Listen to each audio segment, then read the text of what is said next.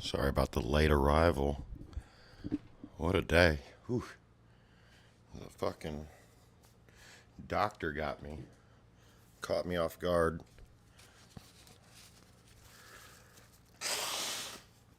Tell me this. Why is everybody so damn lazy anymore? And like angry about everything?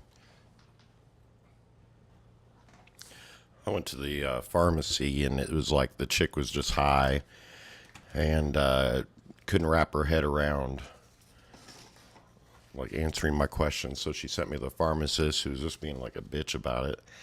And then I called my doctor's office and got hung up on once, transferred off once. Finally got a person that would talk to me. They kept accusing me of yelling at them when I was literally talking just like this. And finally to the lady I yelled, which I'm not going to do in here. I yelled. I was like, this is me yelling. And this is me how I'm talking now. I said, there's a big difference. And she's like, I can't even. And but here's the thing. If I'm taking medicines that you have me on, that you set for me, that affect my blood and my heart and my mental health, and my pharmacy has been calling you for a week trying to get a refill, and you need to see me, why don't you call me then and let me know?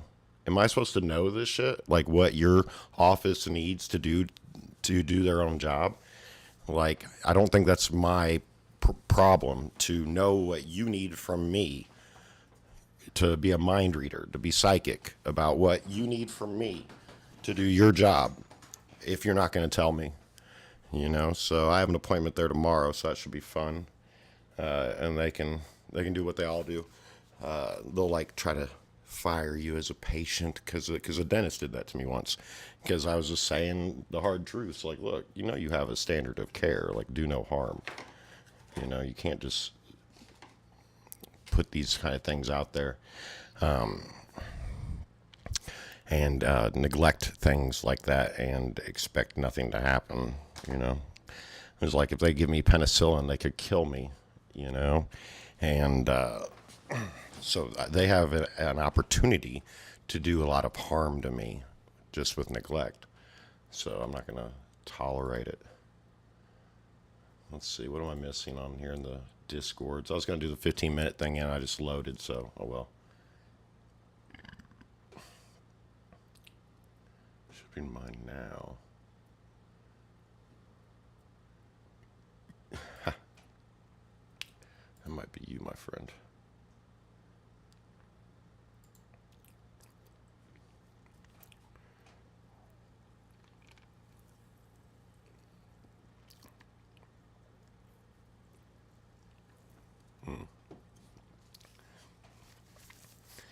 Yeah, I mean, somebody was talking about AI being biased, which is kind of true. Speaking of AI, that's what our stream's about mostly today. Although I've been running around, I ran late on everything, so I'm like almost sweaty and out of breath. Give me like 10. I'm going to play this video for a minute. I don't think anybody gives a shit. Let's see here. Let's see what iDubbbz has to say about this shit. Point where I was like, okay, I don't want you working or training with Sam Hyde, but you're doing that, so all right, I'll look past it. I don't want you making content with Sam Hyde, but it seems like that's a real deal breaker for you, so I guess I'll look past it. It came to the point where I was like, can you postpone releasing content with Sam Hyde? Look, you know me and Sam don't get along. You know, we put a lot of time and energy in this creator clash thing. I don't want it to be about Sam Hyde. So just don't let it hurt the event. All right. Go train with him.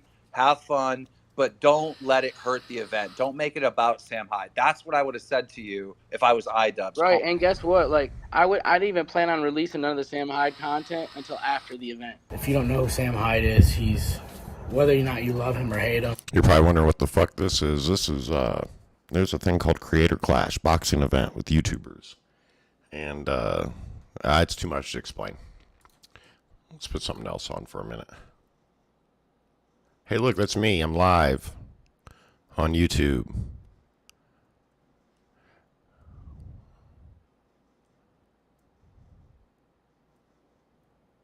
I heard this went down well. Yeah. I mean, but you turn on the TV. So when you say the trans movement, it seems to me that you are speaking generally about trans people having this goal. And when you say trans movement, I don't know exactly what you mean, because it seems that most trans people, or that I've seen, maybe with the exception of Caitlyn Jenner, it seems to disagree with this, seems to identify as being parts of the trans movement. So what is the difference between, what is the trans movement? Who is a member of that? What is this organization? Okay, so what I'm talking about here is the trans movement in the trans. Wow, sorry. His face was shocking to me. Jesus Christ. I've never really understood extreme plastic surgery. Like almost every person that does like tons of plastic surgery looks incredibly bad compared to what they were before. That's dysmorphia for you, I guess.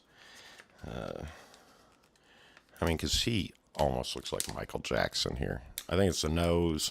When you take the front end of your nose off and it has to pull your nostrils up to connect it, like you realize if you cut this far, you're just pushing your nostrils forward. So, and then to have a camera below you filming, like, who is your director, my guy? Who is giving you these I guess that's probably the issue with Ollie London is that there's nobody really directing that guy, helping him make good decisions. I got a puzzle in. I gotta open it. It's Euclid, I believe. Ah, fuck. I should have just waited till like 5 to go on. Extend everything by an hour instead of like rushing on 15 minutes late. Whew. But I don't care. I'm a one viewer Andy for now. I think that one viewer might be me. Oh no. Look how bad my hair looks. I gotta shave it. I also don't care. Let's see here. Actually, that'll cool me off. Let me get some water in here.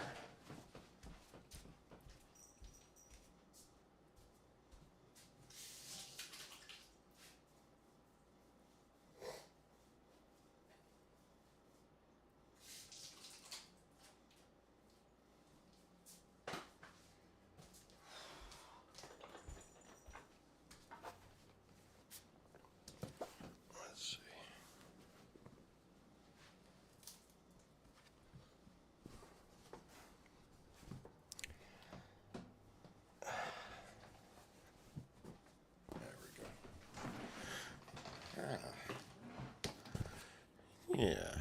Amazon. I think it came from Amazon, though. All right. Let's listen to this for a minute. This should be fun. Activist movement. So the people pushing these ideologies. So we see every single day, just yesterday, the Texas state. Everyone wants to hate on Ethan, but I will say he's getting better and better at this debate lord shit. There's a great one. The Capitol was invaded. The trans protesters went there. We see women being attacked at women's rights rallies, physically attacked. And we're seeing this trans activist movement pushing for gender affirming care on kids, which is basically putting 11, 12-year-old kids on very harmful hormones. So that's what I'm talking about. When I talk, I'm not generalizing every single trans person. I'm talking about the current trans movement, which has been hijacked by trans activists. And, I really think that trans people that have been living as a trans person their whole life, they need to speak out against this, because the problem is that the LGBT community is being hijacked by these radical people. Let me ask, sorry, I don't want to cut you off, but I just want to address things you said already, right? So you say that the people who were demonstrating at the Texas... Bro, Ethan is so good at this shit. ...part of this trans movement who wants to he don't need my help at all. Sexualize kids and this whole list of things. They were there to protest a bill, SB 14, that would ban gender-related treatment for minors. So these guys are, I guess, see that as an affront, as being transphobic.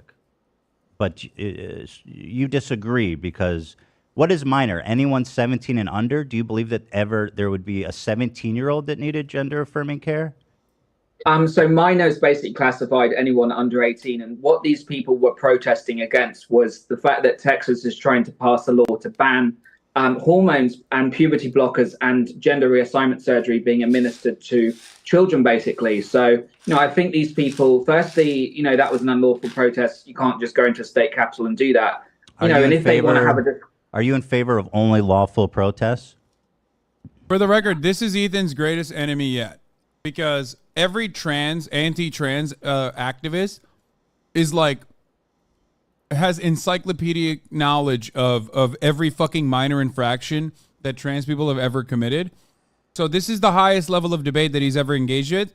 I'm gonna be honest, it's like debating a flat earther. It's very difficult to debate flat earthers, no matter how much you know the science, because they can constantly trap you in their junk science, and they know more than you in the junk science. So transphobia is kind of like that Probably too. no, or I think you did at one point. Is that really true though?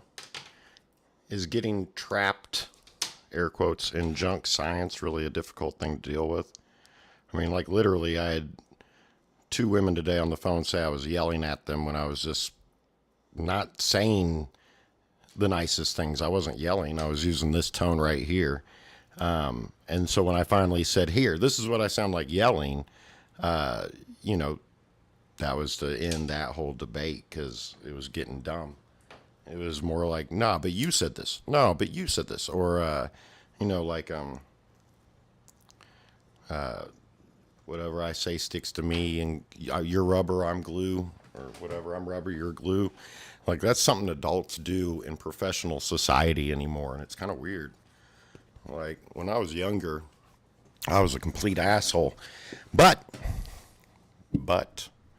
I had relationships, I had money, I had friends that stuck around me and helped me through life. I had a much better life when I was an asshole. Just a charismatic, shit to the wind type asshole. I mean, I'll admit I was fun and funny, but I was a real dick. And my gaslighting ass mother and society got, people honestly that were just weaker than me. Damn, that sucks. People that just, needed that buffer were all like, hey man, you need to chill. You're such a dick. Da, da, da. So I changed. I started changing the way I was to the point where now it's like everything's flipped opposite, which is wild and always happens to me because I tend to be like on the curve of shit 10, 20 years before it pops off. It's been my life. Hell, even like the type of music I was making 20 years ago just started like becoming a popular thing in the last 5-7 years. Why won't my light go any higher? I swear. Yeah. Fucking keep me in the dark. Well, now it's too bright. Okay.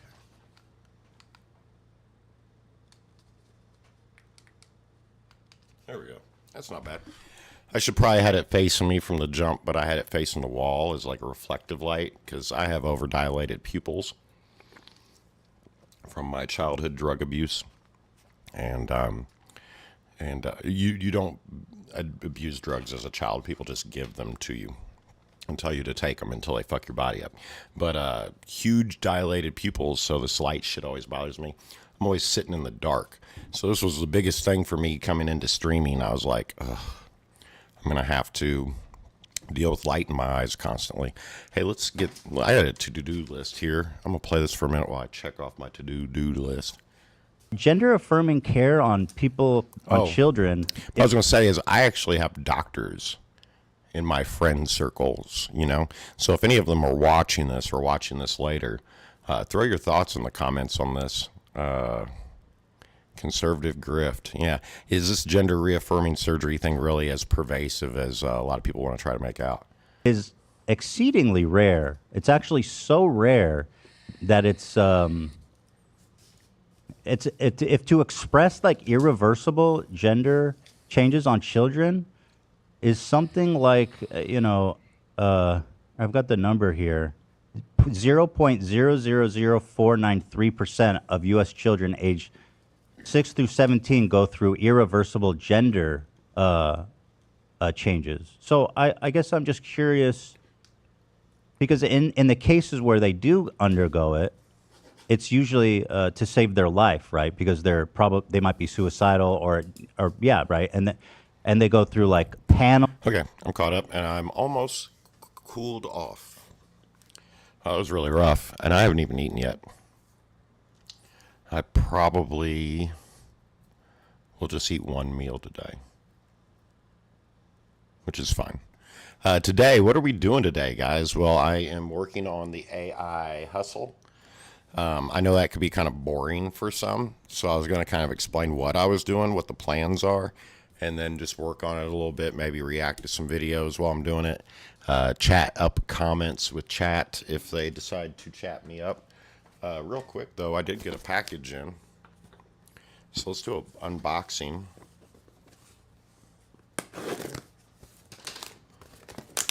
This one's from my boy, Matt. He did a group order for us from Czechoslovakia, or the Czech Republic. They're two different things, aren't they?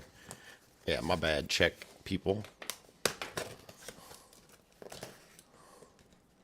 This one's going to be one of those puzzles that's not too expensive, but nicely made. And it's one of those simple ones.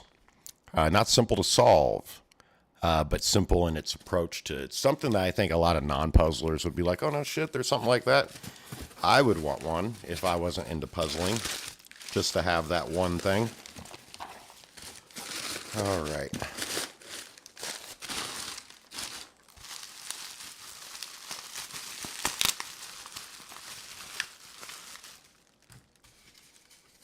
Euclid Meets Fuller by Latusik, Dr. Volker Latusik. It's Paduk, Bobinga, Jatoba, and American Walnut. So, nice domestic, clean woods.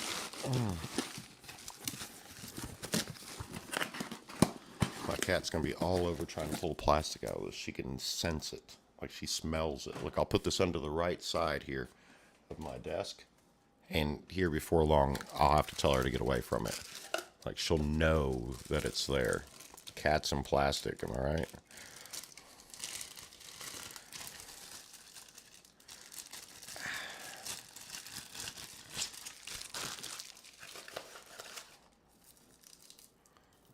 I started to think it had like some heavy graining. It was just the ripple of this plastic. All right. The colors of the woods are a bit of a blur. See that. I always notice shit right away, though. Nice size. And then, so what I meant by simple is, all you got to do, for those of you that see this that have no clue what this shit is, first off, you got to figure out how to get the shit out.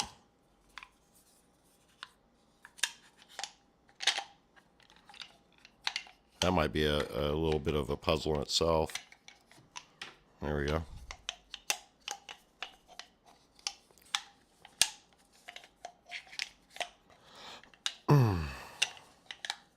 Shit. There's two blocks in here that really don't want to come out. So I have huge hands. Proudly. But it makes it kind of hard for shit like this. There's a new Juno coming out this weekend, which is like a restricted packing puzzle, kind of like how this is. But there's no restriction to the lid. It's completely open. The pieces have grooves and rods in them. Seems really interesting in the sense that it doesn't matter then how big my hands are. But you have this box, and it's got the little ledge on each side. So you got just this wide of an opening to get into. And then you got just 4 blocks. That's all. That's what I meant by simple. Is you're only trying to get these 4 blocks in it under the lip of this. I think this is like 80, 90 bucks. It's high quality wood, you know. But if you only had like one puzzle around, I wouldn't be like, oh, you should go get like a $3,000 Dwemer or a, $1,000 penultimate burr set. So you have a set, you know. I would say get something like this. because something like this can take you a long ass time to solve, and it's super approachable psychologically because of the simplicity of just these 4 blocks. You say, hey, all you do is shove these 4 blocks in this box, and you can hold the blocks in your hand next to the box. So, I mean, it's not even like exaggerated or anything. It's just all about working around the lip. And the guy that makes these has specifics of dimensions that are very finite. Like right there, look how small that gap is between the length of them. Normally, when you're doing packers like this, you create a voxel size in your brain. So since this is like a 3x3 square, you would think of 27 internal voxels, 3 per, each direction. So if you were to stack like 3 of these blocks on their side and they matched, then you could say, oh, well, that's each one is a voxel, or 2 voxels maybe. But because there's dimension shift between them that is so subtle, you have to take the least common denominator. I know I'm talking a lot of math right now, and I'm not even a math person. But the least common denominator. So that would be like the gap that matches every block. And that might be like 1/10 of the smallest gap you have visible. So then knowing how they're going to all shift around each other and fit into this space and get in there and work around the pieces to get placed in there is actually quite a trick or a trap. It's a real problem to solve. Now, I have heard some of my more retarded friends have already solved it. I'm talking about you, Tyler. See, it's your name, right? So this one might not be that bad. It is Euclid meets Fuller. So there's multiple Euclids. They're all like this, like a few pieces and a box. There's one that has like 8 pieces, and that's like the most piece one, and that's Euclid for Nick, I believe. And Nick, that's a reference to Nick Baxter, who runs the Baxter auctions, who's also a United States medalist, like Olympic puzzler. That's like a thing. So he's on the USA puzzling team. He's like the captain. He solved my tulip puzzle, he says, in like 3 minutes. Which I know takes some ridiculous thought process to work through in that amount of time. Because it was specifically designed and meant to like make you think you had to approach it a certain way, and then it doesn't work that way.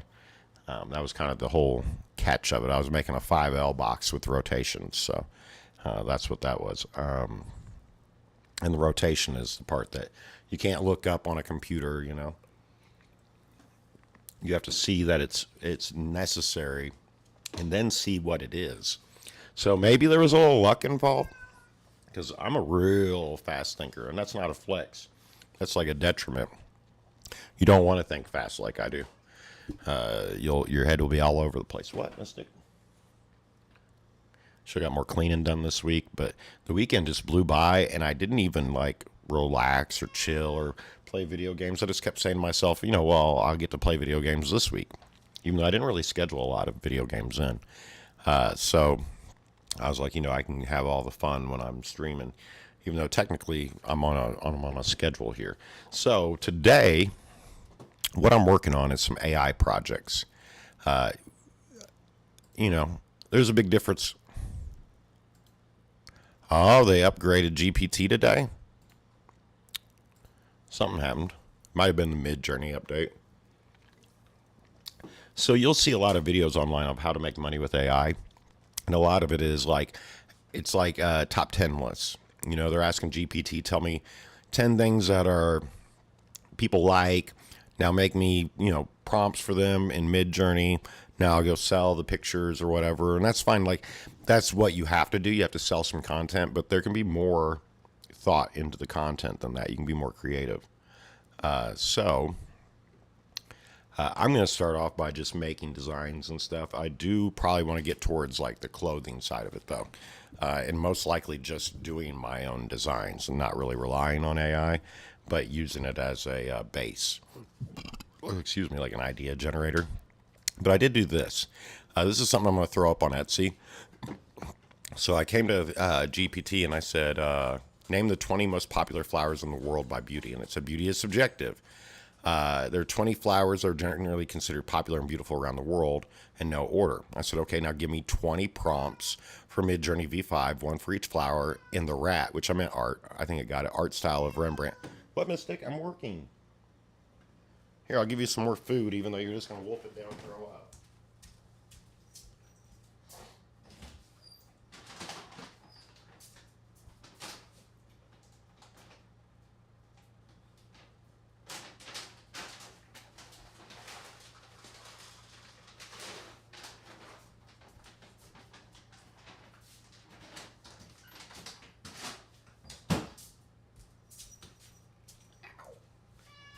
Meow.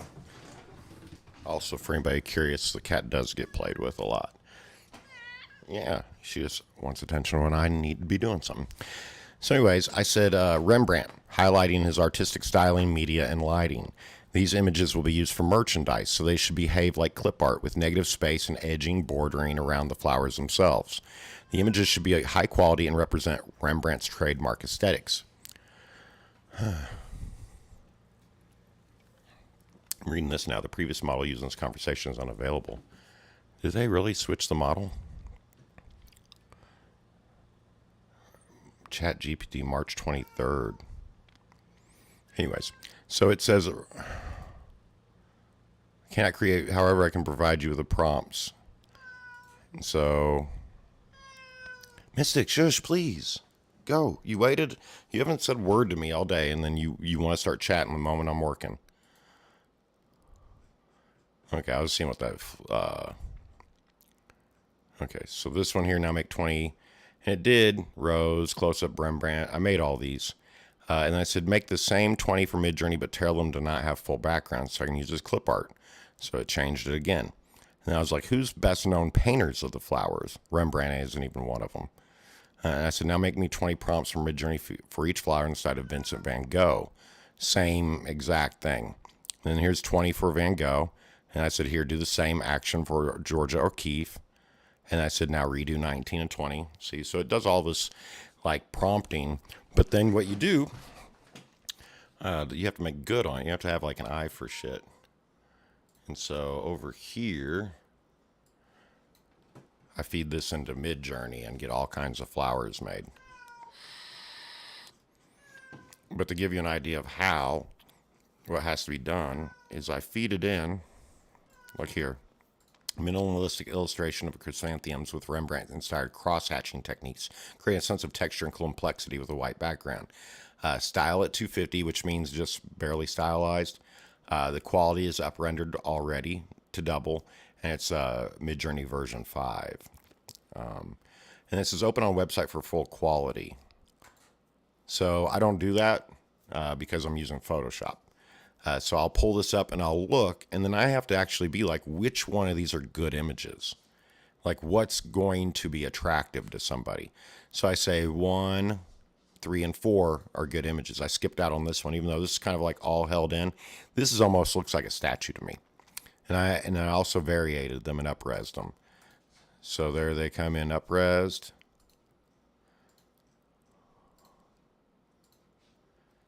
And then here we get more variations. And then I say, okay, 1 and 4 are strong here. So I up-res those. Same thing here, 1 and 4 are strong. 1 and 2 on this one. And so I just start up-resing them, and then I start saving them all. And then I do another flower, and I just kind of like cook through it. But I already have one done.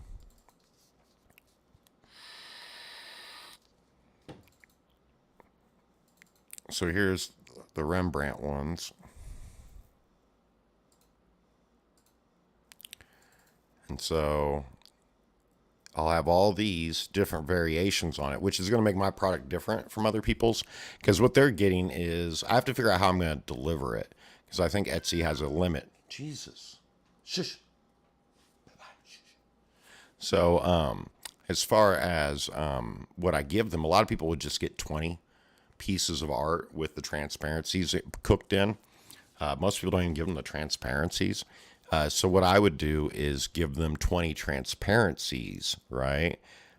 Which would be, I believe I have some in here for Oh, tulip. Yeah, that's right. Here. So here, like there's, now this transparency is at 400 DPI. Okay. So this thing could be used for any kind of professional need, but it's also a huge file. So I got to figure out how I'm going to deliver that, because we're talking about something that might be like a gig when I get done. Because the goal then would be to give them one good transparency of each flower, one or two, and then just give them all these extra ones I generated. Like why do I give a shit? They can do transparencies on them if they want. They can up-res them. They can do all kinds of shit with these. So I'm trying to give a better product. And these things are less than a megabyte each. So I'll have this big, huge file, that they can have for each flower. And then I'll have all their extras. They can just have them. Do what you want with them. Because I don't need this stuff. I don't need to resell it or make more off. I'm not that kind of person. I think I did transparencies on this one. Look at that. That wasn't easy to take the background out of. But that's why I grabbed me some Photoshop. Me likey. I've been using Photoshop for 20 plus years. Let's see. He says, oh, no. He hates me. Lol.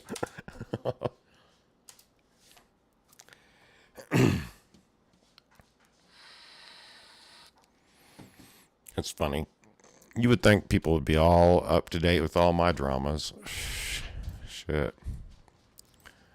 Anyways, so that's what I want to do today, even though I'm realizing as I say it, it sounds kind of boring. It just has to be done, though,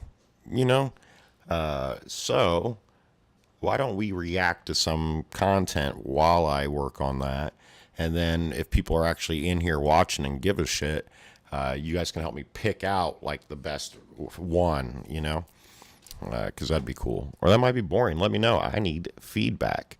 It's like my doctor's office, right? If you don't tell me you need something from me, I'm not going to know. I'm over here flying thinking that I'm doing shit right. So course correct me, please. It's 4:51 though, so we'll only have another hour of this, and then I'm going to jump into some Berserk, which I think people will get a big kick out of because I'll be doing the voices. And I've been meaning to catch up on the Berserk manga for a while. I just hope I don't do any TOS. Like, it's art, so I imagine it's okay. But I'm worried about, they're going to pop some titties out in it or something. It might.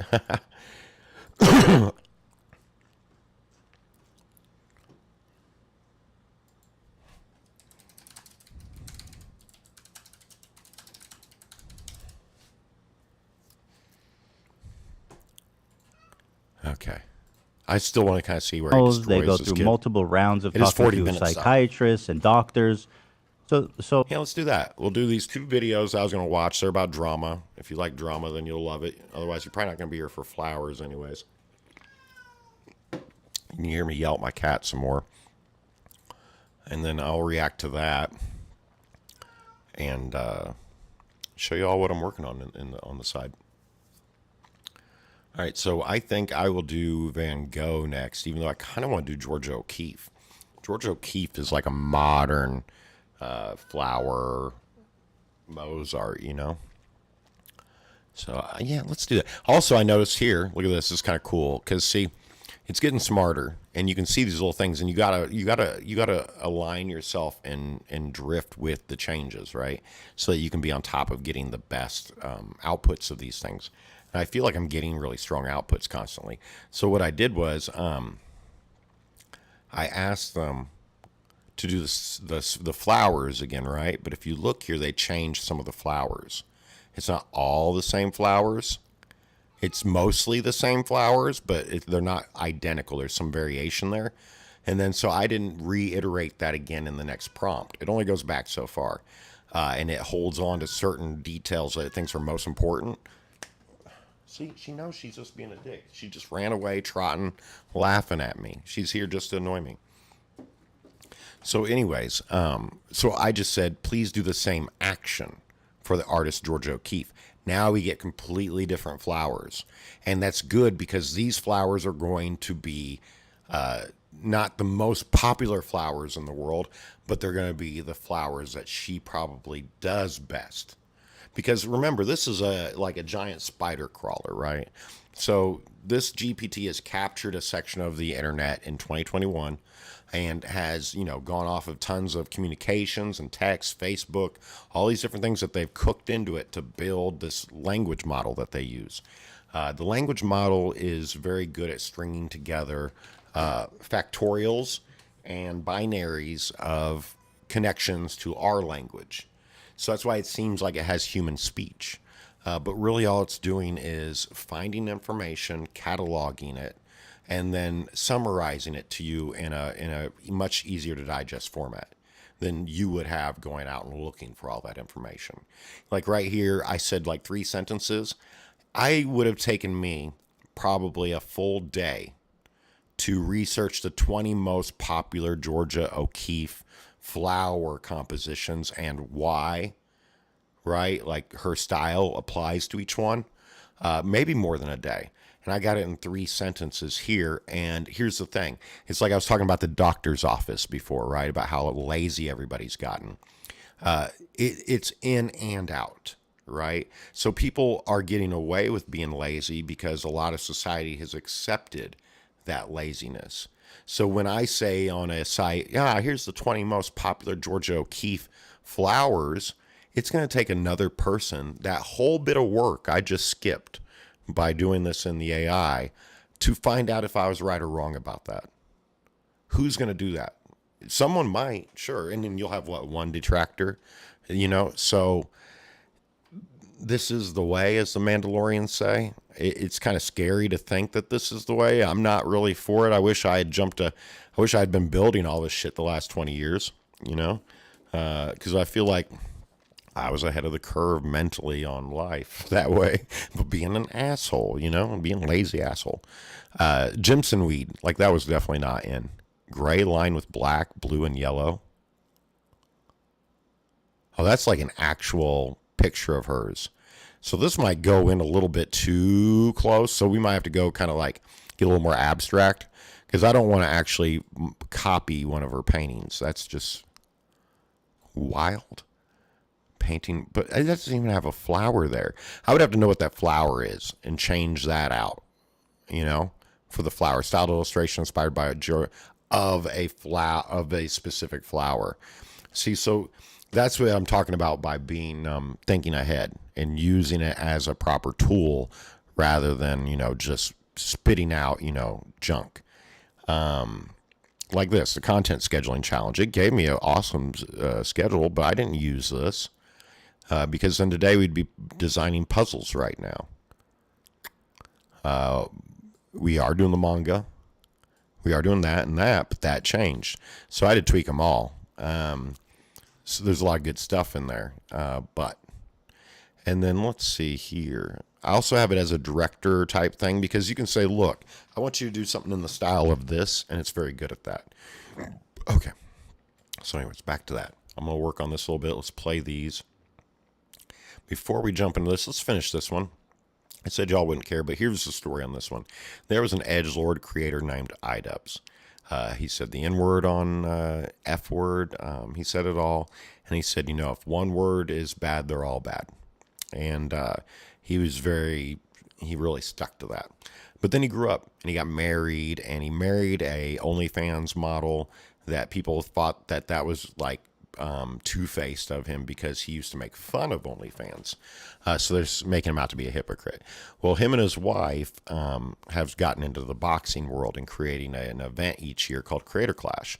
It is a YouTuber, Twitch boxing, showcase. And people get paid about 15 grand for their training.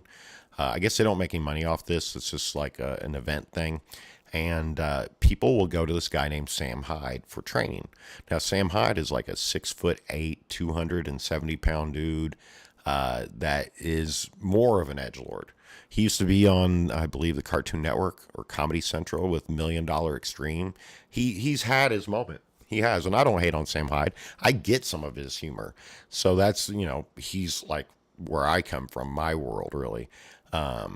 But he's a big troll. He's going to troll. He's going to make, So what happened was the first time iDubbbz and him interacted, iDubbbz was probably trying to do like a content cop or a blast off thing, or like one of his like videos where he did for the Fatty Airsoft, where it's like covering a person, but we're all kind of like laughing at them too, you know? And so Sam preempted this from happening to him by trolling iDubbbz the entire time he was there. He hired an actress to act like a crack fiend that pretended to be his girlfriend, just all kinds of stuff. And it was funny. It really was. I mean, he had iDubbbz, Ian, completely off guard the whole time. And since then, he's taken on training boxers for these events. And iDubbbz doesn't want anything to do with them. He's banned them from the events. He doesn't like them. He said that. You know, to each their own, and what your feelings are, is your feelings are your own. But he didn't want that kind of presence. So last year he trained a fighter, and that fighter came in, and everybody's cool, and it was good. Sam was barred from being like a side guy, you know, like a corner guy for that fighter. But other than that, everything's fine. And that guy is still defending both parties.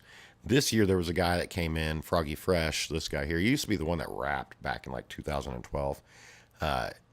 He basically said that, you know, he made a joke about the OnlyFans and that he got kicked from the card for that. And then basically no one would touch the conversation. So he's just been kind of running his mouth for a while now. And this is Ian finally discussing it after the whole event's over and kind of pulling out the receipts, what it seems like. So let's back up to their text. This will give you the... It turns quickly from boxing to assault. Just fight someone who's weaker than you. So I'm done with boxing. I can fulfill my current obligations if for some reason Boxing to assault. Footwork is amazing. Yeah, Only here you go. Froggy doesn't want to hop on one of those cards because he thinks the skill level is too high. Personally, in my opinion, I think the talent at Misfits and Happy Punch is in a different league. Misfits and Happy Punch are cards or things that were created by KSI. And Happy Punch is Keemstar. And then I believe Misfits is KSI. It's a conglomeration of that shit. But they do their own boxing cards. And they're about to have a boxing card with Boogie and Wings of Redemption, which are both like two 400-pound guys that probably have the energy to swing their arms maybe 4 or 5 times. And so he was saying that their organization is far too superior for him. That is out of my league.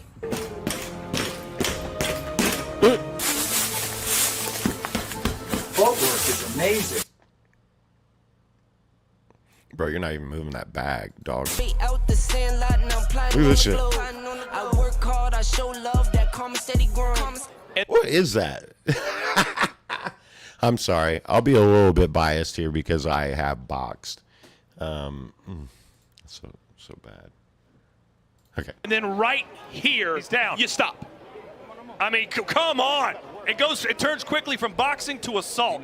Just fight someone who's weaker than you. So I'm done with boxing. I can fulfill my current obligations if for some reason Creator Class changed their mind. I could fulfill my current obligations. I'm not interested in going further in any other boxing. It's such a fucking cop-out that you're like, all right, I'm such a victim for getting kicked off the Creator Clash event when I knew what would get me kicked off the Creator Clash event, and now you're like, I don't want to box anymore. It's like, come on. If you look at my text exchange with Froggy, it's very clear that I didn't want to kick him from the card. So he just flashed that really quick. I did pause that earlier today and read them all. Basically, it's a conversation where Froggy does keep asking for a yes or no. Are you going to ban me from the card? And he does keep going like, And eventually he ends up saying, though, that, look, man, you can do the card. You can train with Sam. You can, everything's good. Just hold the content off until after the event because we're still trying to promote this thing. And I'm pretty sure that if they had made content, it would have hurt the event because, they're doing their own things. They want to disparage. Wait. This doesn't look like an illustration of a poppy, guys. Let's see. You got to get it at 100%. Let's see. Oh, no, these are illustrated. Wow. Why are they so big in the screen, though? Because, see, this isn't good clip art, right? because you don't have the full let's see here. Go back here. Oh, it says a close-up. No.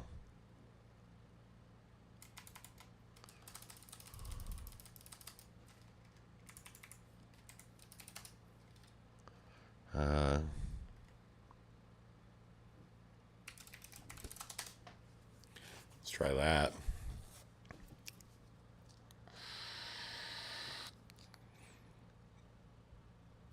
And while these were beautiful, but there is a new Mid-Journey out today. So, I am asking for version 5, though.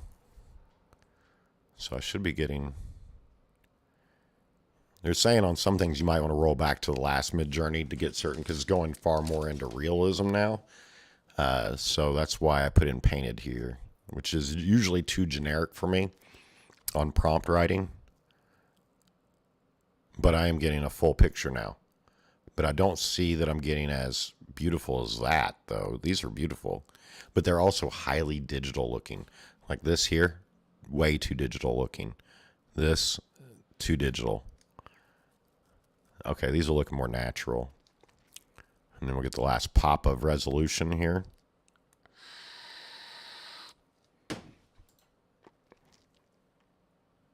Still very three-dimensional. But they are looking better. So for this, I would probably get some variations of this one. I want variations of this one, but it's too close.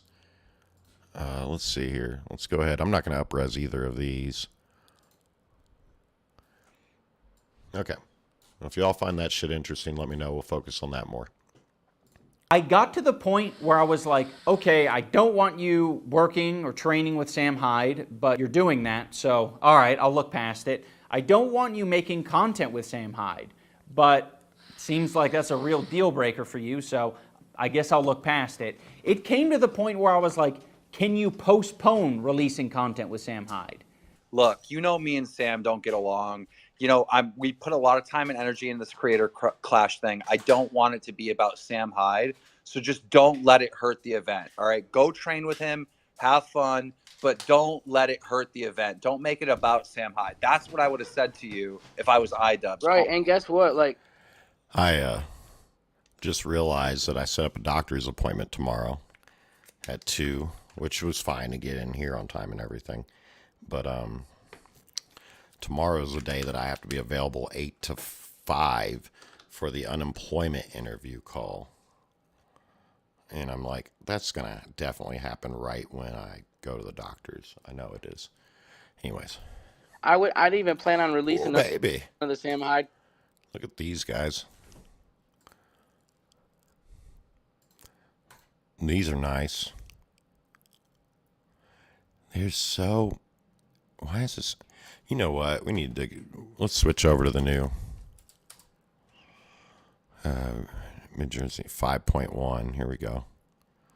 High quality, style high, stealth, and fast. I have... Let me look at my package. I think I have 60 fast hours a month. No, 30 fast hours a month. Because I pay for the highest package. And I only pay for the highest package so I get this one option here, stealth. Even though I'm not quite sure that if someone saw me posting all these, that they'd know what I was up to. It was more when I was doing the waifu stuff, because I didn't want anyone to learn my prompting for that. Because if you look at the work I did on the waifu stuff, I took out all the shitty ones. That's right. I cleaned them up. But to get an idea... I started off around this quality on Mid-Journey with all this bullshit in it and everything, stuff that didn't make sense. And I am now at this quality where it all makes sense. See what I'm saying? Like getting really good results, high quality results. Took some time and practice. To get multiple poses of the same character took some work to learn how to do. Almost this entire catalog right here is the same character because I was using seeds. So they're going to be in different styles, but it's mostly the same girl. That way I can focus on a specific character per book. That way, because look, these weebs, they fall in love with these animated characters and shit. And so you don't want to have like a bunch of different chicks in it, right? You have like, give it a name, put her best one like this on the cover, make her look cute and approachable or whatever. And then you do a completely different look, like maybe short hair, and because it's all anime, it all looks the same in the end, giant eyes, and you know, but it's about like where you have them. So in this section, in this collection here, I have space fighting, right? I have her portraits. I have her in martial arts frame as well. Bit of fantasy, you know, like this stuff. And then I also have the girlfriend pictures, you know, or loving looks on vacation type shit. So psychology, like you're not going to get that from GPT. Like, oh, well, how do I sucker a bunch of losers into buying my weeb anime pictures? No, you just got to think like what motivates them to fall in love with this shit. Like, I get it enough that I can have it made, but I don't get it. You know what I mean? You got to put yourself in someone else's mind state for shit like that. But anyways, look at these flowers. A little bit too 3D-dimensional. Let's see. So let's try this again now with the new one. And painted keeps looking 3-dimensional. I want to put a negative prompt in. But let's not put any type of artistic guideline in and see what it comes up with for Georgia O'Keeffe. Because I'm pretty sure she was a photographer too. Curvilinear forms. That's the first time I actually read this. Vibrant colors create a sense of energy and passion. Does look like I'm getting a better framed picture. Is this another close-up? Maybe poppies aren't one that you do far away pictures of.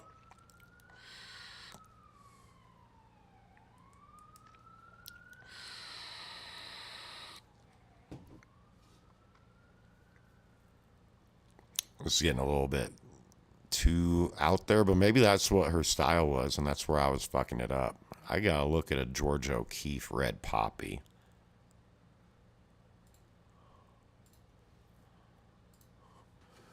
Red poppy, Georgia O'Keeffe.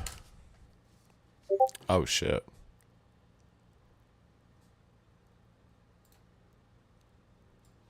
So here's hers. These look watercolor. This is way too psychedelic. Like, what the fuck is that? This might be the 5.1, though, to be fair. Okay, so let's do... We will do watercolor.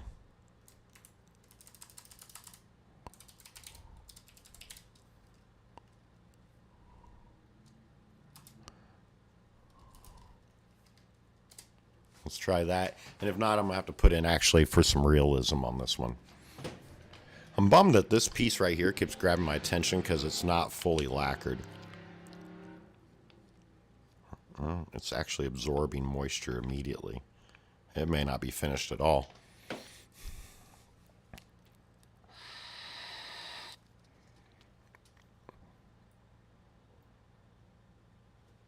And what we want... Red poppy. Georgia O'Keeffe. I put O'Keeffe in. 1927.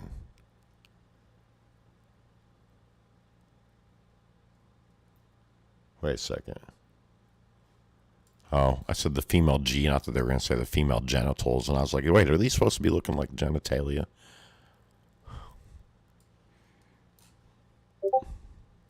Okay, these are garbage. So that's what they meant by saying sticking with Mid-Journey 5 for certain things. Okay, so let's do that again.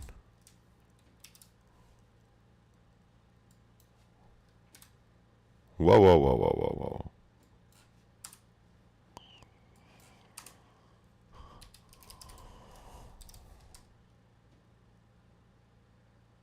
Maybe these aren't. Let's just do painted again. So I don't think these are watercolors. That might have been me fucking that up.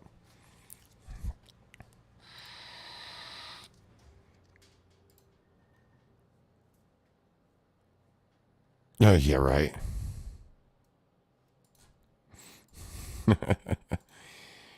Okay. Oh, we were looking at this. Wow, these Georgia O'Keeffe inspired poppies are hot garbage. Look at this.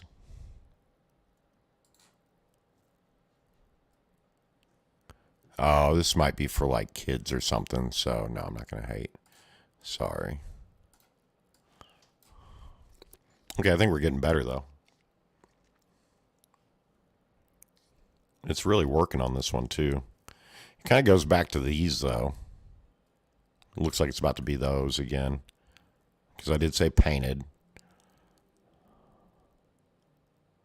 Did she paint stamens that fucking three-dimensional looking?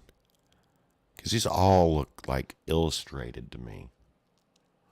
Okay, so we're going to say, what medium did Georgia O'Keeffe use for red poppies?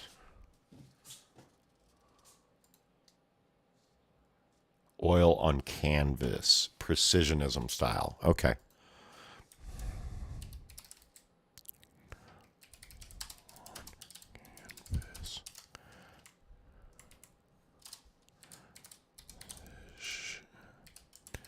Style with white background. Backgrounds are important because it makes it easier for me to clip them out.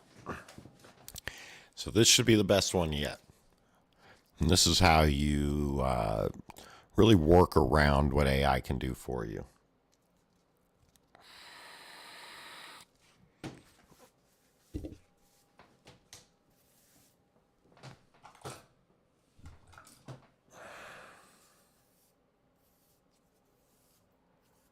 Going for a mohawk today. A little bit of hair I got.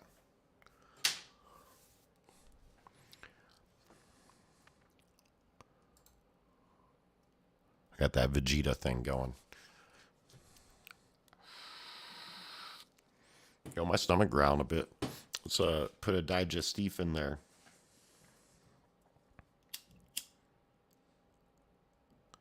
Yeah, I was pretty bothered.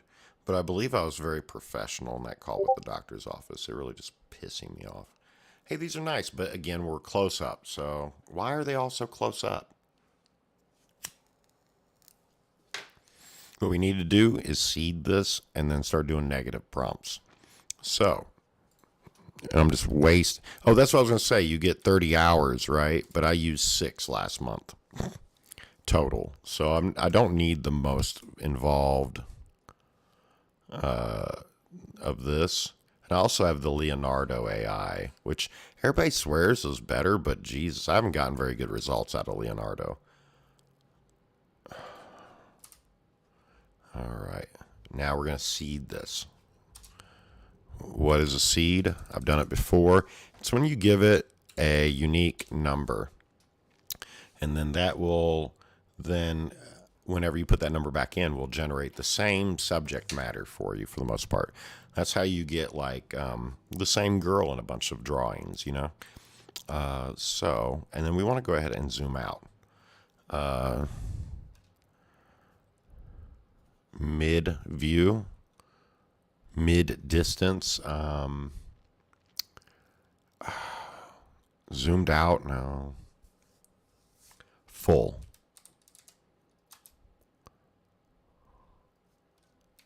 flower, oil on canvas. Okay. Okay, so this is probably boring the shit out of people, so let's go back here. content until after the event. If you don't know who Sam Hyde is, he's, whether or not you love him or hate him, you have to recognize him as he's the most talented comedian alive. He's the most talented comedian of our generation. He's going to probably be the greatest comedian of all time.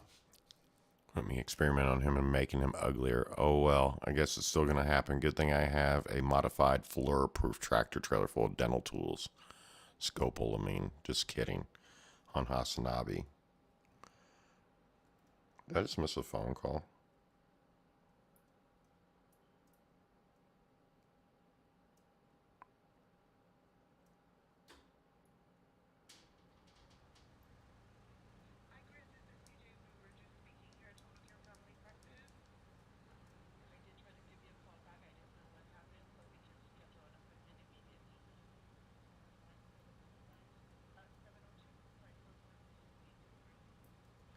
Now they're calling and say they don't know what happened to the call getting dropped. But I already have an appointment. So, but I was right. You can't be acting that way, you know? You can't be hanging up on people just because you don't like the questions they're asking. It's just so weak. Oh. This is just more of the same. What's with these stupid backgrounds? So,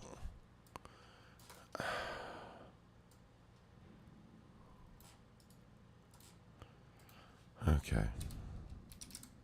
God, my stomach's growling.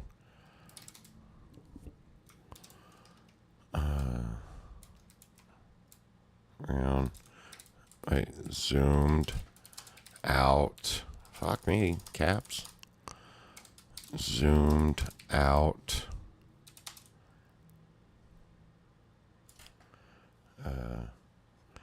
In style. It may have been getting lost in the prompt.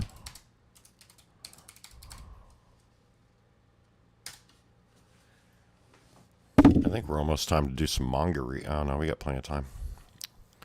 I will have to set that up over here. If I had people talking right now, I'd take a whatchamacallit on it. A vote on what to do next.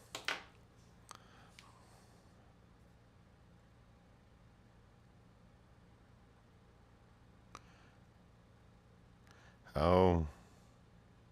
You know, I was supposed to have a laptop being sent to me, which would be nice because then I would have another whole screen over here I could do without moving a whole nother monitor in. And I could just monitor my chats and shit, the streaming part of it, the health of the stream. And then just have video content here, not have to like babysit multiple things over here. See, this is just more of the same. George O'Keefe didn't do... Holy shit, man. It's just lost the plot. I think we're just going to have to go with this one. I think 1 and 3 are the ones to up-res. That's garbage. The illustrated versions are crap. Let's see. Let's do an up-res on 2 and a variation on 2.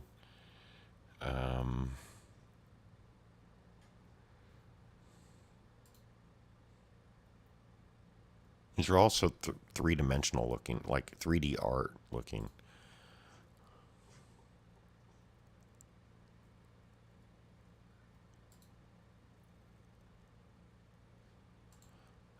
Maybe 2. It's supposed to be showing you all how easy this shit is. It's been kind of annoying. Let's see.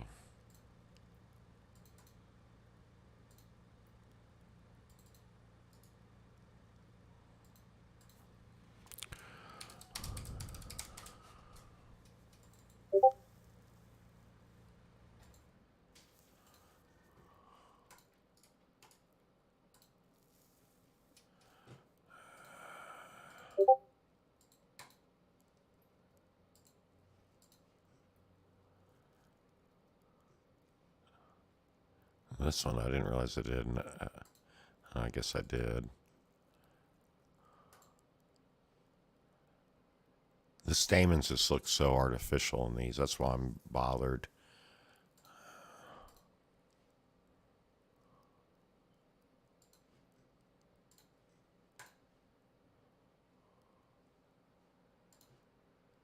Wow, did they really try to put her signature in on this one? Oh, kind of. I just don't see how useful this will be as clip art if there's not a full flower in the picture.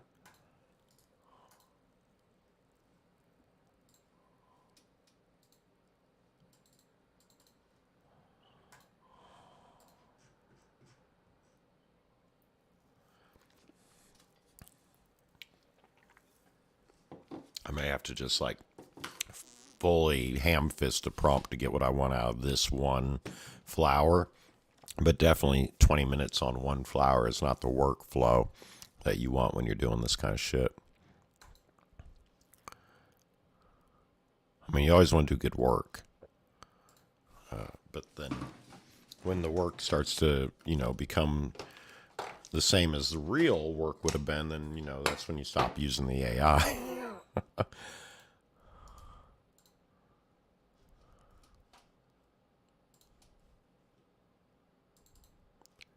I also have to make more transparencies, so I may just automate that while we're chatting here right now. That's a cool thing now with the Photoshop. One thing I do need to do is a batch upres. I'm just not sure I know exactly how. So let's see here. I believe I should be streaming in the AI art since I did the whole schedule. Let's see. New. So let's open. Let's see. Which ones look cool? Dahlias are cool.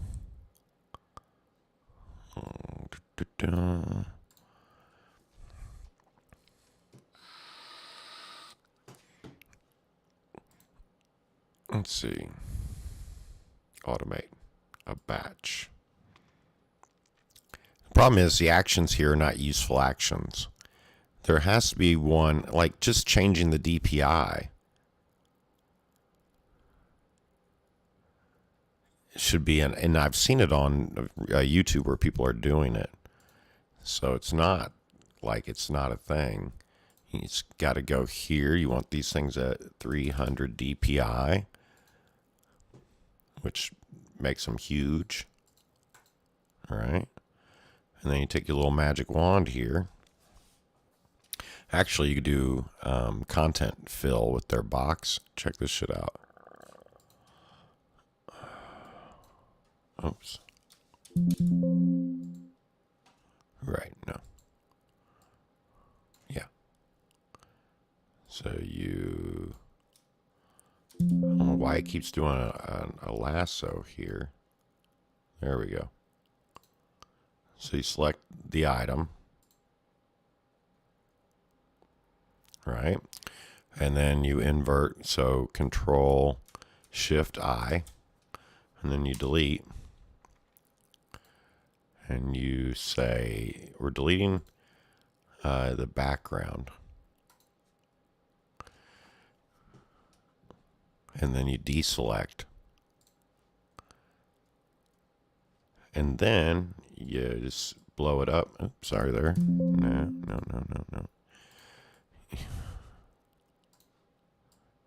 Damn you.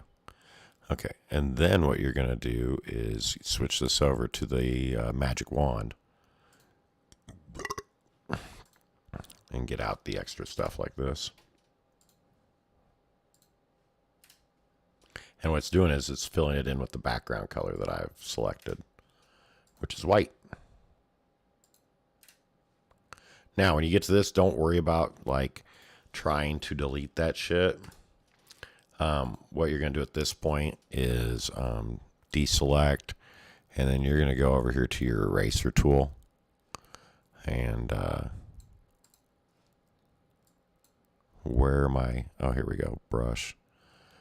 Size. Let's get that a little bit.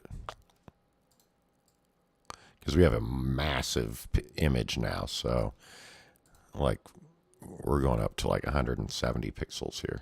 There we go. Just delete this shit. Delete the ugly.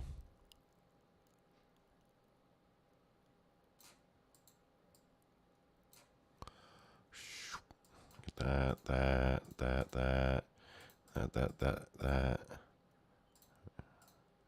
Floaters, randos. There you go.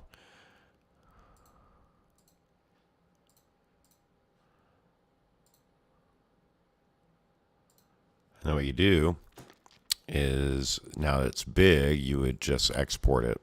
I got to do this as a big one.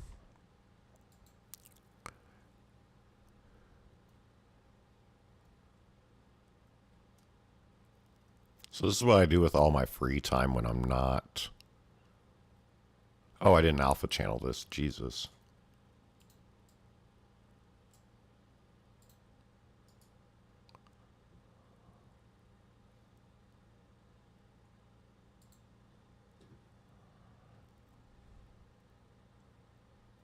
Oh, I didn't delete the background. I'm tripping. Shit. I'm gonna go back to that wand. Yeah. I had to make it all a solid background, then delete it. Derp. That's why I turned everything to white. So now, when we export this,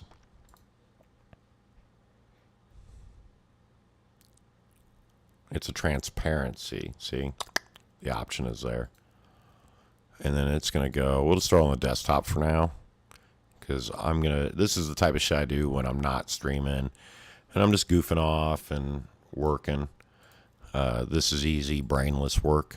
But, there we go. Now I can see like, oh, that needs cleaning, that needs cleaning. But, yeah, the edging. So, I'll probably do a better version of that. That's not so chaotic. Let's go back. So, anyway, sorry. I'm all over the place. He's insanely, he's a genius. I got a chance to go out there and train with him. He welcomed me into his environment. He paid people to train me. I didn't even plan on releasing none of the Sam Hyde content until after the event. Didn't you tell them that? I thought you told them that. Ian requested it through text. He requested that I did that. What I didn't like that he requested that, because I don't think that's appropriate. I was like, He didn't think it was appropriate. I do not think that that is appropriate. Do you think it's appropriate that, I don't know, a 30-something-year-old man is publicly calling my wife a whore and a slut? I think initially you can just buy that. Yeah. Yeah, and this has got a separate Etsy page where she sells her pussy. Yoko Ono was too concussed to fight in Creator Clash for the second year in a row. Life is so easy for a certain gender. All you have to do is say that my uterus hurts. What'd she say this time? Her uterus hurts? Her uterus fell out? She had another concussion. Probably your uterus fell out from getting blown out so much by toys. Is that appropriate, Froggy? Do you think that's appropriate? I don't think that's appropriate. Okay, you don't think it's appropriate that I set boundaries. I don't think it's appropriate that you are hanging out with a guy who doesn't think women are people. Like, I don't think that's appropriate. I was like, I don't think you should be telling me when I can't release content. Like, this is my career. It's what I do for a living. But you complied with it, right? But I was going to anyways. But I didn't like people telling me that. I thought that was out of line. I don't know why he's saying that he was planning on waiting to post Sam Hyde content. We have the Twitter timeline of him nonstop posting Sam Hyde content. It's fucking weird. I don't know if he thought it was like a loophole to post on Twitter about Sam Hyde. So I think in his head he was like, I was gonna wait to post Sam Hyde content. Parentheses, YouTube video. Like, cause like it's not my problem that you have personal beef with the greatest comedian in the world. If I go to Providence, how am I the simp? How am I the simp? I want to know. Is it because it's a woman?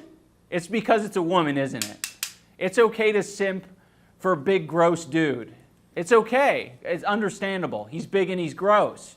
As soon as you simp for someone who's literally your partner, your life partner, that's too much. That's kind of gay.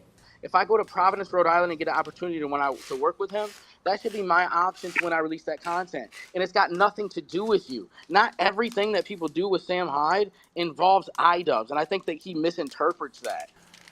We're not talking about people. We're talking about what you do with Sam Hyde, because you're in my event. I wish there were many layers of separation so I really could be that disconnected.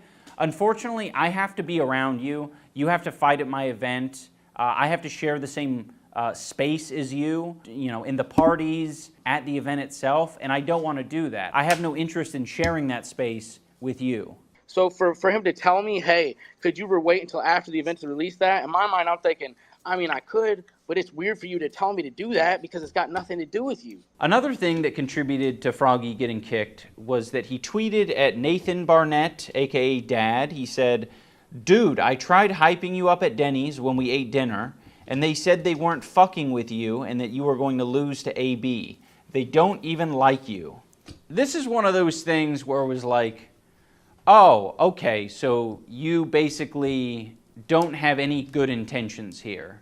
You are just like, you don't like us. Like, I'm not here to play with people and give them warnings. Like, we're all adults on the card. I'm not going to give you a warning. Actually, no, I will give you a warning if I think you have good intentions. The problem is when you tweet shit out like this and you have the text message exchange that Froggy had with me, all right, I don't think you have good intentions.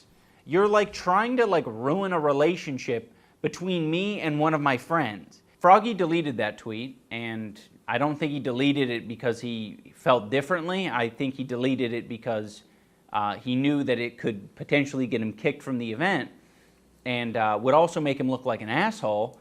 But he basically reiterated that same thing in a Twitter space. When I was at fucking Denny's, I was all like telling them, yo, Dad's a fucking savage. And they're all like, no, Dad doesn't spar with high-level fucking competition. He's going to lose to AB. And I'm thinking, these motherfuckers are... So who said that? Who said that? Fucking Ian and Anissa. Like, that's the way these motherfuckers are. And then they got Dad, like, riding for them. They don't even... And if, like, I wouldn't be like this, but if everybody's going to keep calling me out, like, I'm the fucking person that's fucking shit up, like, that Dad's out here riding for them. They're all like, they don't even fucking give a fuck about him. And in the same Twitter space where Froggy says this, Sam Hyde, Froggy's hero, calls Nathan a rapist like several times. That Nathan Barnett guy, I guarantee you that guy would rape somebody if he had the opportunity. Yeah, legally he would rape somebody in Minecraft, by the way. In Minecraft. Yes. If he had the chance to rape a woman, he would. In Minecraft. No, not in Minecraft, Keem. I don't want anything to do with Sam. I don't want anything to do with people that think what Sam is doing is okay. It is not okay. Here's part of the Twitter space where Harley is sort of questioning Tyler with why he wouldn't, respond to Anissa. And I think that's a very valid question because you ask any of our fighters and it's like, yeah, Anissa was the one who like solves problems. She is more communicative than me, and she's better at communicating than I am. I fucking suck at this shit. So Anissa is the one. She is the one to talk to. How was I even supposed to know Ian and Anissa were mad when I get one call from Justin Tracy, then a text message, I respond to it immediately, say, could you communicate through text or email? I'm training. And then nothing else. I still don't even know if Anissa. What's the last text you sent to Anissa? It was probably some group message from okay, but what was the last text 4 months you sent to Anissa, just you two? I don't have one direct text from Anissa. Anissa's I have never a group texted chat you.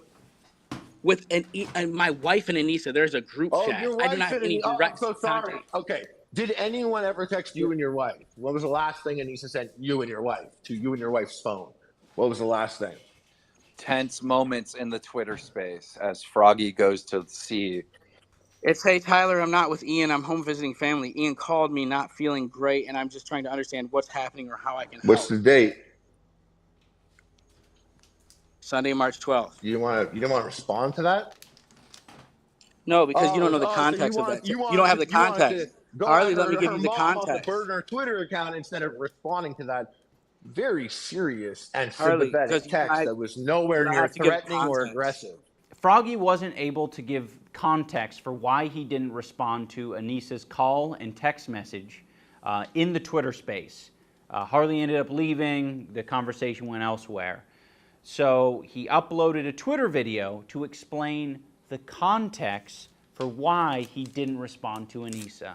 Anissa's last text, which was checking on me, Anissa's concern text of hope everything's going okay was a way for her to try to manipulate the situation, to try to do further investigation into my friendship with Sam Hyde. That was not an "Are you okay?" text. That was a "Ian is not able to break your shell." Maybe a vague, concerned, manipulative text from me will be able to. He thinks this text message is manipulation. No, Froggy, we wanted to solve the problem. Let me just say, Anissa is just trying to exist. You know, she doesn't want anything to do with the drama. She doesn't want anything to do with this shit. And I have brought a lot of it into her life.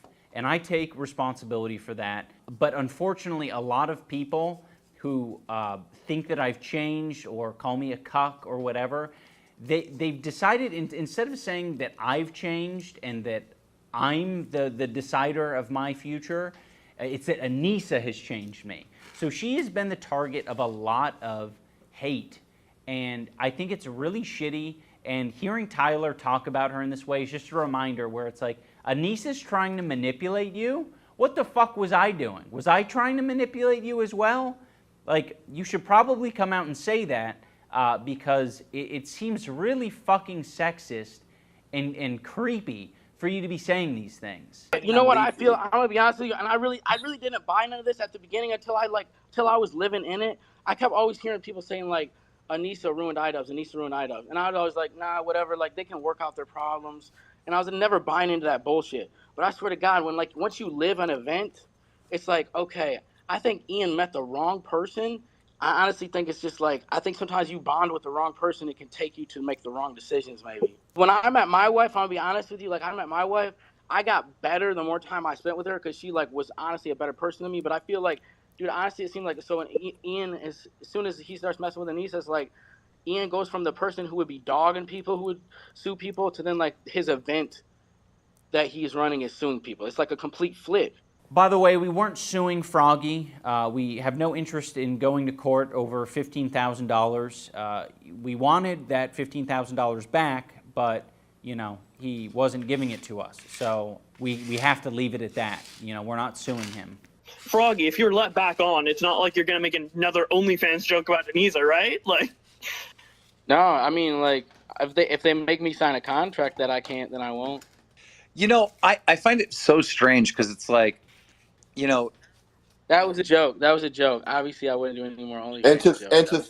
I don't think Froggy respects sex workers. I think he has some really old, tired opinions about people who do sex work. I think he has a lot of weird opinions as well about masculinity and shit. Ian's masculinity had been completely removed via Anissa.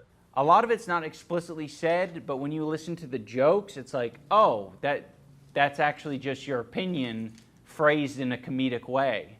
There was some type of nerd fight last year, and Chris Raygun and all these people, it's like some big ethot worshiping party at these things, and I don't get it. I don't get what all this shit is all about, but everybody's there to worship ethos or fucking ethot or like touching ethot's titty or pussy.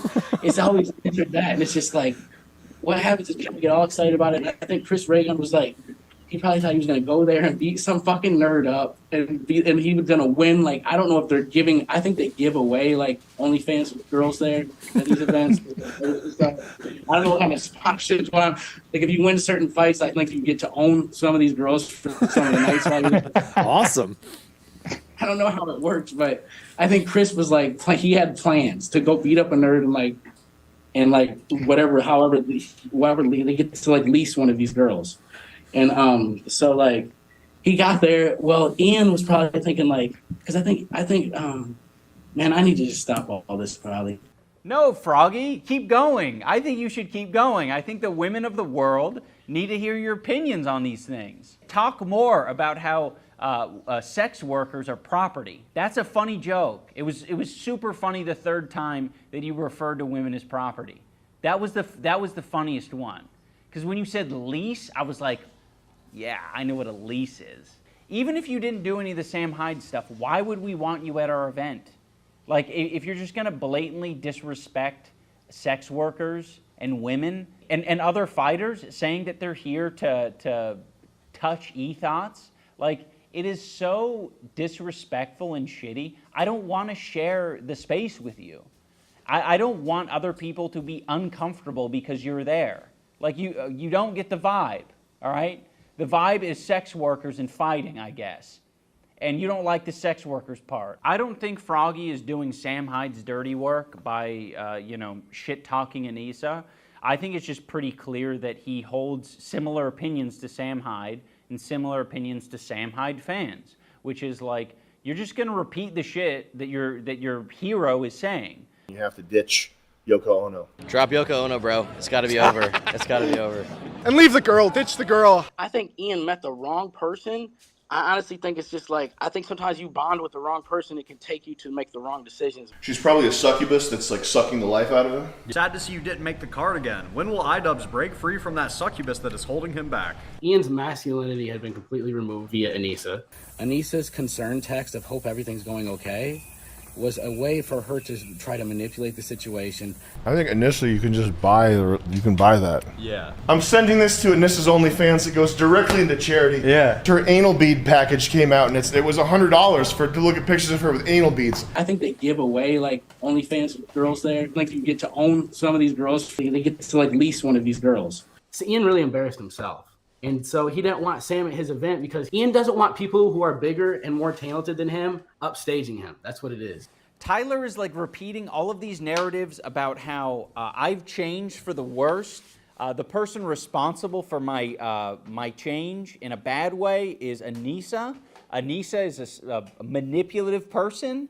Oh yeah, that I'm like concerned about getting upstaged by Sam or people who are more talented than me, which is insane to me because I've put on this event twice, me as the main fight, and I've lost both times. That's pretty upstaged. As a side note, Sam Hyde has made it a habit to try to sound like a reasonable person by saying, if Ian and Anissa just asked, I'll stop harassing them. Yeah, if Ian ever hit me up and was like, "Hey man, can you leave me alone?"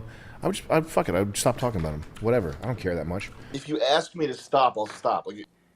Which on its face is already an insane thing to say. Of course, no one wants to be harassed. If they let Froggy back on the card, I won't tweet at Ian or Anissa ever again. I'll shut up forever. How about that? I get to bring back someone on the card who doesn't respect me, my wife, other fighters, and in return I have the chance of not being harassed by Sam Hyde? Oh man, how can I refuse that? Just so we're on the same page in case I have to make a future video, you heard what Sam Hyde said. If he's a respectable guy, he's not going to continue to harass me because he says, by his own admission, he doesn't care that much. I don't care that much. This is my request. I would like you to not harass me or my wife or anyone that we're friends with. Also, harassment encompasses all the little loopholes, all right? You can't just then like refer to me as a goblin and be like, I didn't say his name. I wasn't talking about him. I was talking about a goblin. That's not acceptable. Another thing I want to make clear is that the decision to kick Froggy from the card isn't just for like me and Anissa's comfort. There are a lot of people who don't want anything to do with Sam Hyde who are fighting on our card. There are a lot of people who are our fans who want nothing to do with Sam Hyde. So we're trying to protect them, we're trying to protect the environment that we're in, and we want it to be comfortable for everyone. I truly believe if we had Froggy participate through the rest of the event, it would have made the event worse, like noticeably worse, because we are all trying to work together to make the show as good as possible, and I think if Froggy doesn't fuck with what we got going on, he was gonna make it difficult. One way or another, it was gonna be difficult. In closing, I wanna say that Creator Clash is probably the single best thing that I've ever done in my life. It has, brought so much joy to me and Anissa. It has brought the most awesome people that I've ever met. It's brought them into my life, and I'm super grateful, and I want to keep doing it, and this event means so much to me, and I'm going to protect it. And I'm going to protect the fighters and the people involved in the event. And, I'm not, when it comes to people wanting to fuck around and mess with the vibes, I'm not going to tolerate it. You're going to get kicked from the card if you're being a piece of shit, and if you're not communicating and if you're not cooperating. And I want nothing to do with Sam Hyde as well. So fuck that guy, and thank you so much for watching. Goodbye. I paid money, I'm on the floor seats, and I see like some shenanigans going down. I take a photo of it, it's just people holding up a sign. It said Froggy did nothing wrong. Like seemingly innocuous. Yeah, right. I go to this like after event and Anissa comes up to me. She comes up and says, that tweet was really not cool, and I just apologized. I felt kind of like a bitch. I was like, why the fuck did I apologize? Masculinity had been completely removed via Anissa. Well, if she's able to do it that easily, then your masculinity was always in jeopardy, my friend.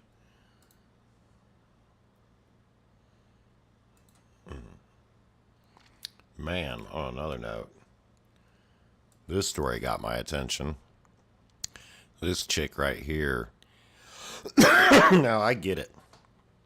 You're drunk, you're intoxicated, you're young, you're about to graduate soon, you think your life's all in your hands.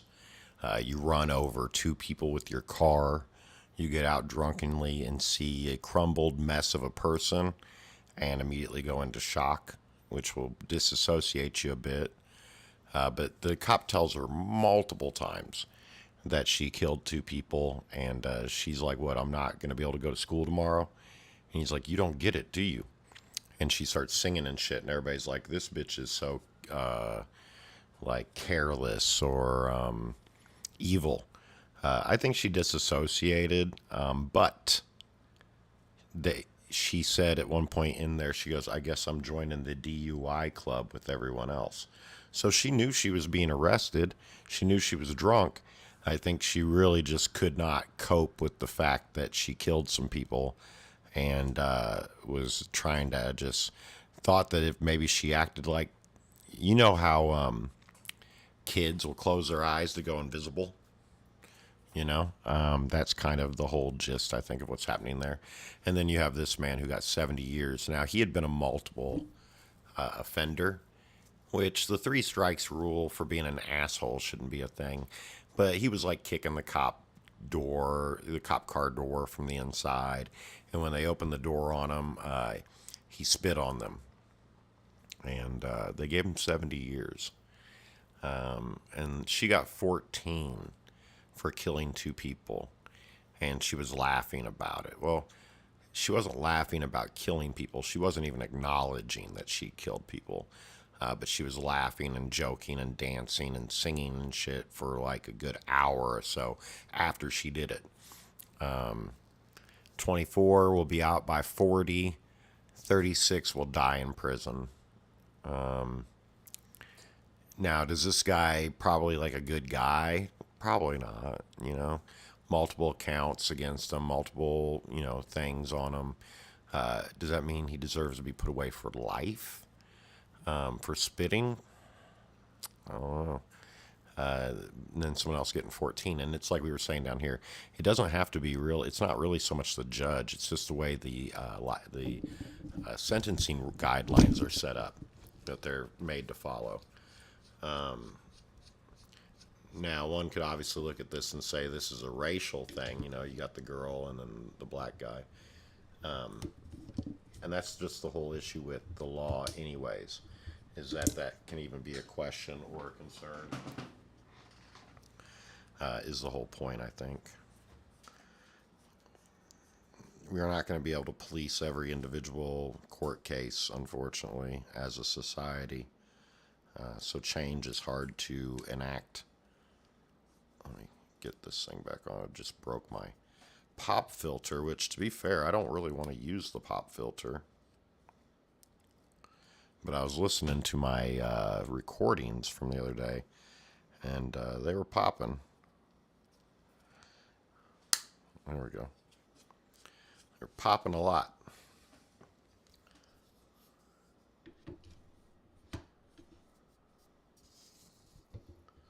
So few places you can actually mount something like this.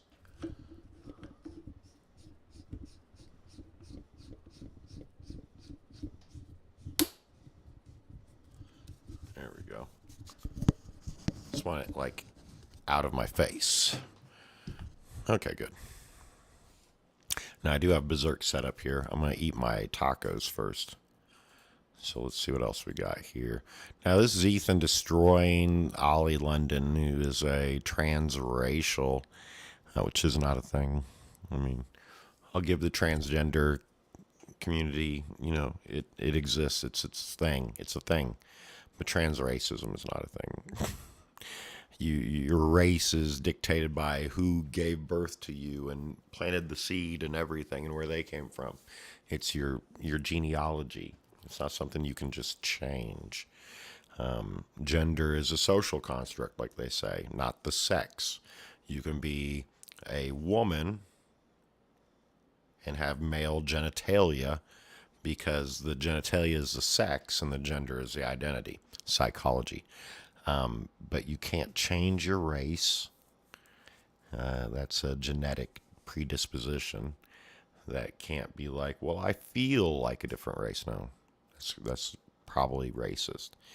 And what was the other one? Oh, yeah, turning into animals or trans fictional characters. Like, I believe I'm in the Harry Potter universe. No, you have mental health problems and an obsession with Harry Potter. That's all that is. Well, I guess I'm just curious, why is it you this think... guy believed he was Korean, even though he's English. It's literally in his name. And he did a bunch of surgeries to look like a Korean pop star, K-pop. And then gotten a bunch of infamy over that. Now he's on, I don't know what the whole episode was about. I didn't catch it today. Bummers. But 40 minutes of debating with Ollie London about trans shit. Now here's the thing. Ethan is a lot like me. He's going to say what the fuck pops into his head. That's why they got a button right here. Everybody wants to hate on Ethan and say that he used to be like iDubbbz back in the day. Edgy, calling out SJWs, all this shit. No, Ethan's always made fun of the people that just look stupid. That's all that really is, whether that's SJWs or anti-trans people or whatever, whoever's barking up the nonsense. That's why he was able to destroy Sebastian Gozier or whatever his name is, the fake podcaster that was spouting a bunch of men's shit but didn't really know what he was talking about. Hell, he eviscerated him in a few times. And you got to understand, Ethan has a whole team there. Multicultural sexual team, doing research and feedback real time while he's doing this shit. And they're all in a Discord together. So they're feeding him things to talk about as well. So, I mean, he's gonna have an advantage in these kind of debates and arguments. It's like 6 versus 1, and that's fine. But, it's funny how Hassan's over here like, Ethan's so great at that. Yeah, his whole team. They've developed a structure that they're good at. They weren't always good at it. They started off very rough, but they've gotten very good at it. Ethan, in his podcasting career, has proven the whole adage of, you can get good at anything given practice, right? And the means to be able to do it. Like, you're not going to be, well... I was going to say, you're not going to be like the best baseball player if you don't have any limbs. But then I know people who've tried to fight that, assertion. There is a Brazilian jiu-jitsu guy that has no limbs, and I'm not quite sure how that works. I'm not morbid enough to go watch it. That this is threatening kids instead of actually helping kids who are at high risk. I didn't promote my stream. I came on so fast, so I didn't tell Facebook or nothing. Tonight and tomorrow morning, I'm going to unlock the 10K Facebook page I have and start directing those people here. So I'll have to be ready to go. Of course, I have a doctor's appointment tomorrow and shit, so we'll see how that plays. Of hurting themselves. So, Ethan, about 10 years ago, when gender-affirming care was performed on, whether that was minors... I can't take people seriously when their nostrils face forward. ...or adults, there was a lot of checks and balances. It's so weird to me. Now it has become so easy. So they don't have the psychiatrist appointments anymore. They don't have, having to wait several years to transition. Now it's a fast-track process. And that's the real issue, because many of these teens, and we're seeing thousands of teens being transitioned and put on hormones. The number's really gone up in the last few years. Many of these teens are struggling with other issues. There's a high case, around 1 in 6 of these children have autism. They're being misdiagnosed. There's also kids with... There we go. The way you look and the way you sound plays a serious role in how you're perceived in debates. And Ollie London, looks like shit. So like, it's very hard for people to take him seriously. You know what I mean? It's just like, he just looks so fucking insane because he is. He's unhinged. He's an unhinged psychopath. The system is being exploited. Like he was like, he was trying to be like transracial or some shit. Remember, like, there's so many examples. it's just not of gonna trans work. People. But the thing is now is, you know, previously, as difficult as it was, because it's so hard when you're trans to struggle and to think every day that I'm trapped in the wrong body. It is horrific to go through that. But the problem is, you know, years ago they would have 2 to 3 years. They would have to undergo of psychiatrist appointments, doctors. Ethan should go, wait, you transitioned years ago. What does that say then? So easy, and there are thousands of kids being fast-tracked and put on hormone prescriptions, and some kids can now go to states like Colorado or Washington State, which have become sanctuary states, and they don't. I want to stop. I want to actually address what you said about Now, it is a bit reductionist of Hassan to say this guy's point is irrelevant when he looks so ridiculous. I generally would go against that thought, but some of this plastic surgery stuff and, you know, I believe I'm a different race and all that is so mentally health out the wall that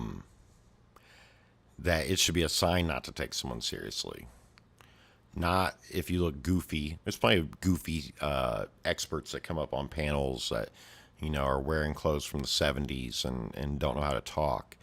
That's not necessarily what we mean by that. But if you are self-mutilating to the point of chasing some kind of inane, you know, fantasy, then yeah, maybe your opinion's not as valid. You had said something about Jamie Reed's allegations, right? But that was debunked, right? Because the parents and the children there who actually were attending that facility actually told a completely different story. Have you read their account of that? Yes, so I saw recently that they did an internal investigation. They said it wasn't true, but no, I don't believe that. Well, that seems significant. Yes, but I don't believe that at all because you don't they're trying to cover their back. You don't believe the internal investigation?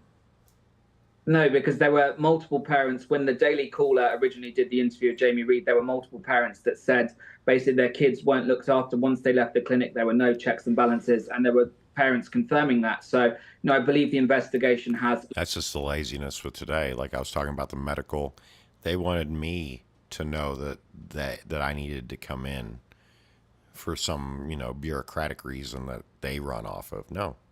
And you should have been telling me to come in like weeks before my prescription was even due then, if that was the case, let alone not calling me this whole week when my pharmacy's been trying to reach you. Like, what kind of care is that? A lot of bias because it's done by the clinic and they're profiting. So the internal investigation said there was no wrongdoings. The patients said there was no wrongdoings. So I guess I'm just curious. The people who are claiming that there was something wrong there is like the Daily Caller, Tucker Carlson. Are you saying that they don't have a bias? Well, I mean, a lot of people have a bias and stuff, but, you know, we have to look at these gender clinics as a whole. Project Veritas exposed multiple clinics the other day of talking about medically transitioning 8 to 11-year-olds. So we have to acknowledge that this is going on in a lot of clinics, and a lot of these clinics are trying to cover their backs by trying to paint a rosy picture that it's perfect. Did you it's say fine. Project Veritas? Yes, they did an undercover that's investigation. That's the guy who got ousted for being like a sex criminal and like scam artist, James O'Keefe. That's his organization, right?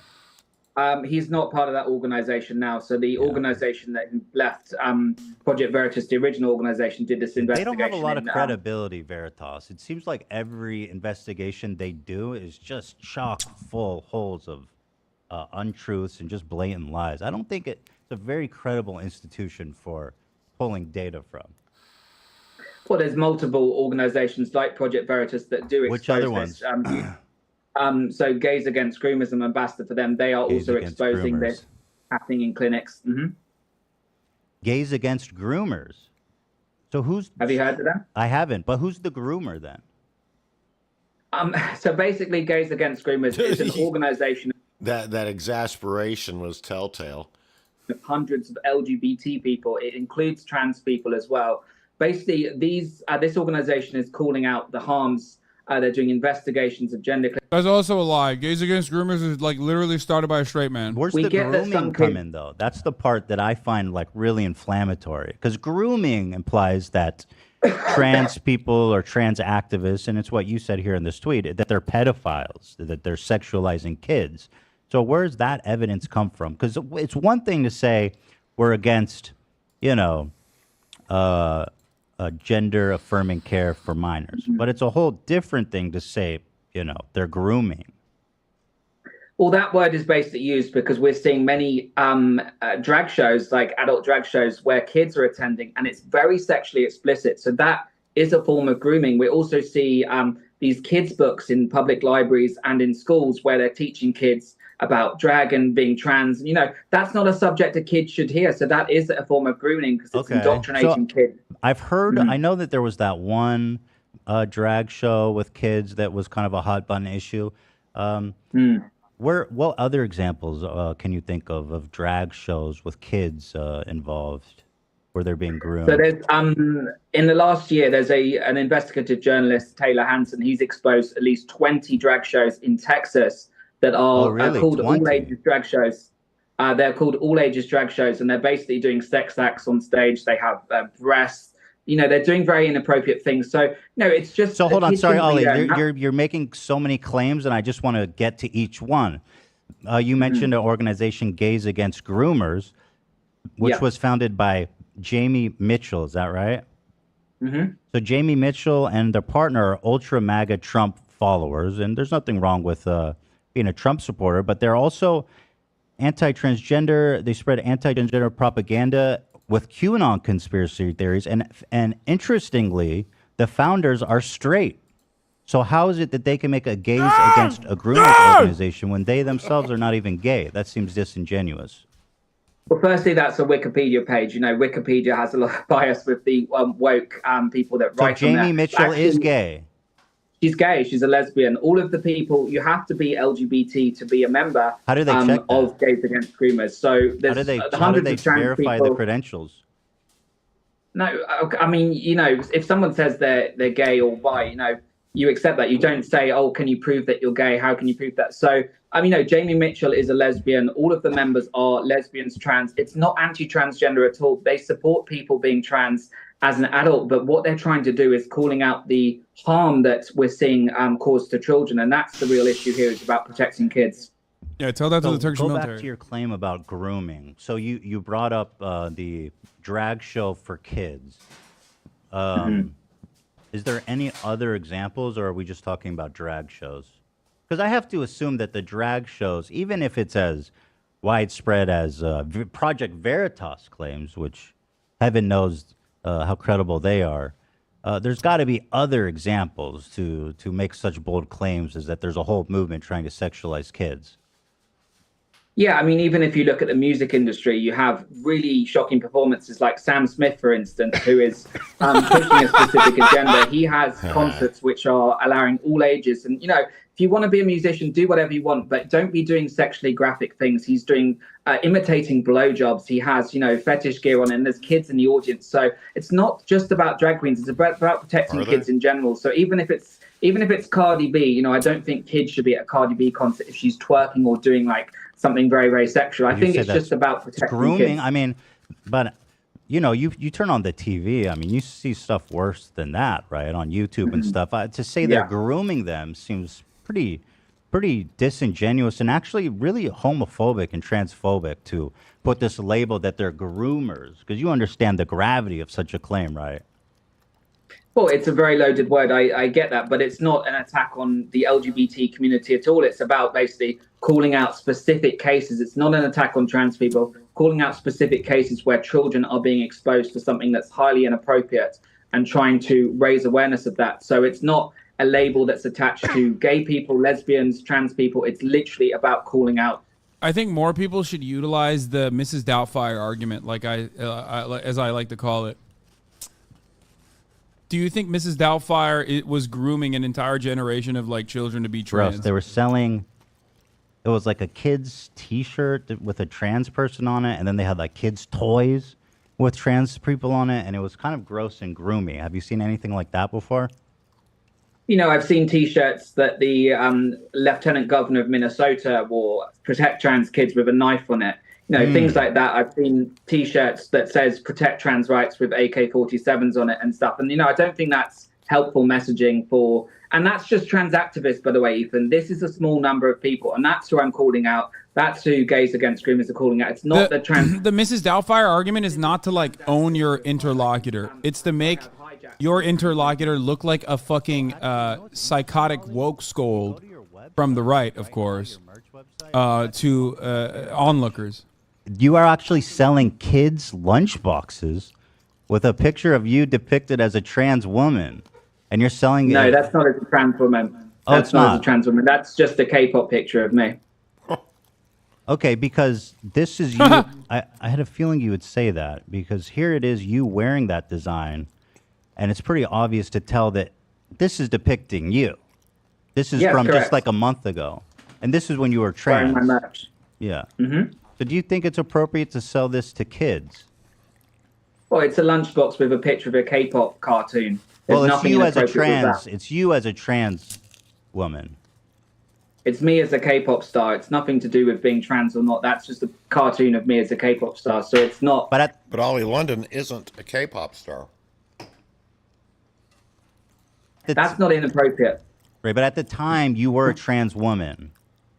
Correct. At the time, I was a trans woman, but there's nothing So inappropriate. it's you with as a that. trans woman. Oh, he's about to be like, yeah, I was a groomer. It does not depict me as a trans woman. It depicts me. He's about to be like, yeah, I was a groomer back then. I'm not anymore. You're willing to make that separation when you're making such general claims about groomers and stuff, because to me, by your own definition, this is pretty groomy. And even if you go, and this is all It's an I'm- innocent well, hold picture. on, It's an Ollie, innocent hold on one picture. sec.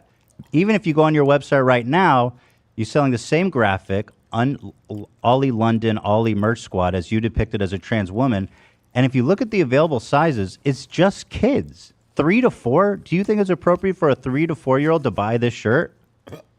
Yeah, of course. Any K-pop fan, if they want to buy my merch, they're absolutely entitled to. There's nothing inappropriate with that merch at all. It's a That is a cartoon. trans woman, Ollie. You're not understanding You're your own clutching logic. at straws. You're clutching at straws. How am That's I? A You were a cartoon. okay. Hold on. Let's follow this through. You were a trans woman when you made this. There's a picture of you wearing it. It's obviously Yeah, you correct. as a trans woman. Here's you as a trans woman, and here's you as a trans woman on the shirt, on a kid's shirt. How am I clutching at straws? Well, you're clutching at straws. It's an innocent cartoon. It doesn't say anything about The indoctrinating tongue children. is It's somewhat literally a sexual. cartoon. How the tongue is out like that, it's a little disturbing. Ethan, come on. I'm doing a K-pop pose. You're just clutching at straws. No, why is the tongue out? I find that a little provocative. He's fucking with him. Ethan, it's a cartoon. You're just trying to make Well, a joke I out don't of know it. because you're no, I'm not trying to make a joke. I think this is a somewhat serious issue to resolve here because I'm being serious, Ollie, because let's at least be consistent. If we're going to accuse people of grooming kids, and which you have made a short-lived but somewhat profitable career of doing, then I think we need to, we need to get on top of this. I just don't think it's appropriate to be selling lunch boxes with a trans woman if that on it. lunchbox, Ethan, if that lunchbox had something inappropriate or sexual, that would be wrong. But this is an innocent cartoon of me doing a K-pop pose. There's nothing wrong with that particular picture. If it was inappropriate or in a sexual way, that would be completely wrong. And of course, I would never sell that. But that's an innocent drawing of a cartoon, Ethan. Do you think it's appropriate for a drag queen, for kids to buy, let's say a kid's at a drag queen show. That's grooming. And let's say they are selling lunch boxes to the kids with a picture of a drag queen on it, doing a cute pose or whatever, right? Not sexual, but they're in drag. Do you think it's appropriate for a kid to carry that lunchbox? Well, I think it's appropriate if the kid's at a drag show that's inappropriate, because some drag shows are generally not inappropriate. But a lot of them are becoming okay, that's sexualized. interesting. So some drag shows are appropriate and some aren't. Correct. It's about Okay. doing some. No, correct. It's about if you're going to do anything in front of kids, it should be PC. It should not have anything sexual. But sadly, a lot of these shows are doing sexual things, so kids should not be there. If the merch is there and it's a show that's sexual, they shouldn't be there in the first place. Okay, this is interesting. So you're saying it is okay for kids to go to drag shows? I'm not saying that at all. I don't think they should in Hold general, on, you but I'm just saying. if they're not sexual, and I would assume it's not because it's for kids, right? I mean, if they're doing sexual stuff, I would consider that. Obviously, everyone would consider that inappropriate. Mhm. But I believe you've just said drag shows are safe for kids. In fact, you would No, even be okay. you're- Well, hold on. You even said you'd be okay with them carrying a drag show lunchbox. No, look, I just don't think kids should be anywhere that is putting ideas into their heads. If a show is innocent, that's obviously better than it being a sexual show, but I still don't think You're not in kids should be favor. exposed to gender ideology. So, but what about this if a kid- lunchbox you're selling to kids? that has nothing to do with any kind of ideology. It's a K-pop picture. So Yeah, but you're in it's- drag in the picture. You're trans. I'm not in drag. Well, you're I'm trans. not in Sorry, yeah, drag. you're right. You're not in drag. I misspoke. You're trans. You're a woman. You're expressing yourself as a woman on the box. It's just a cartoon, Ethan. I don't know why you keep going on about it. It's a cartoon. It's just a cartoon. I mean, I feel like you're trying to downplay the significance of this, Ollie. I just afraid that some of the people that you associate with might consider this grooming by your own standard. I'm just looking out for you and your reputation. It's just silly, Ethan. It's an innocent cartoon. If it was an inappropriate picture, that would be wrong. Okay. What do you make of this picture? Are these kids in danger? Your thoughts? Well, I haven't seen the. All right. Y'all are probably good on that. So let us begin reading Berserk. A little greasy on the bottom there, huh? This one's been sitting collecting dust down low. I got the other one still wrapped up. I started to read this a couple months ago, and I was like, no, I'm going to save it. What is it? What is Berserk? I think there's like a thing here that talks about it. Here we go. Now, that my camera going horizontally the wrong direction will be perfect for this because manga reads right to left. So you'll see everything happening in the proper order. Berserk. Let's warm up the voice. Berserk has outraged, horrified, and delighted manga and anime fanatics since 1989, inspiring a plethora of wildly popular TV series, feature films, and video games. Now, the champion of adult fantasy manga is presented in... Oh, well, we don't care about that part. The guy that made this is really interesting, Kentaro Miura. He made a manga that was 40 volumes at age 10 for his classmates. So let's read this. Born in Chiba City, Chiba Prefecture, Japan, in 1966, Kentaro Miura showed an early interest in art and comics. His first manga, Mura Ranger, created at age 10 for his classmates, spanned 40 volumes. In high school, Miura continued to create more manga, including several printed in amateur publications called doujinshi. While attending art school at Nihon University, Miura's Futanabe, a manga he had created in 1985 and submitted for college admission, was published in Kodansha's weekly shonen magazine and was nominated for Best New Author Work. Miura's Noah also saw the pages of Weekly Shonen magazine, but was canceled. During this period, Miura created the introduction to his signature dark fantasy world, Berserk Prototype, winning a prize from the Kami Manga School. In 1989, Miura collaborated with writer Berunson, author of The Fist of the North Star, on the project King of Wolves. So Berunson is the author of Fist of the North Star. Now, that's a great one. It's funny. You hear about Fist of the North Star a lot, but you rarely hear about who made it. On a project King of the Wolves. Published in Animal House from Hakusensha, a sequel followed in 1990 and in October of that same year.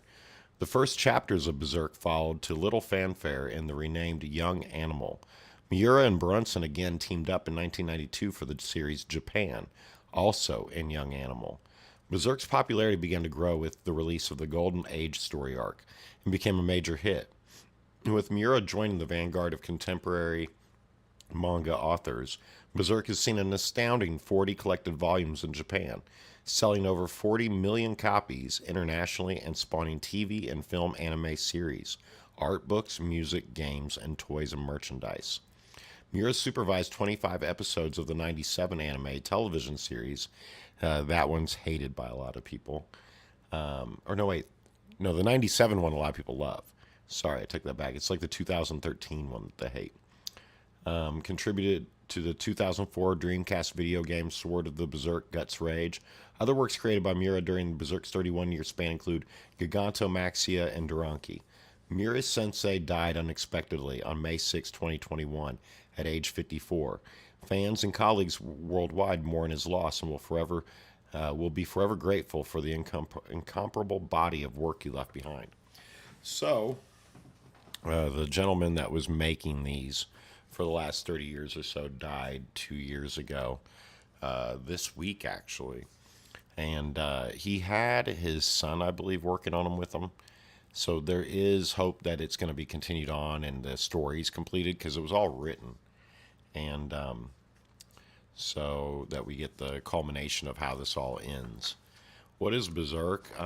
From what I know, and short form of it all, I think that's the guy raping the boy at the end there. Yeah, the Golden Age, the end of it. He was a young orphan that was brought into mercenary as a teenager, and he was taken advantage of by the mercenary leader, and he, because of that, has PTSD and doesn't have much care for life, and he wants revenge, and they call him the Black Swordsman. The story, when it begins, picks up with him having already been through all of this stuff, but then it goes back and tells some of these stories later. He's in love with this woman that he hasn't talked to in, I think, like 7 years, and she thought he was dead, I'm pretty sure. He's missing an arm that he turns into like a crossbow deal thing. He's very... I think there was inspirations here from like old westerns and shit. You know how like the cowboy would come into town, force himself on a woman, that kind of shit. So there is a lot of that in here. This is adult fantasy. So the book literally opens with him having sex with a demon. And he meets a fairy that helps him gain some humanity. And then he's like trying to get his girl back. And he's trying to find this guy named Griffin. Griffin is the leader of a military mercenary group that was really making changes in the world. And he was his right-hand man. And Griffith ended up crossing him for, like, ultimate power. Griffin wants to become, like, one of these, like, God-hand type people that have... They would be, like, super-powered people on Earth. They'd be like the Seven and the Boys, you know? So that's what this will be about. This is Volume 1 Deluxe Edition, so I believe it covers the whole Golden Age Part 1. So we'll be working on this one first. The Golden Age 1 ends with this 688 pages. Me personally, I was at like, I don't know what pages these are. They're not numbered. But I was a good bit into it before I, decided to pause on it. So I'll start at the beginning. Sorry about the reverse text, but with it being manga, we'll at least read left to right for you now. So that'll be nice. I may actually read the reverse words and look at the screen, because that way I don't make mistakes, reading out of order or something.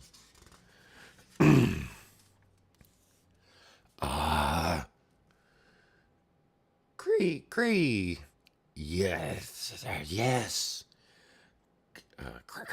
Crack. I think I'm reading it the right direction. So it's starting to transform. He's having sex with a woman. And then some Japanese shit. And then she grabs his arm here, the weapon arm. Says yes. The mouth starts getting kind of nasty here. And then it's him pinned on top of what looks like a merman or some shit. The Black Swordsman. And now they're up. And it looks like it's grabbed him with both arms. He's still inside of it. Yuck. And it's super big now. Are we too much light on this? Let me turn this light off.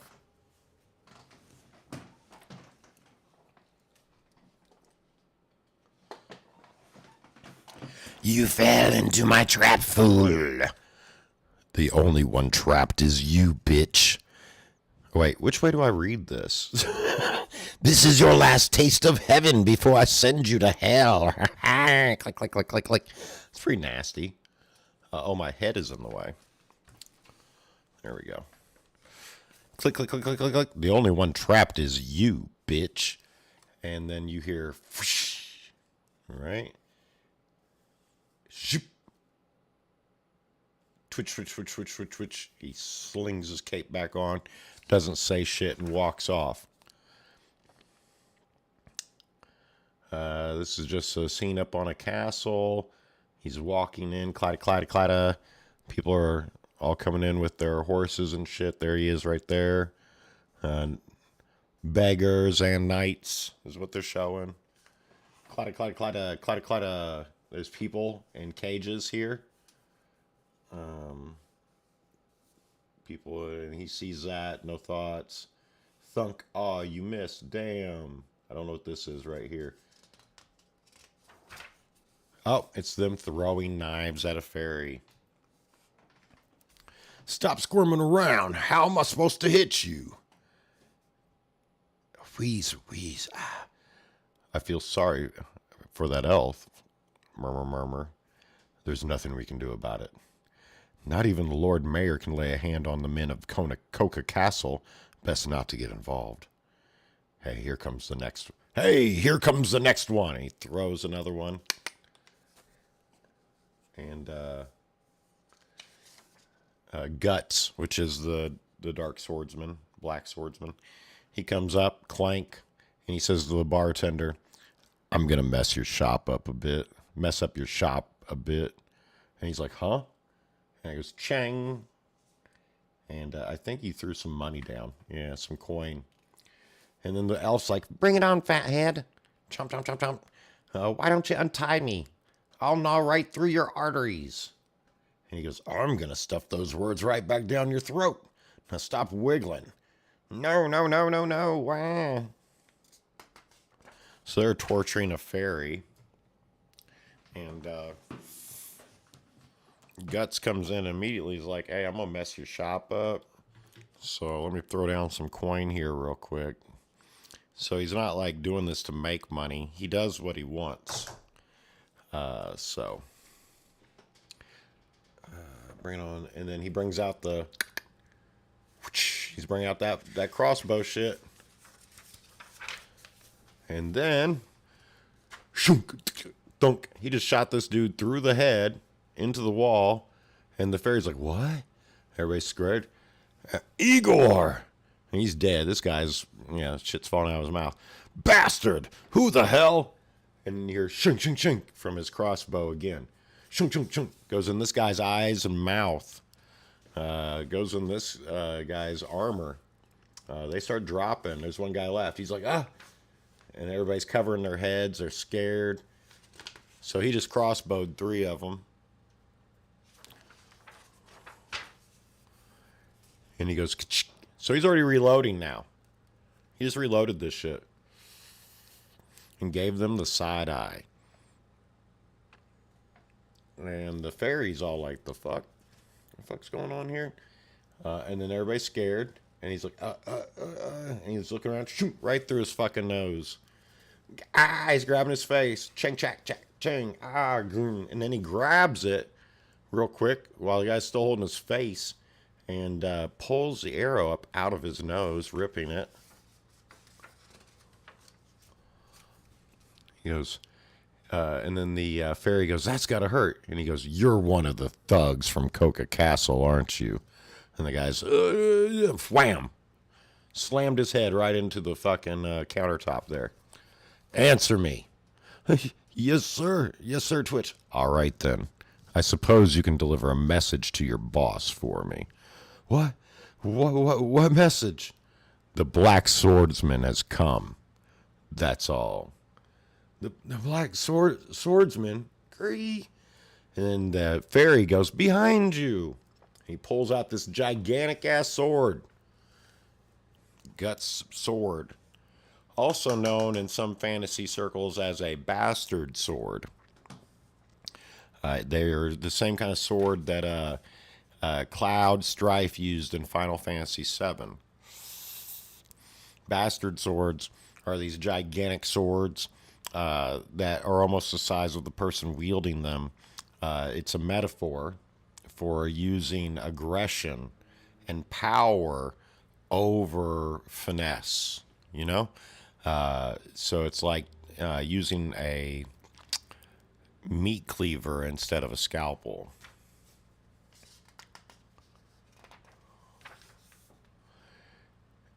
And the sword comes out, and the guy's, and he goes, swam, right down, slices this guy in half. Just yuck. Just whoosh, blood everywhere. His top half is turning in midair from the force of it. Struck him so hard, he cut him in half and sent his top half spinning. And then you just see the action go down. Ba-bam! Whoop, whoop, whoop. All these people, ching, ching, ching, thud, just dead bodies. All these bystanders looking terrified. The fairy's terrified, like, who is he? It was much too big to be called a sword. So that was the sword he just cut like 3 people in half with. Massive, thick, heavy, and far too rough. Indeed, it was like a heap of raw iron. I'm counting on you. Excuse me. Hey, wait a second. Don't leave me here. Oh, man. So the fairy's tied up and doesn't want to get left behind. I think this is the narrator, so I was just being me. I don't know who says I'm counting on you. It might be connected to this, so, excuse me. All right. Hey, wait up. Listen, if you're going to save someone, you just don't leave them tied up like that. You're supposed to follow through to the end, you know? Say, that's quite a sword you got there. Or should I call it a slab?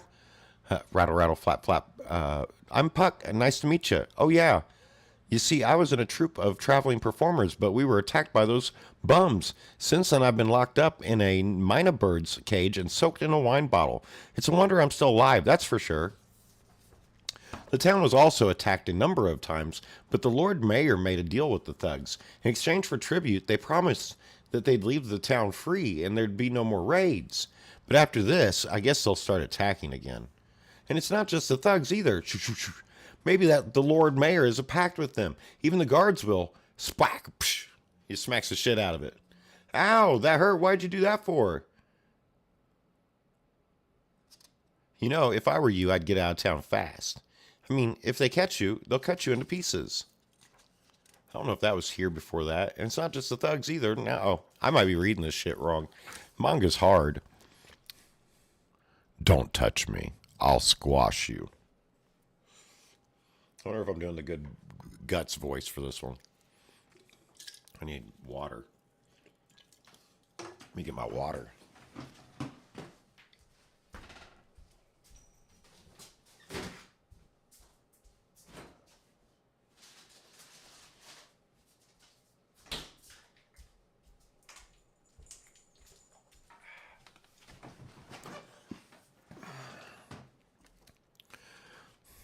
What? What is it with you? A person shows you a little concern and you respond with that stuck-up attitude of yours? Clank. Oh, he's surrounded. See, I told ya. So he's surrounded by all these knights.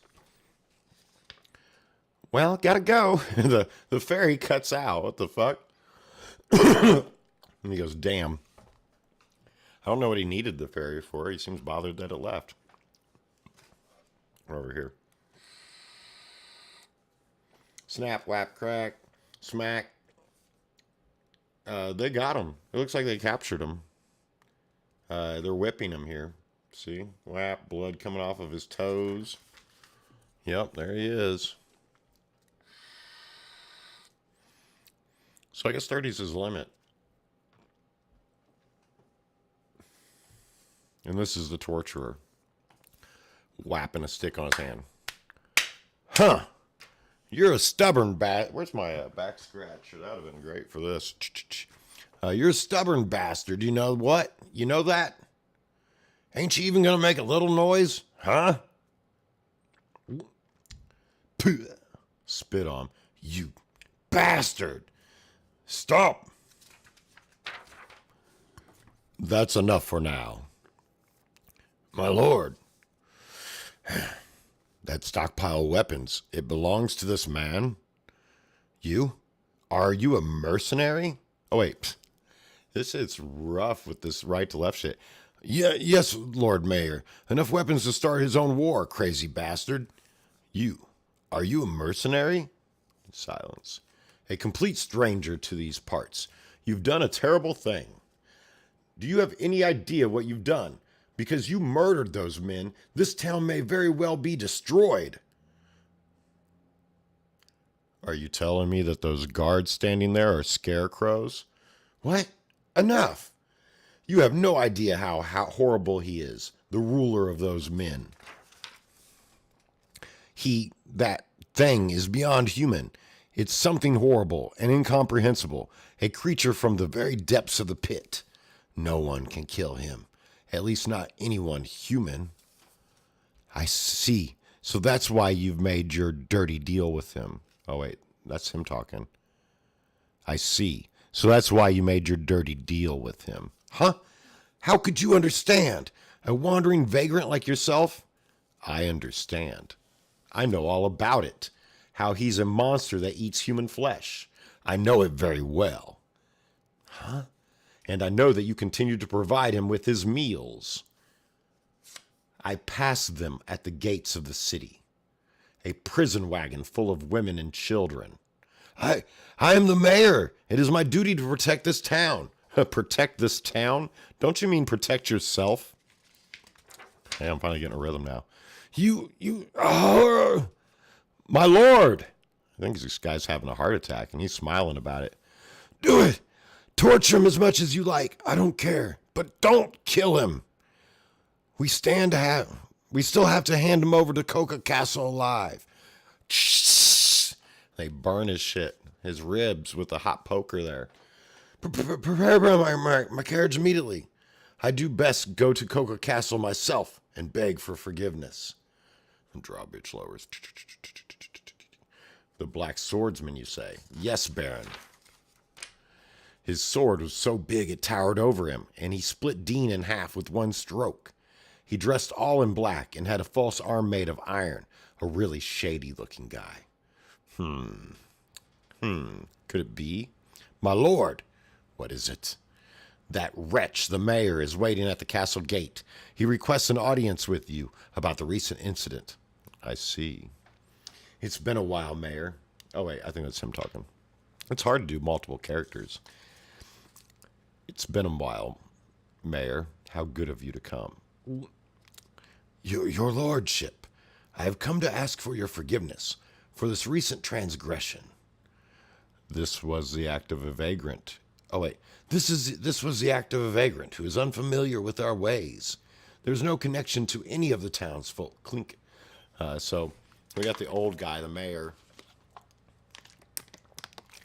Seems beset to some somewhat demonic guy. Look at this guy's teeth. And he's just chewing, eating food right now. Not too bothered by any of this. So, probably quite political. And this looks like this might be his guard. Or that might be him eating. No, that's him here. So his guard's got like fucking horns and spikes and shit coming out of his knees and shit. The one talking to him, telling him all this. I'll give you double the amount of prisoners and gold from now on. So please. You look troubled. Huh? Unlike before, you're now worried about losing your own life, aren't you? Aren't you, Mayor? Twang. I think he flung some... Oh, he flung an ear at him. This guy is eating an ear. So these are human remains on a plate. Fling, flack. Ah, well, plops, he throws it down, freaks out. Gold, prisoners, I don't care about such things. Huh? All I wish to see are humans within a fiery apocalypse trying to escape. All I wish to hear is the sound of snapping bones crushed under the hooves of horses. I don't even need an excuse. None at all. What? He's freaking out. They grab him up. Climb. What are you doing? Let go of me. Let me go. My lord. My lord. He just sits there and watches. The Black Swordsman. Sploosh. It dropped his body there outside. Damn. I can't move. Ugh. What is that? That's like some kind of like fetus or some shit. Ah!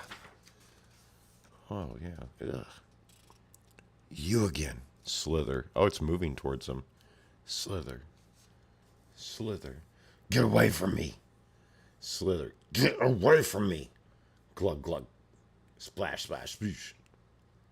I have no idea what's happening here. Someone stepped on it or something? Oh, it's the fairy dropping the keys on it. What's with you all of a sudden? You scared the hell out of me. You, from the tavern. Hey, this waiter's kind of yellow. Oh, this water's kind of yellow. Don't tell me it's... He whips his head around, looks up. Have a nightmare? Wow, they really worked you over, didn't they? Well, rest assured, I gave that egghead guard a little something to sleep on. Jing, jing. Wow, everywhere I look, you're covered in wounds. I told you should have listened to my advice. What'd you come here for? To repay it. Oh, wait a second. To repay a debt. We elves have a strong sense of duty. Oh, he asked the elf, what'd you come here for? The elf said, to repay a debt. We elves have a strong sense of duty. Now let's see. Don't touch me. Yay. Don't you ever touch me. The hell? I ain't going to do anything bad to you. Look at yourself. You're in no position to give me that kind of attitude. Now be quiet and let me handle it. Stop. I think he's like farting out orbs here. Free. The eyes get big. The pain. It's disappearing. We elves got all sorts of powers. We can heal wounds. We can sense people's emotions. We can even make people happy. Or at least that's what our troop leader said before he got his head cut off by bandits. That's him sighing there. Say, what's your name? Guts. Why'd you come to this town anyhow? You don't have to answer if you don't want to. Hey, what's that? This thing on your neck looks like a crest or something. Ow. What'd I do this time? He glares at him. Brand. Oh, he goes, oh, it's a brand. It's the brand. The brand? What's that? What's it mean? Why? How'd it happen? Who did it to you, huh? He's all excited about it. You talk too much, you know that? You'll find out soon enough. Wait, isn't that the demon saying that, though? Pretty soon, he'll come here to kill me, as well as burn this whole town to the ground. Oh. Does that mean it's those guys from Coca Castle? You mean you're planning to drag the townspeople into all of this? I don't care. Huh? All I want to do is find that bastard and kill him. I don't care about anything else.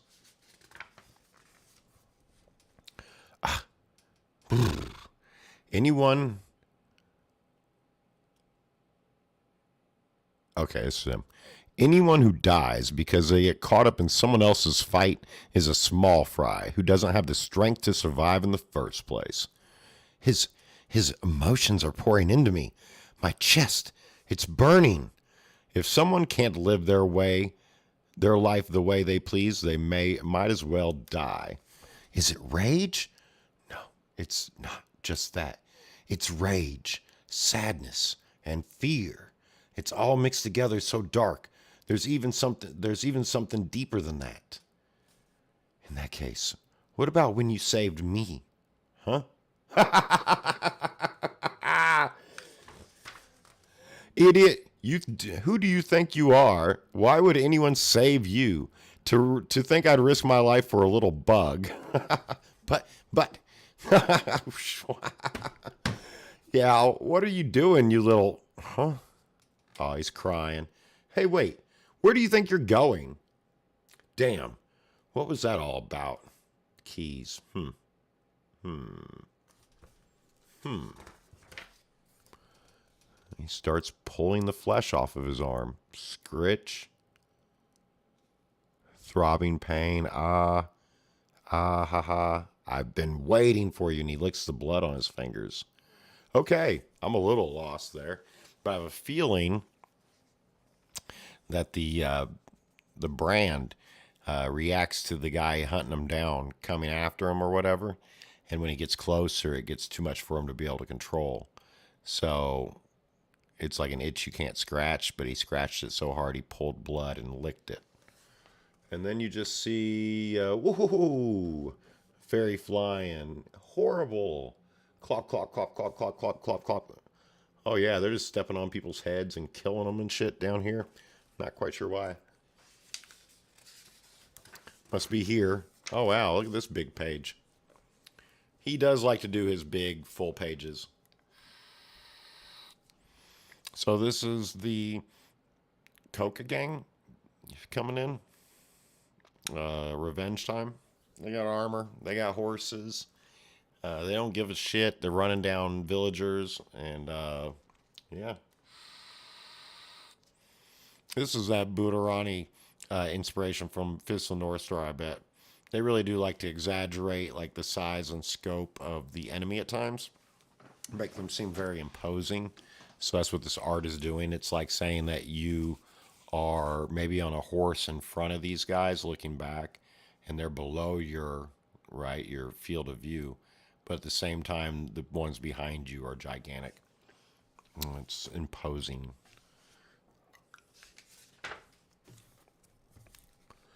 And they have a kid on the end of a spike, and they are drinking the blood. Oh, it's that main guy with the armor, with the teeth, slurp, slurp. So that's the guy that was just like hiss, hiss. And seems to be the leader of this other group that's coming to deal with Berserk. And, and this fairy's like, damn, son, that's not even human. Charge. Wait, no, this is the same guy that I was giving the sophisticated voice to earlier. Charge. Burn everything to the ground. They're clopping around and clopping. I should probably give him more demonic voice since he's got like the snake teeth. Although I had fangs implanted. That's the only thing I got left. Clop, clop, clop, clop. They're running. He freaks out. And there he is. I don't know what this is. Maybe I skipped a page. Nope, he's just drinking blood, holding a human body on the end of a stick. So he's very strong, probably. Plus, he's their leader, and he's like a snake guy. And Berserk is just being surrounded by people, and it seems like... Let's see. Oh, he was hiding under their bodies. Didn't catch that. What? Under the corpses? Guts. And he pops up and he goes, thum, thum, thum, thum, thum, thum, thum, thum, thum. And he just starts getting them all right in the throats and shit, and the eyeballs right here. And he's just kind of wiping them all out here. This is him just shooting the bolts at everybody. There's his face of rage. He's loving it. And one goes, what the hell kind of crossbow is that? And it's, wow, thum, thum, thum, thum, thum, thum, thum, thum. It's an automated crossbow that does tons. And then he pulls out the sword and goes, hurrah, and swings it down. And it looks like on a horse here, maybe. So we might be seeing a horse cut in half in a second. Whoop, whoop, yeah. Guy cut off the back of the horse. He's trembling, the sword. And he's like, he's so strong. And he goes, ah! They're like, ah, clank, woo. And there he is. There's Guts. And he's like Chank and coming forward on his horse, leading. And there's standing. He goes, so you're the Black Swordsman, the one who's been hunting us apostles. That's what they call them, apostles. So they're apostles, and they all have like powers and shit. And Griffin, his former brother at arms and leader, and kind of like an idealist that had like a plan for the world that got all these people to follow him, he became an apostle. For power, apparently. That's part of the whole story. So it's like saying, you know, you had a friend that was a brother to you that you would have died for, and they led, and you followed, and you would have done anything for them. And you weren't the only one, but you were like his right hand, his ace, and then he crosses all of you. So, yeah, it's like deep cut. Let's see. Who's been hunting the apostles? Look at that. He's also got like the non-iris eyes. So this guy's definitely infected with some kind of like power. And that's kind of how they present it here, is that they're like supposedly apostles of a god or whatever, but they're all evil. And I mean, he was drinking the blood of a child on the way into the battlefield. So I don't think they hide it. I don't know what you hope to accomplish, but to think that the mere mortal can oppose us is pure folly. And you're check. He's, I think he's reloading. No, he's shooting bolts. And this guy, he just catches them all in the chest right there. Oh, and some went into, it looks like his eyeballs right here. As he was bringing his axe back. I should get a sword over here from the back.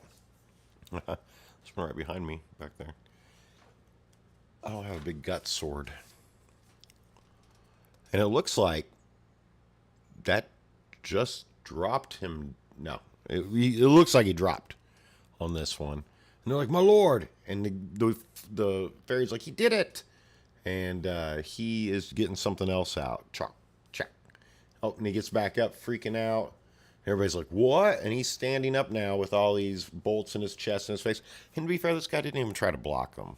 So, like, big ego, you know.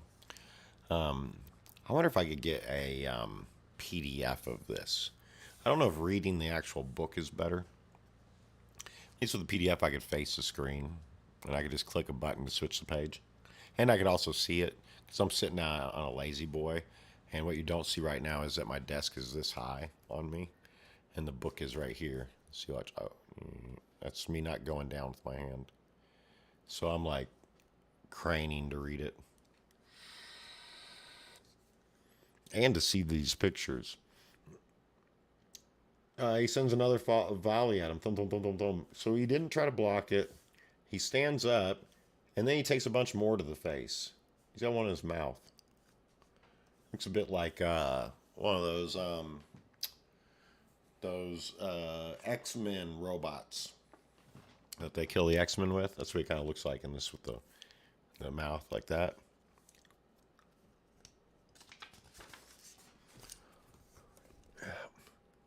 And he just falls back through a door, breaks through the door. And reloading, Chuck walking, clank. People are like, what the fuck? Watching. The fairy's just like, what? Gulping, following along. He comes in the doorway. The fairy's flapping. Silent slither. His eyes get big, and then wha-bam! Wha-bam! Look at Guts right here. It's a big ass tail. And just lifted him up off the ground. Send it. So now, after taking all those bolts and then falling back through the door, and everybody's thinking, this guy's toast, you know? I just realized that disguised toast is disguised toast. What the fuck? I'm so slow. Anyways. Guts. And he's falling, and they're like, what? And he goes, thud, boom. He's landing on his shoulders here. It's one of the worst ways to fall. That's how my neck break started. I fell about 30 feet in a gymnasium on a rope climb. You rope climb to the top, hit the bar, and then you slide down, and I hit the bar with one hand and lost grip with my other hand. And my hand strength's always been like my main thing. But I didn't, and I fell all the way back about 20 some odd feet and landed on my shoulders. And then I kept wrestling that day. I was in my wrestling practice and shit. And then that night, I got my head stuck in the waterbed railing. You know, like you put the waterbeds, because they're a box, they always have like the padded railing on the sides. And they stick out a bit, and what I'd done was I'd rolled over and got my forehead kind of into that small spot there of the bed and the railing, and then I had like a bad dream or something, and I turned real fast, and it turned my shit like that, like I can barely turn it this way now, and then I was somewhat paralyzed, and it was slowly coming back, and this was like about a half-hour process, and I flipped out of bed, I started yelling for help, and this was a really bad time in my life with who my parentage was. But my mom came out and took me to a foot and ankle place where someone would meet us. And they reset my neck. So they pulled on my head and turned it like 180 degrees and then cracked it back. And my eyesight went out for a second there when they did that. And but then I could move. And I had 2 fractures, which I still have, fusions. Natural fusions, and 2 pinched nerves. So that really sucked, and it never really got fixed properly. So my neck's like, He falls, he's spitting up blood. Blah, guts. Ugh. It's futile. No matter how many bolts you shoot at me. Look at this, their eyes, and then there's like a face here, right? No matter how many bolts you shoot at me, a mere human like you cannot possibly kill me. And then he's got like, it looks like he's sucking on some cock here, to be quite frank. But I think this might be like a tongue. And he's like, yeah. He's getting back up. He got hit hard. Oh, yeah, this guy. Yuck. So he's like a king cobra.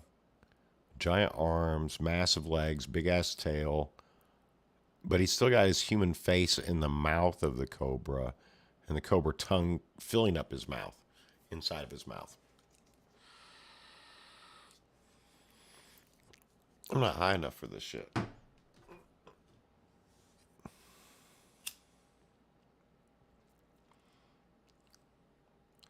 It's a unique image.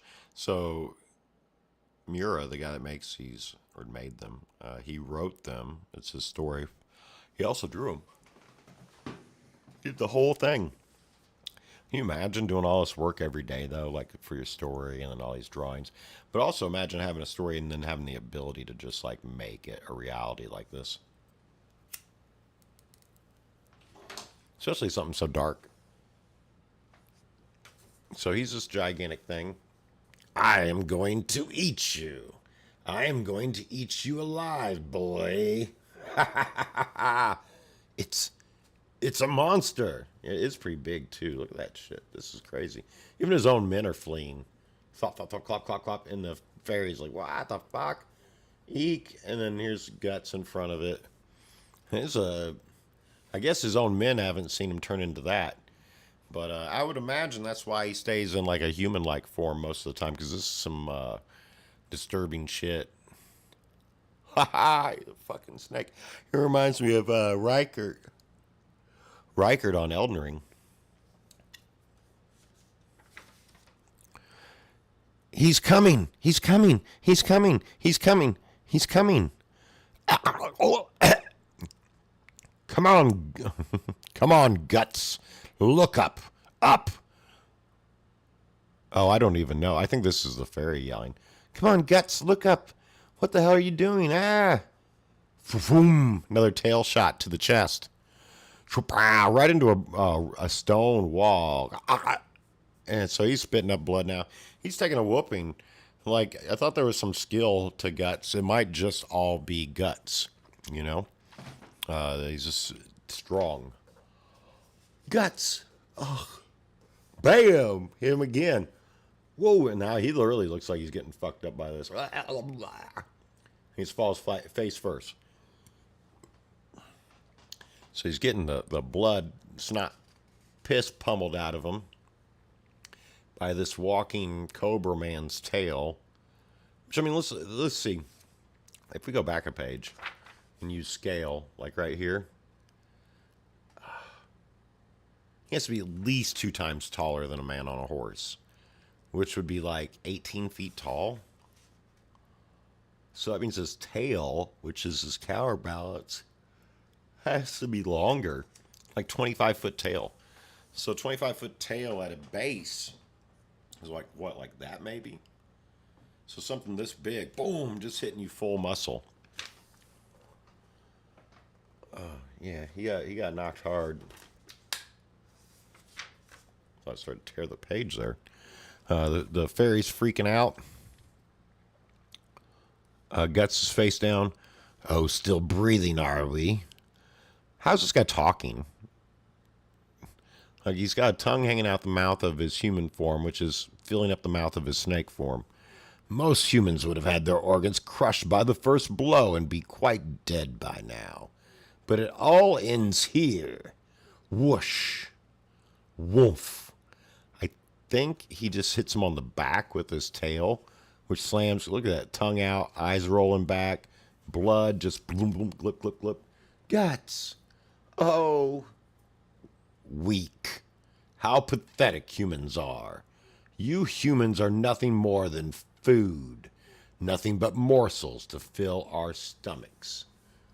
And you'll see here that his hand...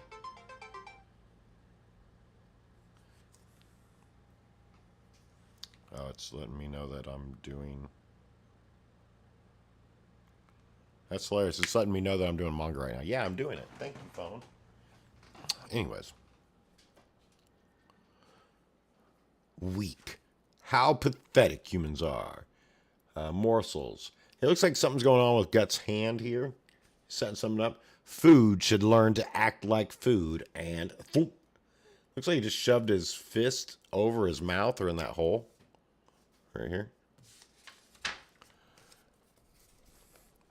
And then he ties something with his mouth and pulls. Boom! Oh, there's parts of snake going everywhere. So it would appear that Guts' fake hand isn't just a crossbow, but it's also a gun? Shock. Ska, skitty, skitty. So he's flying backwards. The explosion of him shooting his hand off sends his body careening enough to make these lines. The snake head guy is falling back. A huge chunk of his head is fucking gone. He's reaching for it. It looks like the Twin Towers right here. And then... Chak-ing. He's picking up his sword, I believe. And he's gripping it. Which does look sharp right there. Yeah! And he swipes. Oh, yeah. He cut the top torso right through this fucker. Ouch!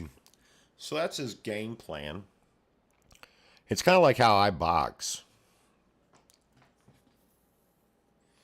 Every time I've ever boxed, and I'm usually in much better shape than I am now, which gives me more, I used to be really good with the wings on the back. I forgot what those are called. Traps. Anyways, you get up like this. You really guard up. And then you block like that, and all they can do is hit your body. And that's fine. You can take a couple of body shots right at the start of a fight. You push into them, right? You push into them to clear the distance and to make it hard for them to get power to go for those body shots. And you push in until their hands open up. They're in mid-shot, they're mid-punch, whatever, and then he's right there. And actually, it's usually, yeah, no, it's a right. So right, you just, or you just come up. You just come up like that. And just knock them. That's all you really want to do. You just hit right here, which rattles them. And then you come through with the left, which stuffs the face. And that is what causes a person to start falling backwards, like this. And that's when you come through with the right and hit them again on the bottom of the chin as they're falling backwards, which is kind of illegal in real boxing. But this is street boxing. And that's how I knock boys down over and over again. Back in the day, dudes, men, you know. I was dumb enough to try to box my friend, though, that would always set up these things with me and other people. Big, huge black dude. I tried to box him once on our knees because he had like 4 inches on me and about 200 pounds or so. And yeah, that wasn't smart. He caught me in the head real hard, knocked me into a brick wall. So I'm familiar with some of this action here. Not to the extremes, but damn. Yeah. But yeah, no, you always got to guard. Like, you can't just be coming out with no guard. All right, this looks like entrails. And boom. This is all still him just swinging through the body. Guts. And then, and it looks like he did. That was his last hurrah.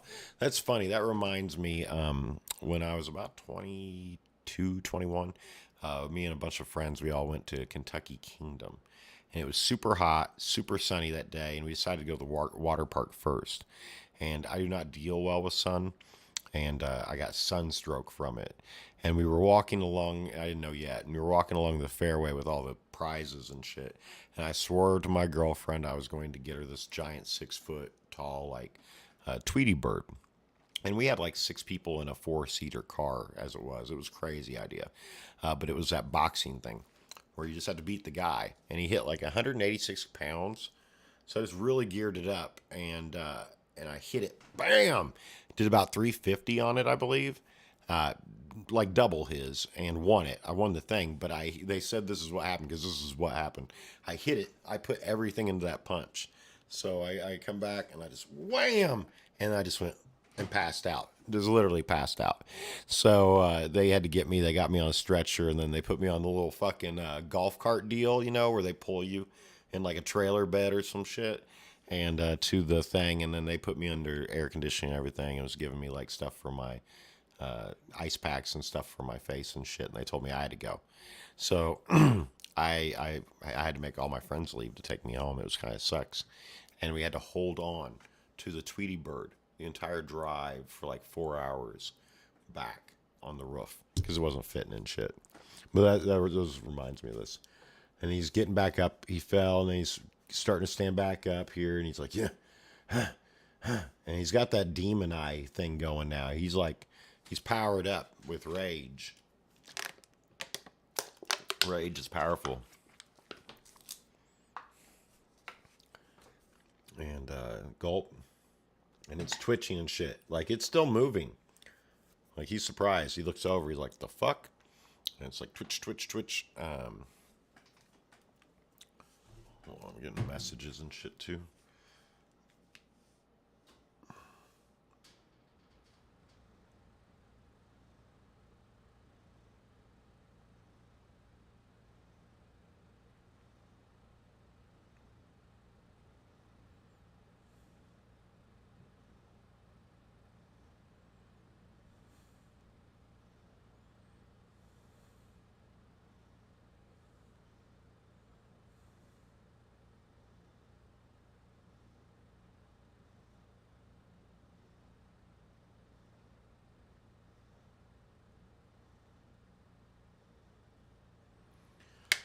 Okay. Doing hustles on the side here. Sorry, guys. Because I don't make money doing this shit yet. All right. So where were we? The fucking... Now, that part of his head was chunked out. I can kind of see the lines here. But, he shouldn't have much of a face left. Yuck. Ugh, it's still alive. I feel sick. Hey. Don't die on me yet. Ding, ding, ding, ding, ding, ding. Stop, please. Didn't you say it doesn't matter how many bolts I shoot at you? Must be rough being unkillable and all. Clack. Like you said, humans are weak. We die easily. But no matter how weak we are, even if we're being chopped to bits or stabbed to death, we still want to live. I'm going to give you a little taste of what it's like. Stop. shiver. So he's just littering him with crossbow bolts at this point. Death by a million cuts or 1,000 cuts. Who are you? And he turns and he sees that brand. That mark. It's the brand of sacrifice. You are the God Hand. Where are the 5 members of the God Hand? That is, I don't know. I don't know where they are. It's not for apostles such as I to know. So there is a God Hand. I was right. So Griffin's a God Hand. These are apostles. So an apostle can be some 18-foot tall cobra monster that sees a mark on your neck and freaks the fuck out. Imagine what these God Hands are like, right? I'm telling you the truth. Take your time and savor it as your body is slowly burned to ashes. Crack, crack, ba-boom. It's like what's left of his face. He was talking with half a face. Look at that big old chunk. This big old chunk out of you, brother. What was your brain like in your gut or something? What the hell?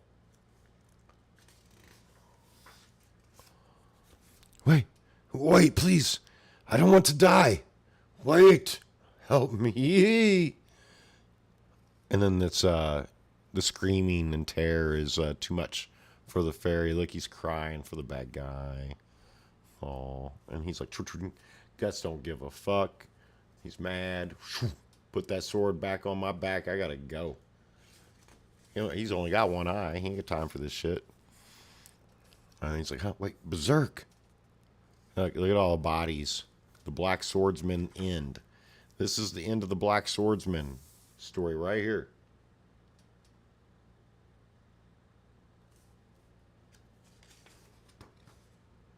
Okay.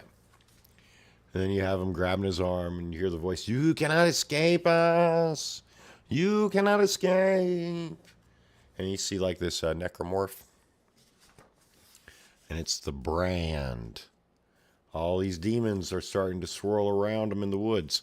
So that's what he's dealing with, is that the brand on him draws the otherworldly, like beasts and demons after him. The brand of sacrifice. And they're going to explain the sacrifice here. What it entails.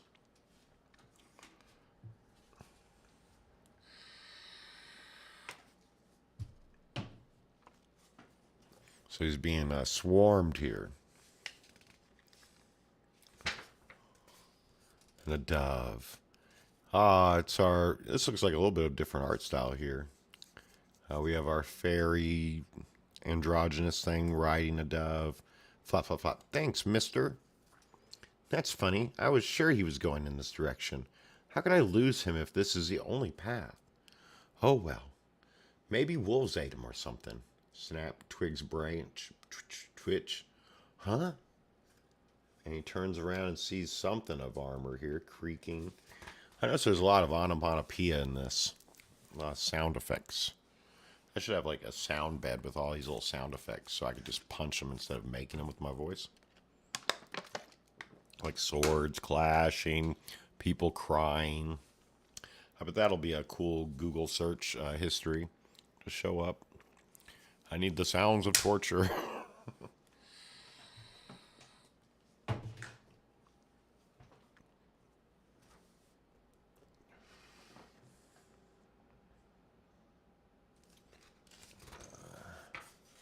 And there he is. Check. Working on his arm again. Guts!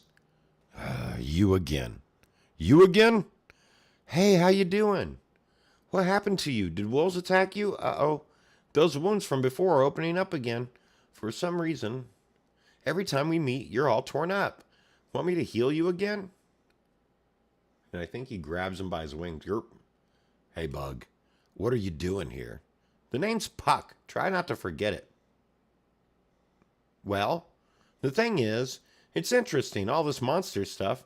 It's the kind of thing you only hear about in myths or epic poems. But you're it, the real deal. Is this more of that elven sense of duty? Nah, I figured if I hung around you, I'd get to see all sorts of neat things. Got that side eye again. Glug glug. Oh, he tossed him into the water. What'd you do that for? Sorry, but I'm in no mood to keep any pets. Who said I wanted to be your pet? And one more thing. Ugh, I don't like elves, and I don't like you. But why? Because you're weak. Huh? It pisses me off when I see weaklings. I feel like I want to crush them. They can't do a thing on their own, and all they ever do is talk and buzz around people like flies. Makes me want to squash them. Huh? Splash. You bastard. And he's smirking at him. Drip. Water's coming down, clatter, water, raining. Need a ride? The rain's pretty heavy. Nope, leave me be. It's no trouble. There's more than enough room for another person in here. Sorry, I'm no good with priests. Haha, it's better than you catching a cold, though, yes? I'm telling you this for your own good. Look, he's trying to tell him. He's warned him. He's warning him. Huh. I'm being pursued by evil spirits, a legion of them. Huh? Ha ha ha! Well, that's quite an affliction. But don't worry, my friend. I have God on my side, not to mention a lucky spirit. Spirit. Nah. So the Puck's playing with the kid. So it's an old man and a kid. Probably should leave him alone, Guts. Come on. Get on. Get on. What do I care if something happens to them? Well, why not? Look at all those eyes in the trees. Ow. Clatter. Sitting there, what? I was here first, so you got no right to complain this time. Have some if you'd like. It's homemade wine. It'll warm you up. Oh, me too. Hey. They dropped the wine on his ass. Those awful wounds. What happened? Like I said, evil spirits are after me. That can't be true, can it? Hey, don't frighten my daughter too much. By the way, is that some sort of sword? Nah, I use it for my cooking. It looks like you could cut a horse in half with that thing. Why not just open up a roadside grill? You could earn a better living that way, you bum. Clunk. By the looks of it, you appear to be a mercenary. Is that what you are? Well, something like that. I don't have much respect for that profession. Killing other people for a living. Live by the sword, die by the sword. That's why I don't like priests. Please don't say that. My nephew also chose to live by the sword and left home as soon as he could. 5 years ago, he lost his life on a battlefield. Just some lowly soldier with no name. If he were alive today, he'd probably have his own family by now. He could have enjoyed the simple pleasures of life. How foolish of him. What's wrong with that? Huh? He died doing what he wanted, no matter what, right? I bet he was happy. Of course, once you die, that's it. Nothing comes after that. Nothing at all. See, he's talking to a priest. Keep that in mind. Well, I'm going to try to get a little sleep now. You could catch a cold. He's like, what? He. What? Why are you looking at me? Can't help but smile. Tee-hee. And, ooh. So there's a dot forming at the top of the roof because he's sleeping. Growing, blood drops, and it has eyeballs in it. And there's him running, eye looking through a thing, through a giant walls. This must be some kind of fucked up dream. He's running naked. Swing. He can't figure his way out. It's just endless paths. The brand is burning him. He's feeling the walls. You cannot run from us. Oh, he's stepping on spikes and falling into spikes, and and he can't get free or run. He's newing and something's slithering up on him. He's starting to freak out. You cannot run. And he sees it, and it's that thing again. This thing. It's like a chicken head baby fetus. And he's and then he freaks out and wakes up in there. Shwing, shwing. Spat, spat. Oh, and there's one above his head. Look at that. With the eye, it's like a squid type thing, making him dream crazy dreams. And he flops it right next to the sleeping fairy. He's like, huh, what? Slither? And everybody's like, whoa, whoa. And then there's this eyeball. She's like, hey, what happened? And she sees this thing here. What? What is that thing? It's an incubus. They're evil spirits that give people nightmares and feed off their fear. Damn, they won't even give me time to sleep. Evil spirits? You mean what you said before was true? You're saying you believe in God but not in evil spirits? Why did it come after you? Blah. Because of this. This thing summons them. The brand does? Throb. So it's bleeding. What the? Stay inside. Incubi are born of the mixed blood and sexual fluids of those who died, filled with hatred and malice. Oh, wait, that's what she said. Which means that somewhere around here there must be some corpses of bandits or the like who died violently.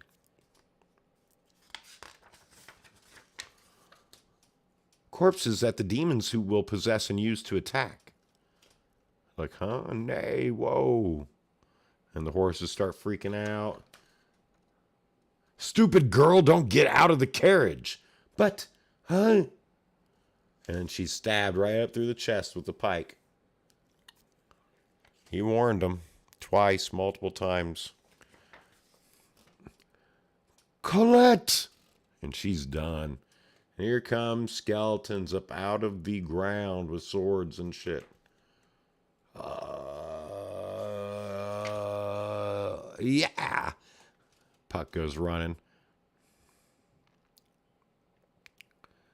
Looks like this must have been some old battlefield. He's getting his blood frenzy going. He starts killing them. Ching, ching, ching. He's throwing shit. Throwing knives at him. Everything's so easy to kill in this world. It's no use. You can't kill something that's already dead. We better get out of here. If you want to go by yourself. But why? There's too many. You're going to get killed. It's pointless. Comes with the territory. Speechless. Eek. Hide me out. Here comes the big sword. Big sword time. Full screen. Cut a bunch of people in half. Another full screen. He got that evil look. He's a demon. One eye. It's flying bodies. Puck's horrified. Saving their life and still horrifying. Sing. Oh. Sploosh. Swung. He's just leveling them. He's just swinging. Shing. Shing. Cutting them down as they come back up. Cutting them down again. Yeah. He's swing. Swing. Swing. Ah. This is all just battle right here. They just keep coming. He keeps swinging. Wow. It doesn't matter if his opponents are living or dead. What happened, old man? I don't know what he's seen just yet. What guts? Shut up. Can't you see I'm Uh-oh. The old man. He looks back and sees this guy's head's either off. Oh, shit. Colette cut her father's head off. And she's smiling about it. She took a sword, chopped it off. He's a bit disturbed of his damn self. So's Puck. She throws the head at him, comes out. Looks like she's leading them away, though. And then he's remembering her being a cute kid. Even though right here she's not, but here she's remembering it. And he's like, guts. Guts. She pulls the sword out. And she runs the sword right up into him. Pushes it right into his guts. Puck's like, what? And then he whams her with the big sword. Sends her ass flying. Oh. He's crying. And he's like, huh? Turns around and there's more skeletons. And he's bleeding now out of his mouth because he's been stabbed in the stomach. And Puck goes, watch out. And ching, he pulls the sword up, blocks some shit here. Up, spits up some more blood. Guts. He's starting to fall over. And now they're all starting to kind of like pin him down. It's trembling. Puck's there. He takes the sword, gets back up, swings it again, and obliterates. So he's like an endless fount of strength and power. Or did I skip a page there? Yep, nope. He just stands up, takes a sword, and levels them. Let's see where we are as far as like the next stopping point on this. Let's see if we're near a chapter. So we have an idea. And stay with schedule here. Okay. So he just sets them all, obliterates them. And they're just endless skeletons coming towards him. And then the sun comes out. And he's trembling, sitting there by the thing, looking down. Guts is breathing, barely holding on. And the sun comes through. And all of the spirits start leaving the skeletons. I guess it's all over. He looks about, and there's that girl, Colette, that he had to kill. And he's upset, and he's upset. It wasn't your fault. And he goes, ha ha. Ha, yeah, that's true. You're absolutely right. Like I said, anyone who gets killed because they got caught up in someone else's fight is a small fry. If they can't live their life freely, they're better off dead. Those two didn't have the strength to protect themselves from a walking disaster like me. That's all there is to it. If you're always worried about crushing the ants beneath you, you won't be able to walk. He's just dumbfounded. What's that? It's Lucis. You cannot run from us. Wherever you go, we will find you. Ha ha. We are always watching you. Ha ha. We are always. You belong to me. You are ours. Your blood, your flesh, your bones, your ears, your eyes, and your heart. We want your heart. So long as you have that brand. Shut up. Yes, so long as you have that brand, you cannot run from us. Wherever you are, you belong to us. Your anger, your sadness, your pain. Shut up! Even your fear. All of them belong to us. Shut up! Ka-ching, boom.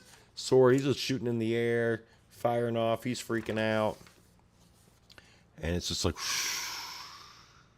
all that explosion shit, send the trees flying, the wind. He's like, Guts. Everything kind of settles down. This is the world Guts lives in? He looks back at it all. He looks forward to Guts and catches up with him. The brand, the end. Now it's when he enters another town as the next chapter. You're going to deal with one of the apostles there. And a guy that swears that he's like pious and a man of the Lord and all this stuff. And then just does wickedry everywhere. So, good place to stop there. Berserk.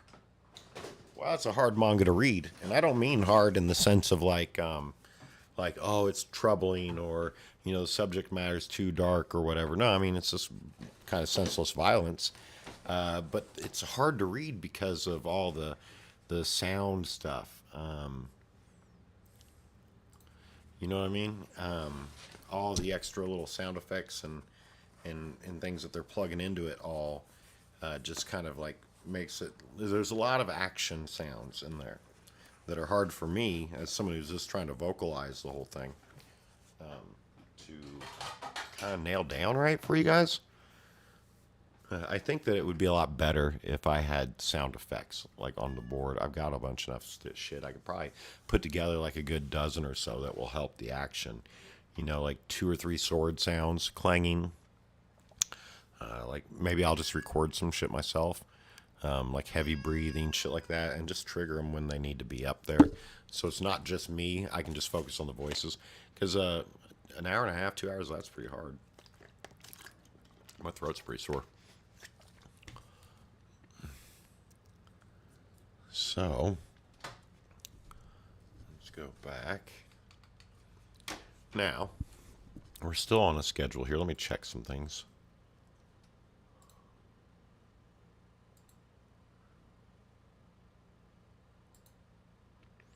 OLED. Ooh, an OLED Nintendo Switch for next Friday. What's next Friday?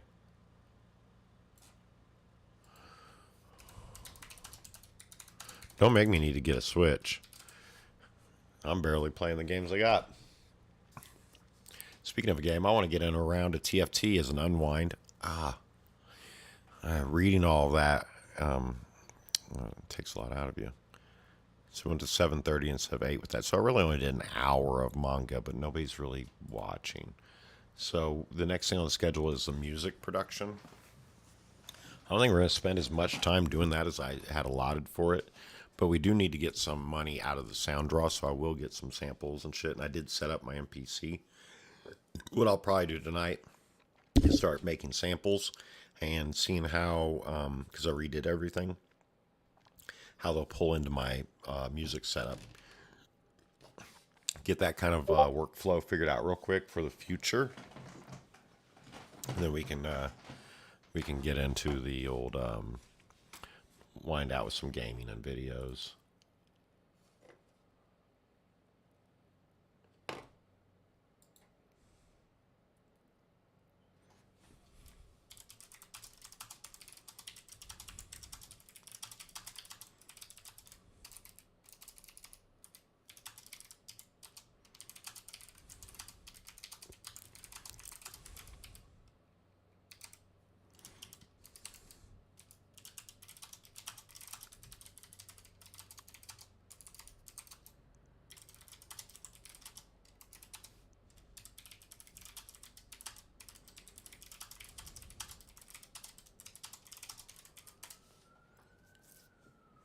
Okay, guys. I'm on side hustle. I'm doing puzzle deals, baby.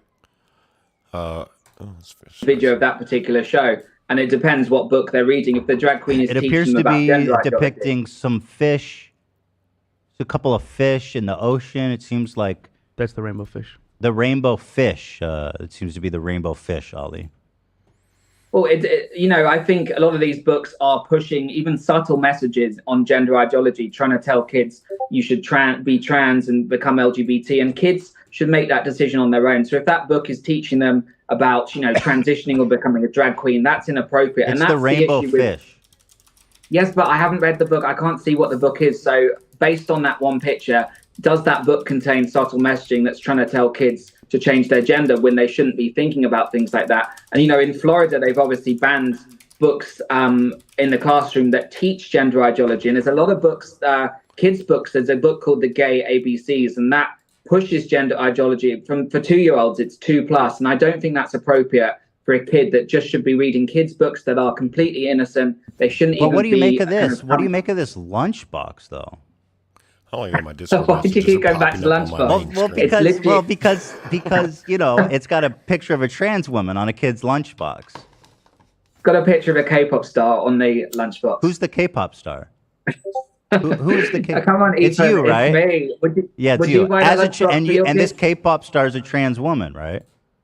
I was trans at the time. The image doesn't necessarily depict any kind of gender. So you're saying, did the photo of you? It's not even it's not even a photo of me. It's literally a cartoon. I had an anime cartoon drawn of me. Right. Right. Would you buy it? It seems Ollie. Would you buy it for your kids? I mean, I wouldn't want to. I wouldn't just. It seems like Ollie's hip to what he's trying to do, though. So I'll give him a little bit of credit there that he's not like a complete jackass. He seems to get what's going on here. But some dumb takes, man.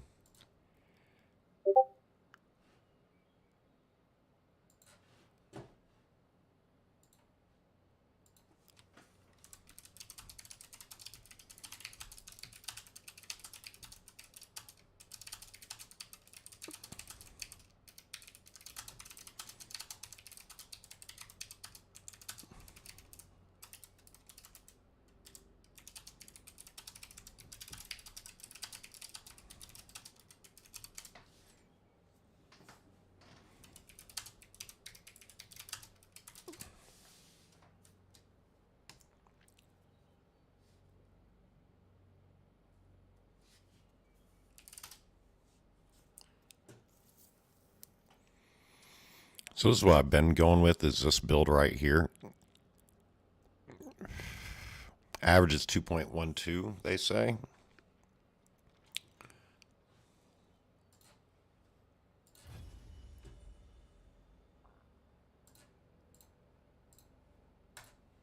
Because I don't want to support you financially. I've been listening, by the way. I'm just setting up the bed. But theoretically, I don't think I'd have a problem with. No, I wouldn't have a problem with my children.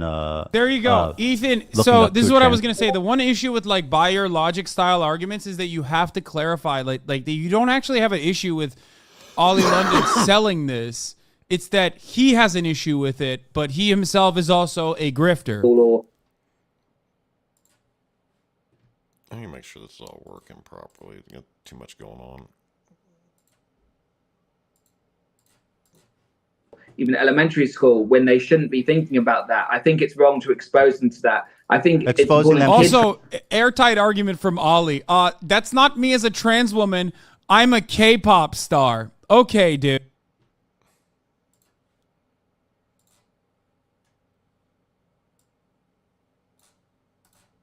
Like. But I think it's a really important point that you're not. Good one, coming good one, to terms Ollie. I'm with. sure. We're exposing. I'm sure everyone is gonna think you're a K-pop star. That's a great one. Why is it still on your website? At least You know, it's come on, Ethan. I don't know what to say. It's a cartoon of a K-pop star. Yeah, and it's very innocent. Yeah, it's just that's infallible. Yeah, no, that's the best defense, man. You got it. Trans kids on there. That would have a message. That would have a loaded gender ideology message. But it literally says Ollie Squad with a cartoon of me doing the peace sign. It's like super cute, super innocent. Just like most K-pop stars are like super cute, you know? There's nothing wrong with that. I mean, aren't you making like the Ahigo face a little bit? What, do you think I should make it more masculine? The Ahigo face? That's great. I love that. No, the Ahigo face is like some kind of hentai thing, isn't it? I have no idea. Bro said Higo face. Ahigo, you fucking Right, yeah. Oh, really? lack of Well, my eyes pervert. are wide You don't open. know what? It's not Higo. It's actually, that's a win for Ethan that he doesn't know how to pronounce that, because he's literally had Belle Delphine on his podcast multiple times, and he's like, doesn't know what it is. It just goes to show you that he's not into all that shit. That's a win for you to be ignorant of. Oh, it's I do Ahigo. watch some anime, but I don't know. He's not You don't know about perverted the enough. Higo face? Uncultured. No. I don't believe you. Come on. No, I watch anime like I watch Attack of the Titans and That's stuff. straight but I'm cap, not my familiar with- brother. This is it, and you can see the resemblance, right? Here's the Ahigo face. Go on. It's like a hentai reference. But Okay. but you see the resemblance, right? Can you put them side by side? Sure, yeah, I'd be happy to. I mean, that's quite a cute drawing. Right, but that's like a woman like orgasming is what that is. Well, Or like Well, that's lust. not what I- It's like a lustful kind of He said, "Whoa." Sexual gratification. Ethan, you're face. really clutching at straws. Am I'm I? literally like, I've got my eyes open, I'm doing the peace sign, and What you're is- trying to dissect it and say, this, honestly. Right. It just seems to me that even as a trans person, you shouldn't be exposing kids to that. It seems like you're shoving gender ideology down kids' throats by selling them a lunchbox with a trans woman on it. You don't see my point And at all? here's the thing: is that Ethan would not care if a person did that, like sold a trans lunchbox. He's just pushing his own point in his own face.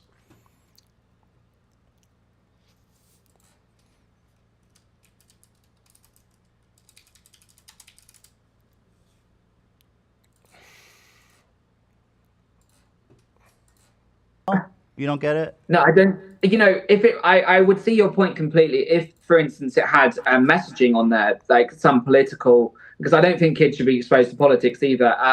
Political or gender ideology message. If that was on there, that'd be different. He's a bit media trained, I'm seeing here. You know, that's what you get when everybody hates you right out the gate, right? And you still got fame. You end up getting a lot of media training.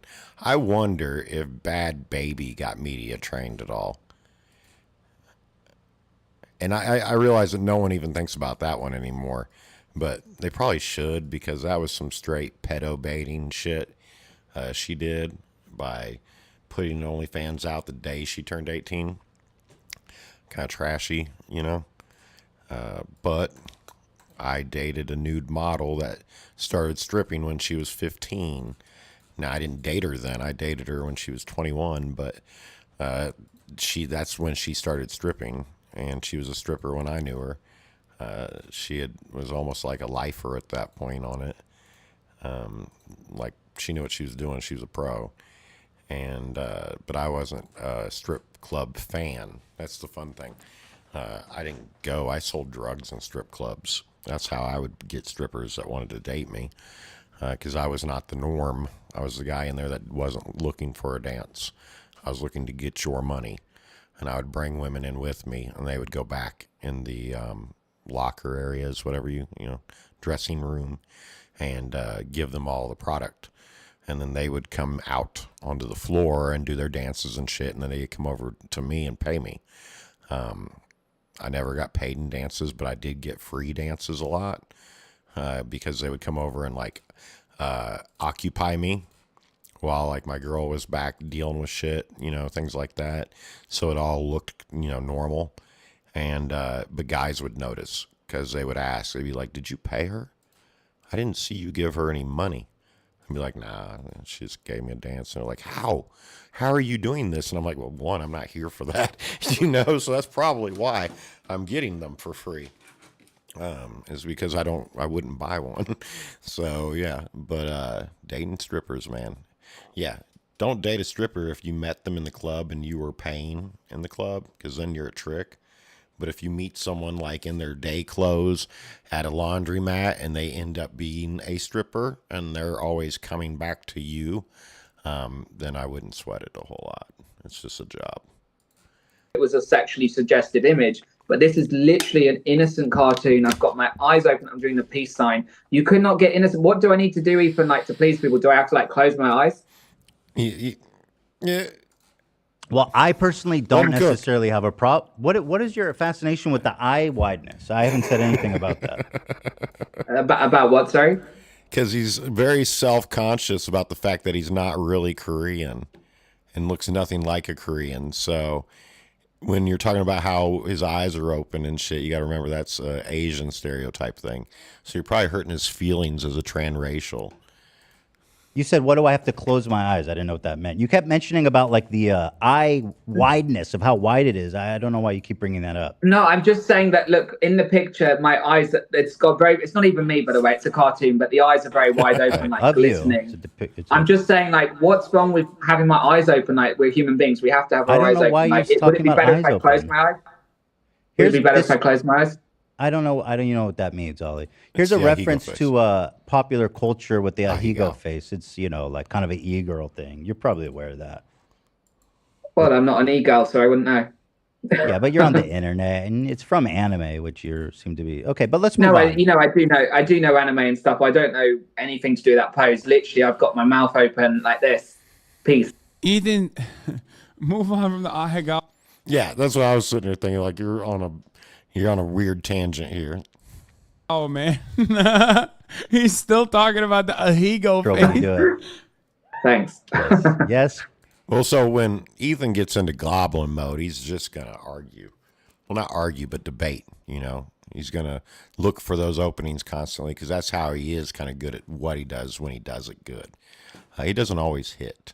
And you got to remember, this was a guy that was done the same way by Bill Burr, and went on antidepressants because of it, and changed his whole way. So now he's emulating, you know, what he knows. It doesn't always work. Yes, girl. So are you? So the trans, but you identify as a male now. You're not trans. We're over that. No, I'm like, well, basically, I got to a point where I was going to probably die from the surgery I was doing, and you know, I was really mentally struggling. Had a lot of mental health struggles based on a variety of issues, which I talk about in my book. From when I was being bullied very severely as a kid, I was always told I was like ugly, or I looked like a monster, or you know, I was more feminine, or I had man boobs. Now, if I remember correctly, he was pretty like normal looking and like an attractive kid and shit before he started doing all this shit. That's why everybody made a big deal about it, because they were like, "You were fine, dude. Why did you change anything?" So I just used to have all those things and it left me with traumas. So it kind of messed up. Now I'm glad he hasn't. I don't know if he will yet. That Ethan hasn't pulled up old pictures of him and thrown them in his face, because that would probably be super triggering and not cool. I think I'm down at level 6. I've only got 5 out because I just 3-starred again. Damn. Let's go 3-star all the way then. My head, and as an adult I didn't deal with that in the way that I should have had therapy. I should have spoke to someone. Instead it was almost like self-harming. So all this crazy surgery was me kind of lashing out at the bullies, and it was very, very destructive for me and for other people. So I'm glad to be over that. Do you think that people who are bullied are at a higher chance of becoming trans? Yes, definitely. He's trying to give himself. He's trying to give himself his own straw man. He's trying to set him up for a straw man debate. That's funny. I think it's kind of transparent, though. I talk about this in my book. There's a lot of studies. There was a study in Finland by the top transgender clinic that was basically transitioning a lot of kids, and they said around 45% of the kids had experienced severe bullying. So that led to their gender dysphoria identity. But there's also the other side. Your theory is that the bullying leads to the dysphoria, not the dysphoria leading to the bullying, which would be more logical. I was just about to say as well, but there is also the flip side of that, where the kids are being bullied because of their identity, because maybe a boy is more feminine or a girl is more like a tomboy. So they're also being bullied for that. But in certain studies, the one in Finland at Tampere University, they found that there was a significant correlation between a kid being bullied and then the onset of their gender dysphoria coming afterwards rather than before. But, of course, it works both ways. I mean, the type of bullying that Ollie London received was positive. Okay? I'll say it. People were like yelling at you, and they didn't bully you because you were trans. They bullied you because you're out of your fucking mind.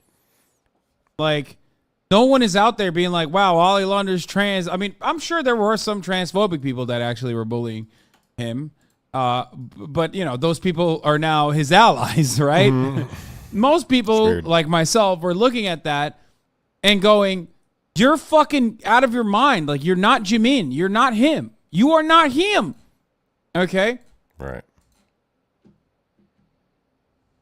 You can't be fucking... He wasn't even trying to be transracial as much as he was trying to be another person. And that's why a lot of people gave him shit, and it was so weird, so to speak. God, I really need a knife. She's got no healing.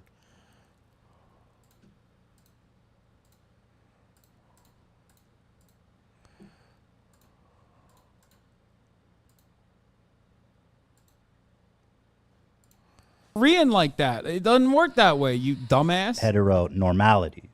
I think so it seems to be saying the opposite, actually, of what you've claimed it said. Do you see what I'm referring to? Heteronormality? Yeah, no, I see that. I see that article. Look who's back, by the way. If you actually read the full study, which That's I've read the the full conclusion. study, you can find it on the National Institute of Health. Oh no, this is the study.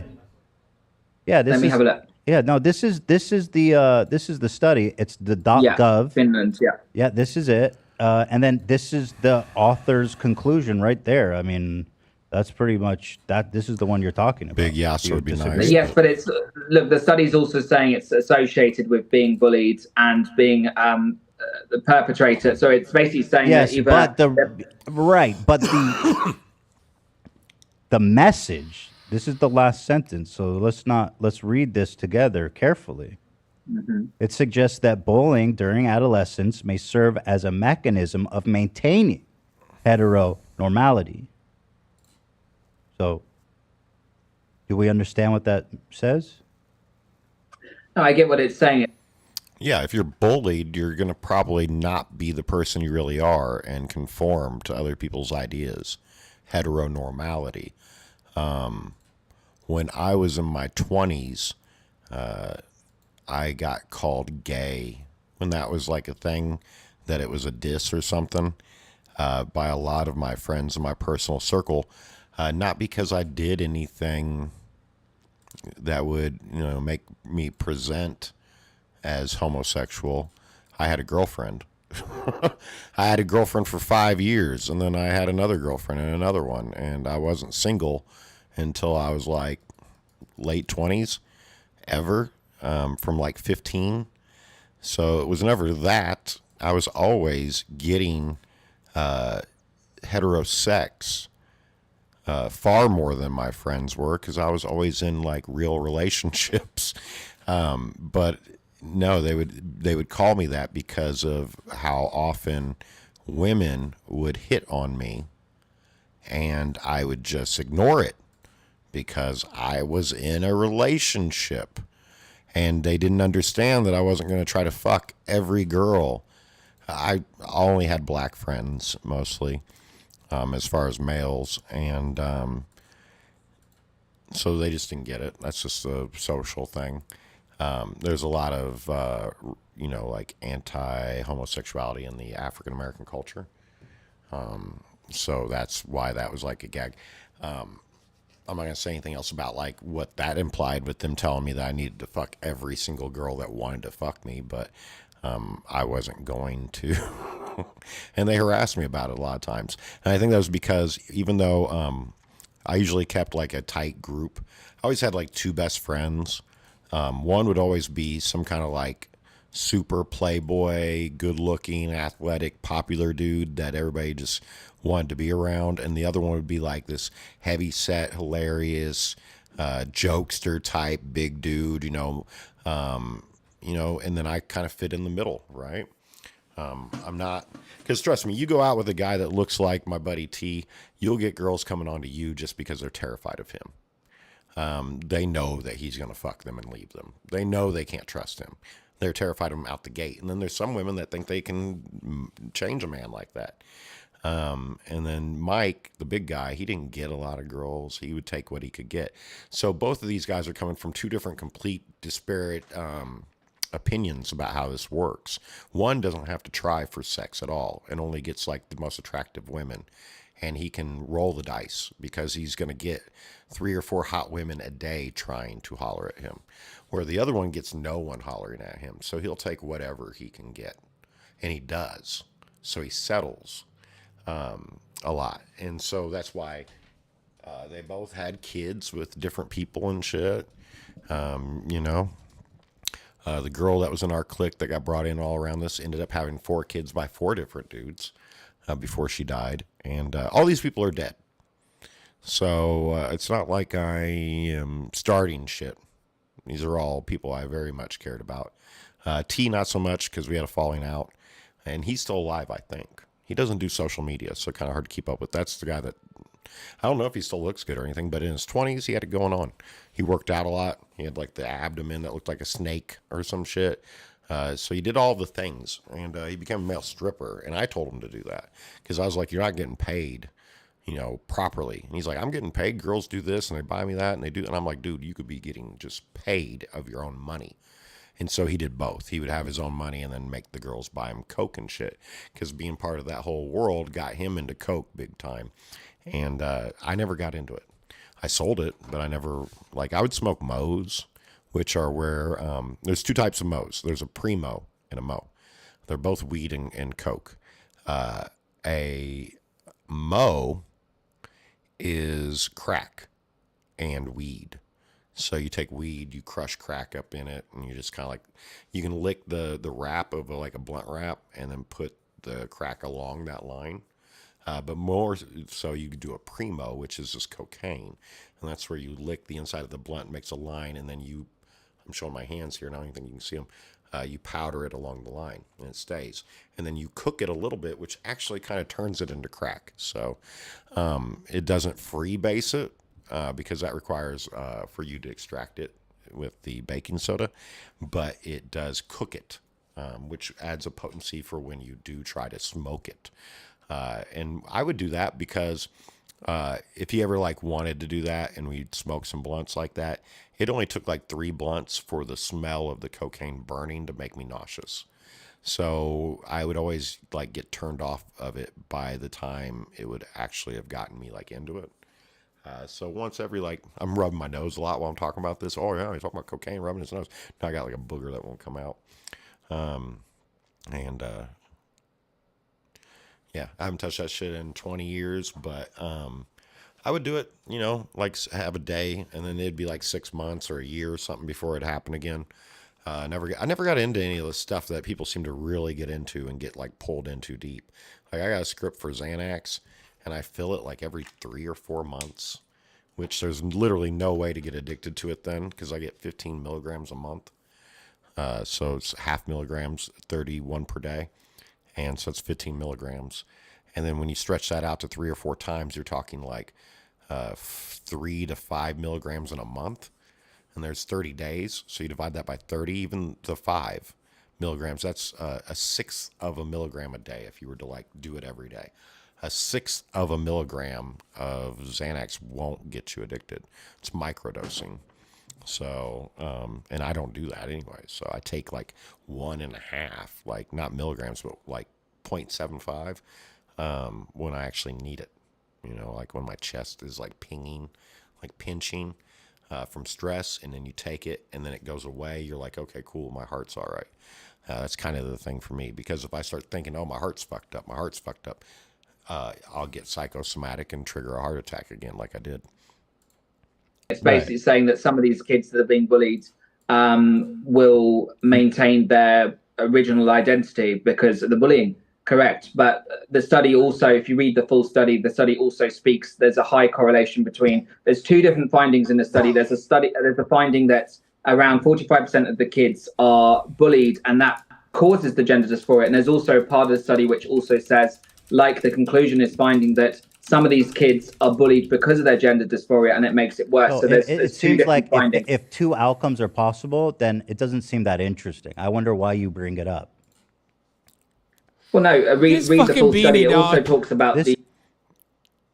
I did pull a beanie on.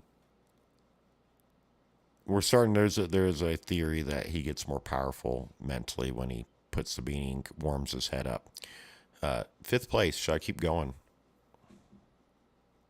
7:55. It's almost 8. It's almost time for the music. I'll do one more round because I don't think the music's gonna. It's gonna. People might like music. I don't know. This is it, correlation man. between autism. I mean, this is the author. They wrote the conclusion right here. This is their. That's a small summary on Yeah, Yahoo but that's News. the If you actually author. read, That's the author. That's their conclusion. correct. Right. But if you read in the Who National better to Institute draw of a Health- conclusion than the author of the study? No, I'm not saying that. I'm just saying. Ollie London. Duh. Bet the author is gay or something. Fuck it. People from becoming. According to this, bullying prevents more kids from transitioning. Do you believe that we need more bullying? No, I'm an advocate against bullying. I think whoever gets bullied, it's so wrong. I've been bullied myself, and I'm an advocate. But if for trying to bullying stop that. results in Nobody less deserves to be bullied. transitioning, then that, according to what you're saying, is the best outcome for these kids. No, I don't agree at all. No kid, even if a kid is feminine or a girl is a tomboy, they should not get bullied. No one should get bullied. They should be provided with support. But if somebody wants to transition, Notice how Ollie's not talking about transitioning. He's saying, "Oh, you're just tomboys." a lot or of these kids boys are going feminine." through so many issues during that time. They are not in the right frame of mind to make an informed consent decision. If a Look, child Ethan, is suicidal, do you believe? I personally think it's pretty funny that he got that fucking nose job and it's so busted that one of his nostrils literally doesn't move in the same way that the other one does. And he's over here talking about how, like, no one should get Hassan, you're being reductionist again. any kind of gender affirmation care. Like, although I was talking about the nose, it is hard to take someone serious when their nostrils are face forward. It's like the pig nose thing, you know? Like, who does that on purpose? And why is my face so bright? That light is so strong. Oh, man, I don't want this. Ha!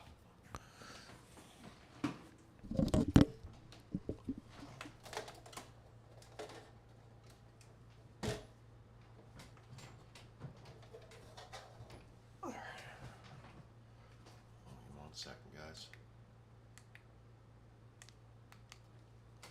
There we go. I'm glad I bought all this fancy equipment and shit. All right. Oh, you fix your own shit, okay? What the fuck is this? told them your kids are going to commit suicide if you don't transition them. But what they said afterwards is they actually felt worse 6 months down the line after their transition because they've got hormones in their body, they've got puberty blockers, and they even had double mastectomies. That the vast majority of people that transition don't regret it. I think it's like 95%, 99%. Are you aware of that stat? You don't hear the cases of the detransitions. Are you aware, Ollie, that 99%? No, no, that's not true. We only hear the detransitioners in comparison. I don't support that statistic. I think it's wrong because these clinics. I do think that sounds a little bit high.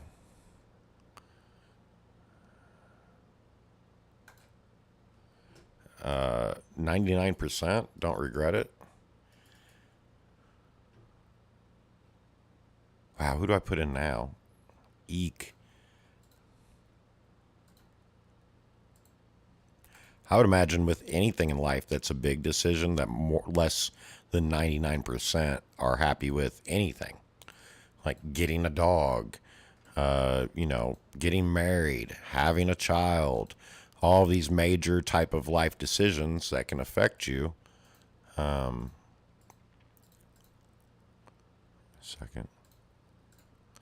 It seems, there we go. Admin laser. I'm going to hold these blitz. This guy's like, because I got 6 blitz so far. I'm going to say no. No.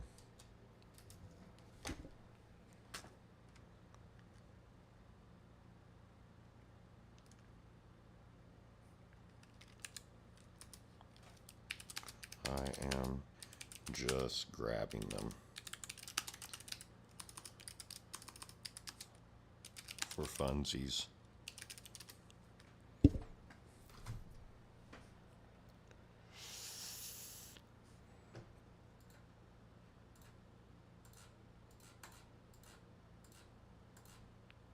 They never give us the back row on this. It's just so unsettling.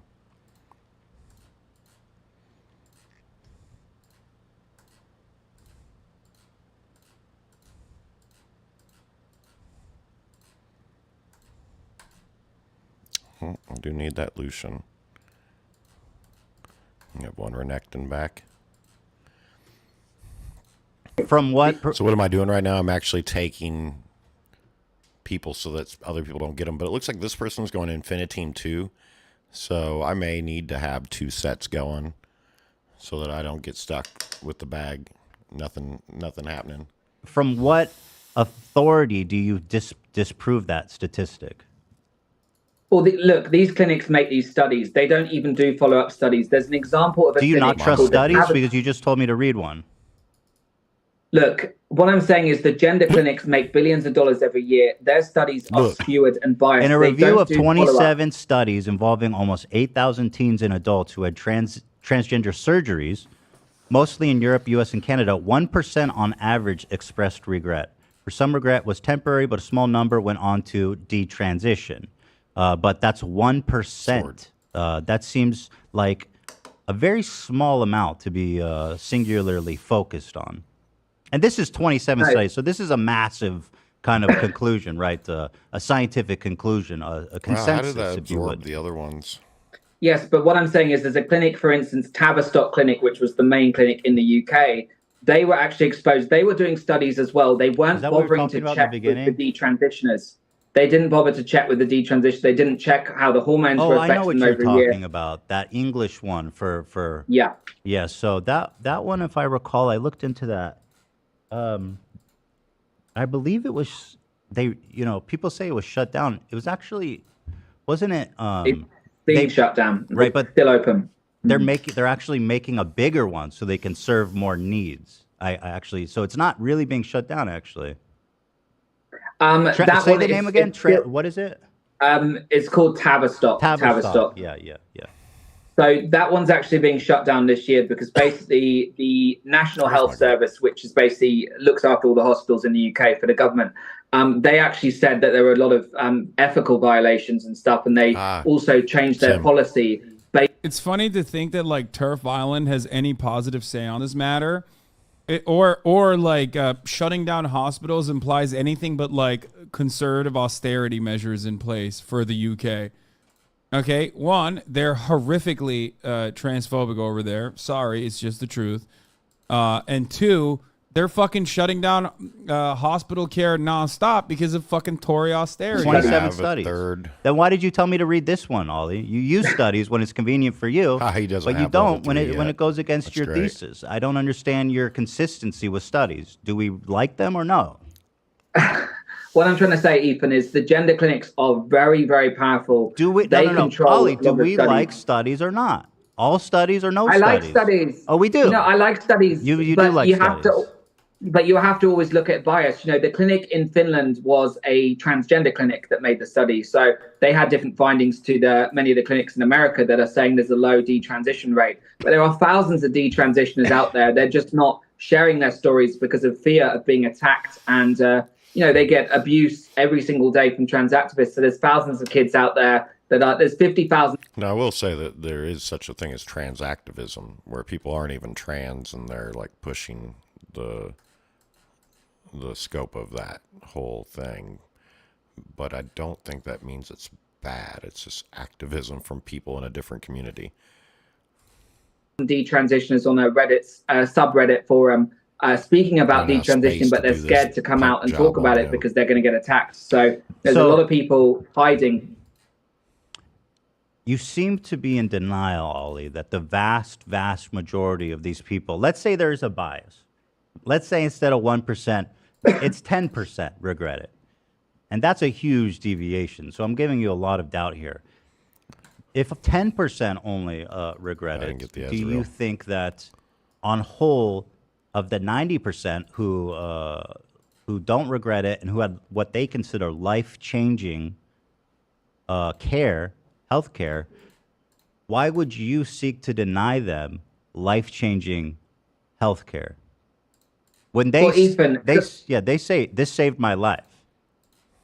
Well, Ethan, children can't get tattoos. Children can't buy cigarettes or buy alcohol. So how on earth can they consent to doing something they don't even understand about? We have to look at many of these kids. They don't understand. They don't think about the future. Like, if a kid changes their body, they have gender reassignment surgery or take hormones, they might not be able to have a baby when they're older. They don't think about those things because they're kids. So the issue is just we shouldn't be doing this to kids. It should happen, you know. I don't think he's talking about those kids. I think he's talking about the kids that need it for like suicide reasons, that are already qualified by a psychiatrist of having this disorder.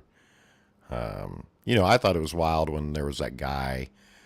He was also trans eventually, but he didn't start off that way, where he was cutting off his own limbs because he didn't like them. But this whole body dysmorphia thing, I'm learning more and more, is just so psychologically pervasive that they really just cannot stand what they are. It's just wild and hard to comprehend, I'm sure, for a lot of people. So, like wanting to cut off a limb because you think it shouldn't be there. As an adult, they can make informed consent, but even with some of the parents agreeing Hey, Ollie, to it, do you know how many kids between the age of the counter to this 17 went through irreversible surgery in the United States? That's one counter, I know but the real number counter rises is every year. Now it will be several thousand.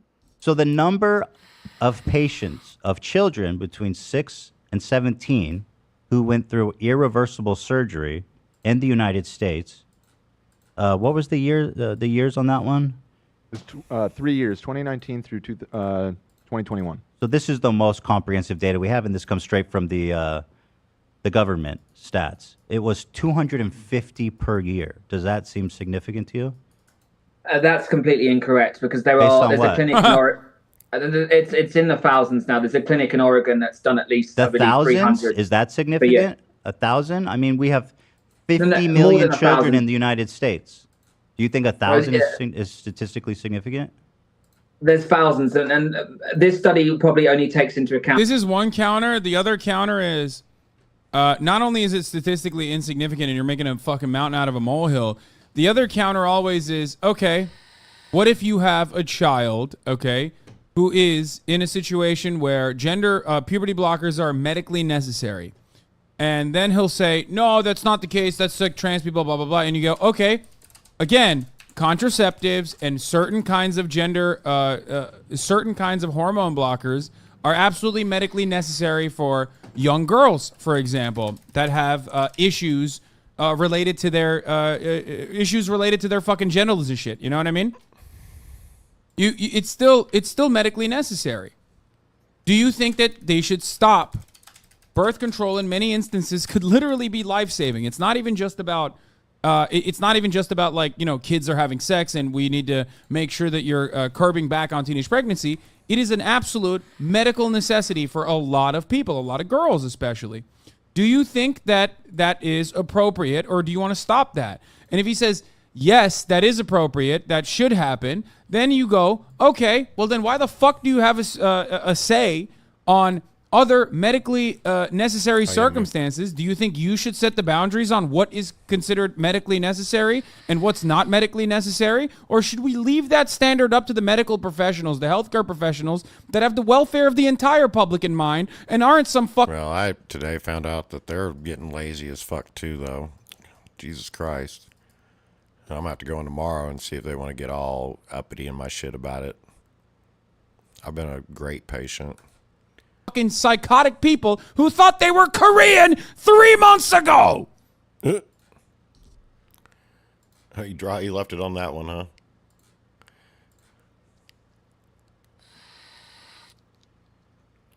I've been back and forth on whether or not to even make a video covering this topic because I've talked about a lot of it extensively for the last couple of years, but today someone on board the team made a statement that is so laughably awful and so goofy, I just felt compelled to once again go over the entire situation and then focus in on that statement. But I recognize that this one person doesn't speak for the entire movie or the entire brand behind it, but it's such a tragically silly statement that they put out that it's hard not to laugh at it. So, The Flash is right around the corner. It's a DC movie that a lot of people are excited for, obviously. However, it's got its fair share of controversy because Ezra Miller plays the Flash. I have covered Ezra Miller's shenanigans over the last year and a half, 2 years, whatever it's been, extensively. Oh, I really want the Ezra ticket. Miller is an absolute menace, a fiend. clone would've been How great, Ezra though. Miller is not in the slammer right now boggles my mind and makes me believe in real-life cheat codes. Of course, the cheat code being fame and money. The list of crimes and accusations against Ezra is longer than the terms of service when signing up to iTunes. It's like 5 full novels worth of accusations against Ezra. It's a ton of shit. It is ridiculous. But I'm not here to really, harp on any of that, because again, I've covered it for quite some time. Ezra Miller's out here like a literal SpongeBob villain, committing as many crimes as possible over the last 2 years, collecting them like Pokemon cards. But it had no effect on The Flash. The movie's still coming out with, of course, Ezra Miller at the front lines, lead role, and it's been a bit of a blemish for the brand's reputation because obviously, alleged kidnapping as well as a myriad of other alleged crimes and assaults and all kinds of unpleasant things. That's not empty calories. Those are pretty serious things. So the top level suits have clearly poured a ton of money into the Flash, well north of 9 figures. This is a $100 million plus production, and they obviously don't want to see it go right down the shitter, so they've been trying everything they can to mitigate the damage caused from all of this controversy. They've tried tackling it head on about, an Ezra forgiveness arc and this and that, but that hasn't really gone over well. The Accutane wasn't curing the acne here. The zit persisted, so they've tried a different approach. It's called radio silence. They're playing the no-talking game when it comes to Ezra Miller. I believe they've forbidden Ezra from even being on the PR tour, which I think the reasoning is pretty clear because you never know what might happen with Ezra Miller on a PR tour here. Shit might pop off and another chair gets thrown at an audience member during karaoke. Unpredictable. You're playing Russian roulette. So they decided...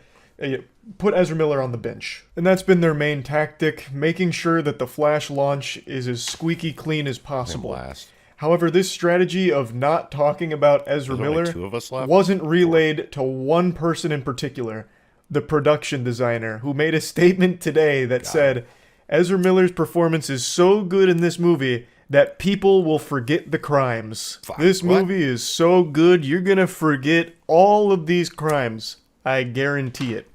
That's innovative marketing I right there. kept the So we Ezra. go into a meat writing session here where the production designer is just singing the praises of Miller and all the work that was put in, talking about the pressure with, of course, the public being aware of all of the terrible things going on outside of the production with Miller. And, you know, having to deal with all that pressure on set and also just working super hard, only taking... The problem with the extra rolls is that you spend so much time down here, you can't keep up with up there. Damn, I missed the smear there. All right, you got to get in there, bud. Get off my bench. There we go. And let's see here.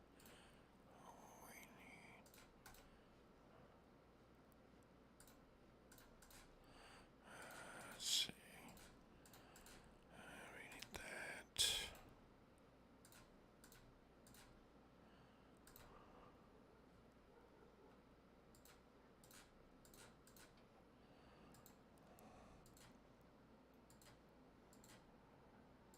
So much rolling, it's hard to follow anything else. I missed the smear again. I'm at 16 though, so I shouldn't really stress. Yeah, he did 5K. Where's his duplicate? Doing nothing.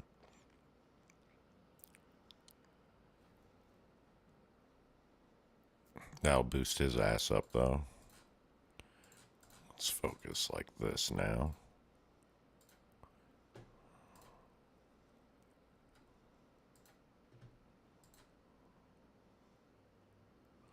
So we got 1, 2, 3, 3 stars. Everybody's boosted. I have everybody. So now it's just about getting someone bigger, which I guess maybe Samira or Ultimate Ezreal. Speaking of.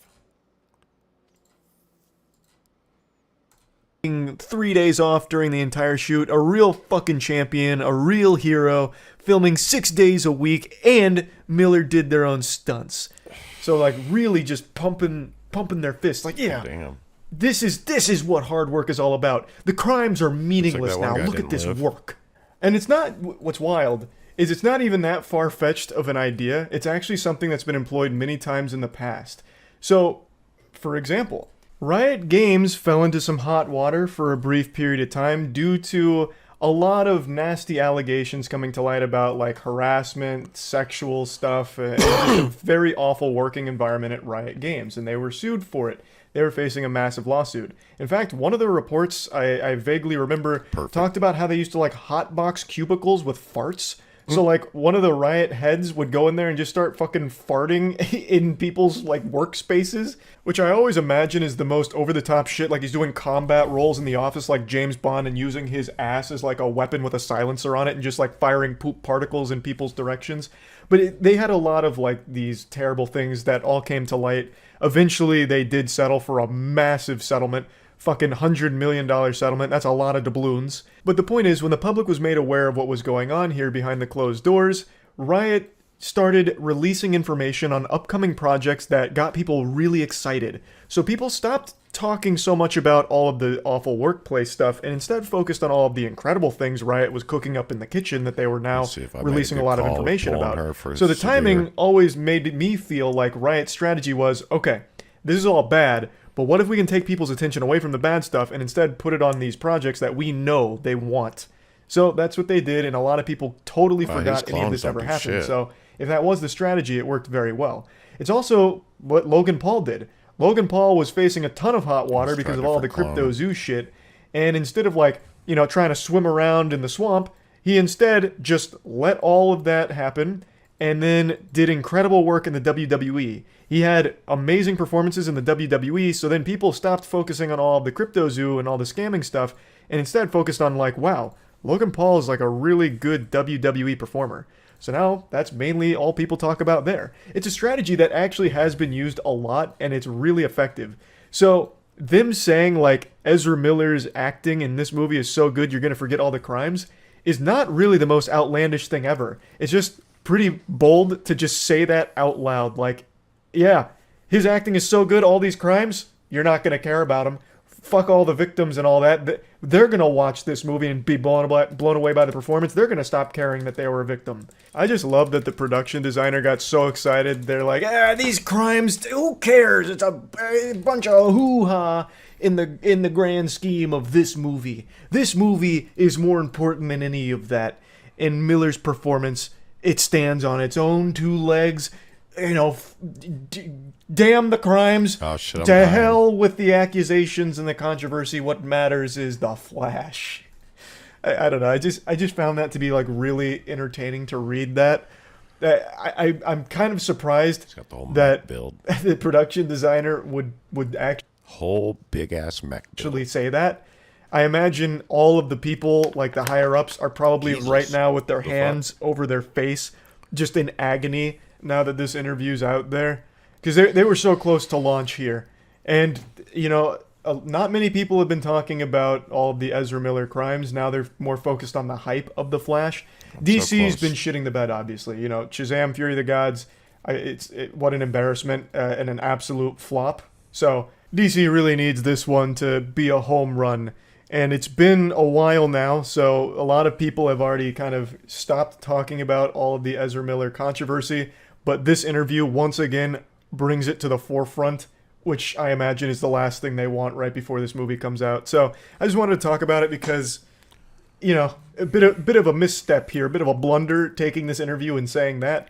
But again, it's one person. I know the production designer doesn't speak for the whole company, but it's certainly not helpful to to say, you know, the performance was so good for Miller that the crimes people are going to forget about. That's not a great look. That's really about it. See ya.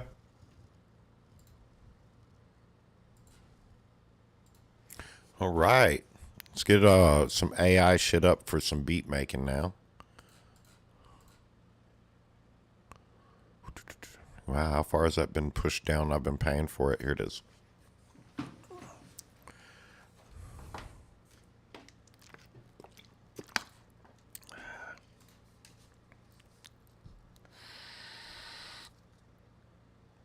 Now it just starts making music immediately. It doesn't even have a content for me to go off of. So now we can start doing what we want to do. I haven't peeped it in a minute, so it'll be interesting to see. Video preview. Drag and drop your video here. What is that for? Does it make music now based to video? Because that'd be an interesting reverse order. Let me pull my chair in a bit since I'm going to be working on real shit here.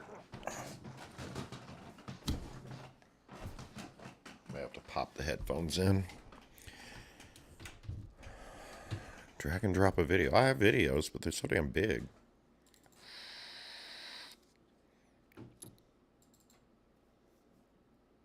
Okay.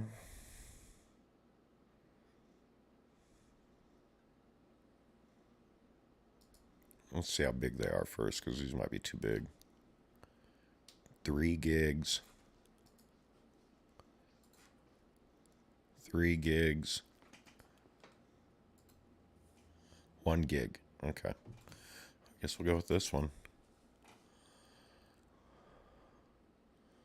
Play a song to play the video. What?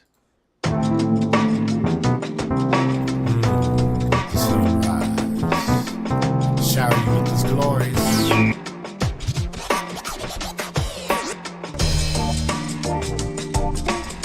don't know what this has got to do with the other. Let's get out of it. Let's go to trap. The mood is going to be, what's my day like? Angry. Epic, euphoric, and happy is pulled from this video somehow and perma prompted in. That's weird. There we go. Genre, trap. Mood.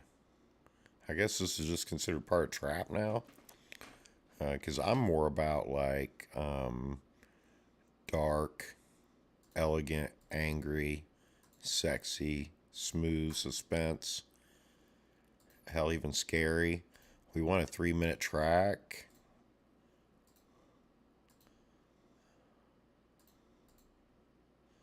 And then we want to, why is comedy in there hit? I have pro on this. Why are they doing this to me? We want the drama, horror, cinematic. There should be commercial as a tag. I guess ads and trailers. Tempo, went slower to normal. We don't want any electric guitars or bells or acoustics. Alright. So this should give us something more hip-hop based. Let's see what we get here.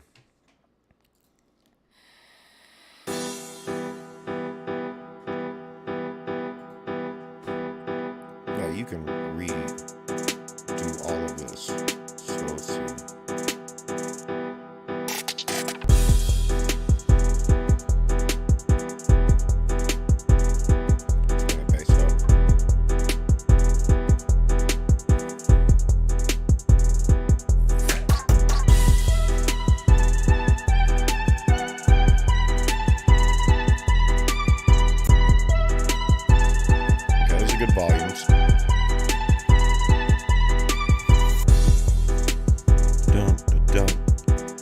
Also, we're not hearing anything mixing up on the bass. So, there is a light bass.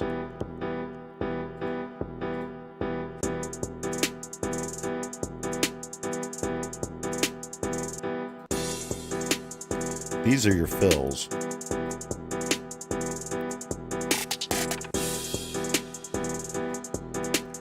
Alright, now we'll start to mess with the actual melodies and shit.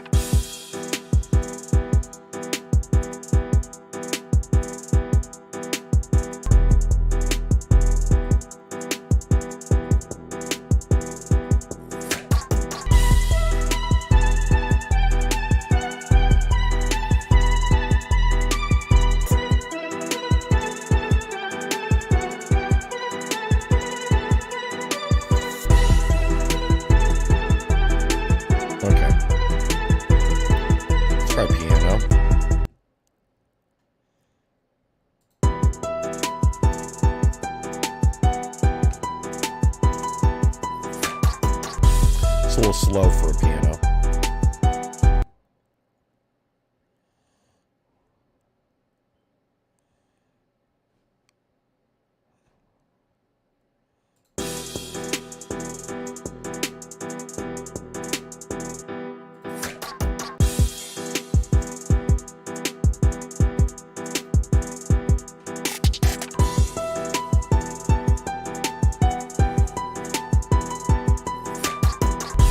A little faster.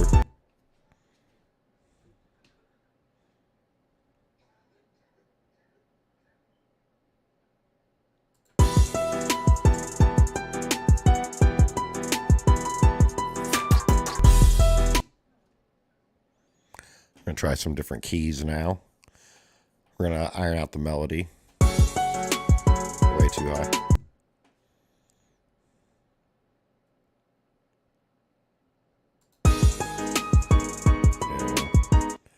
Go back to the first key, but also we were on a lead and a piano. I wonder if plucks will work for this.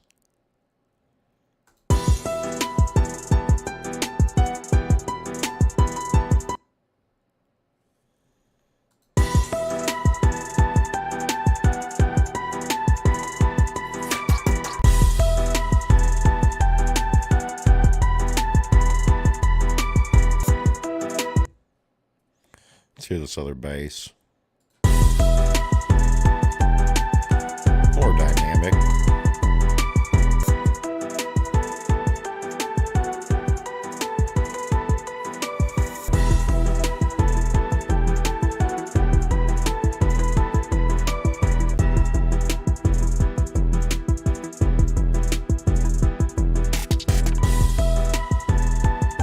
So that fast was the backing here.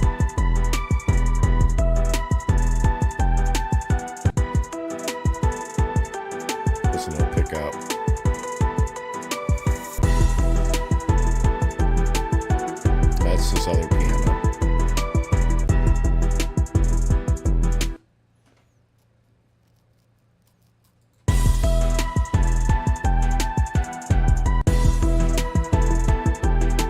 It's a little more epic.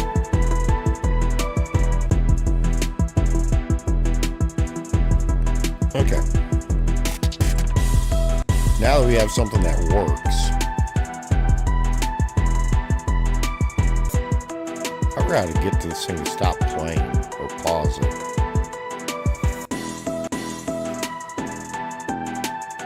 I completely brain farted that one.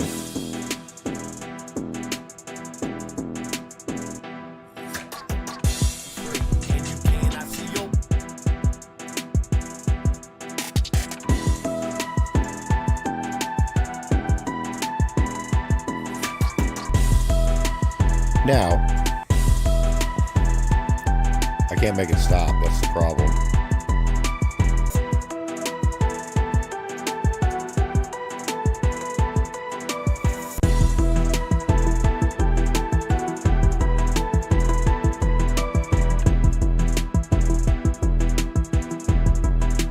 Ah, shit.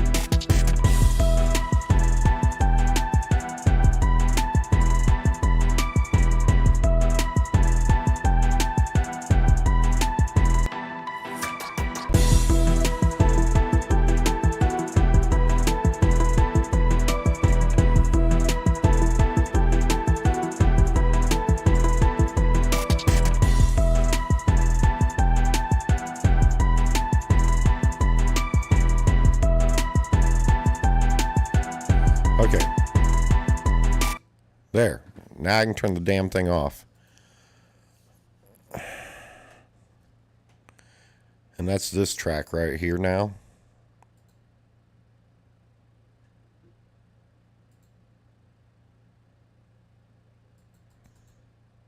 Oh, it's still loading. And that's not the one we were just playing.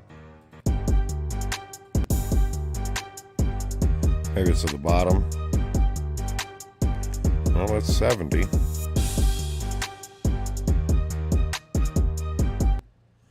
Oh, there was the play button. Well, shit. But where was the one I just saved? Like, literally.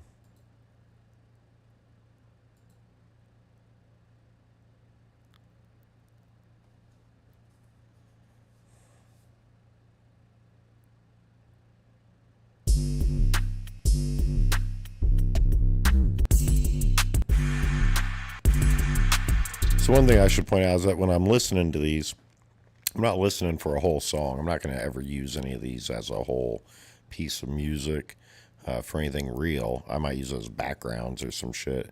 But what I do is I take something good from them, like it might come up with a good drum or bass line, something that I don't have to create then, that I can use as a template for what I'm going to create.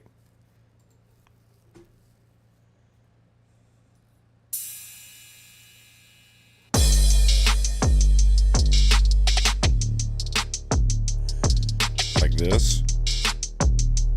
I kept for the bass and the drum.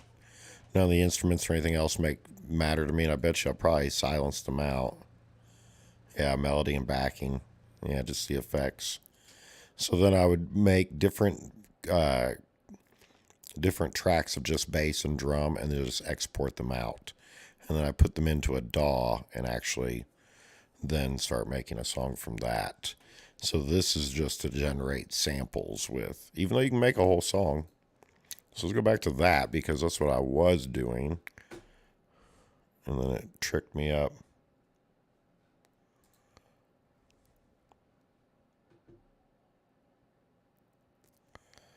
Okay.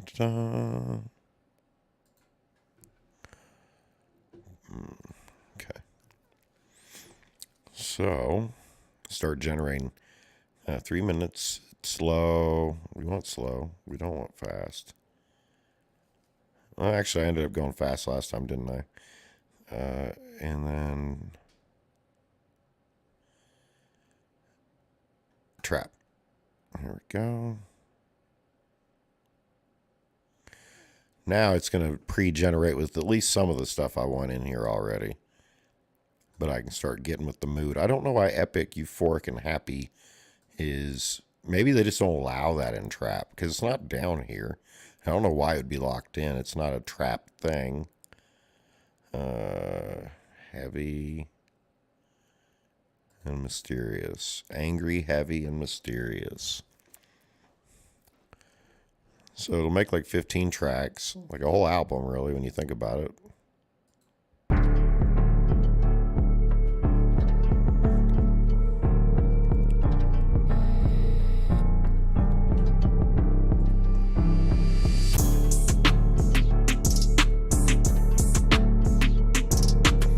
Now when you see like it's saying synth chord 1, 2, and 3, these aren't like samples where if you get synth chord 3 again, it's going to be that same backing. It's just an instrument, but I will say that it does tend to follow. That's why I left it alone for a bit there, because I couldn't just make full music with this. You'll see it all starts to kind of sound the same. You'll hear parts of this song in some of the other songs. You'll hear other parts of them in other ones. So you know that you're not getting something like really unique unless you really tweak it up or sample it out like what I'm doing. Let's speed it up a little bit. I'm going to do a bunch of tweaking without even hearing it. I've played with it enough. So synth bass. They haven't given us any other options here for anything else. So there's not much I could really do to change off of knowledge. We could just try different things like that. Now it was a really low key. It probably will be again. Zoom up. That's way too airy now.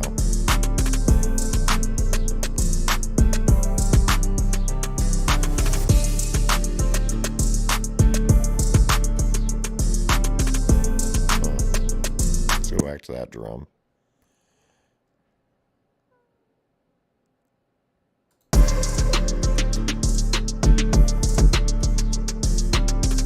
Try different bass though.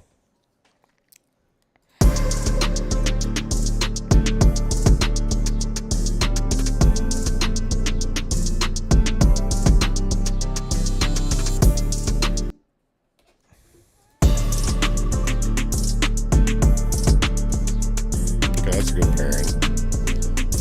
So we're getting more of an aired out drum with a more like a I don't know if that bass though. Anyways, so now we see if this melody is at least savable to any extent.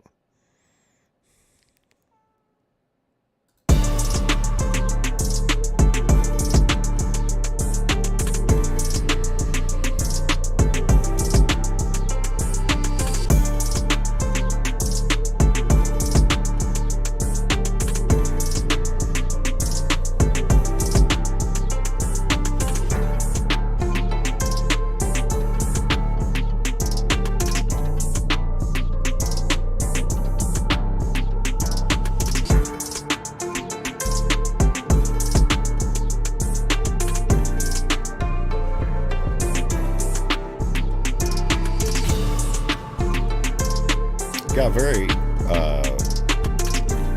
Asian sounding.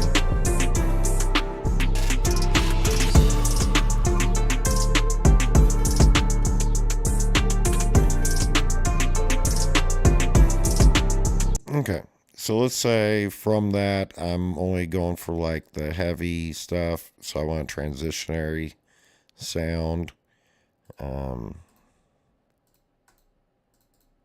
And just like drum and bass.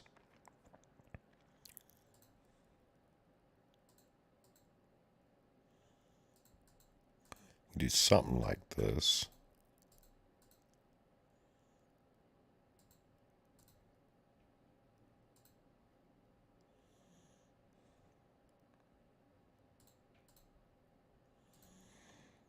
And let's see here.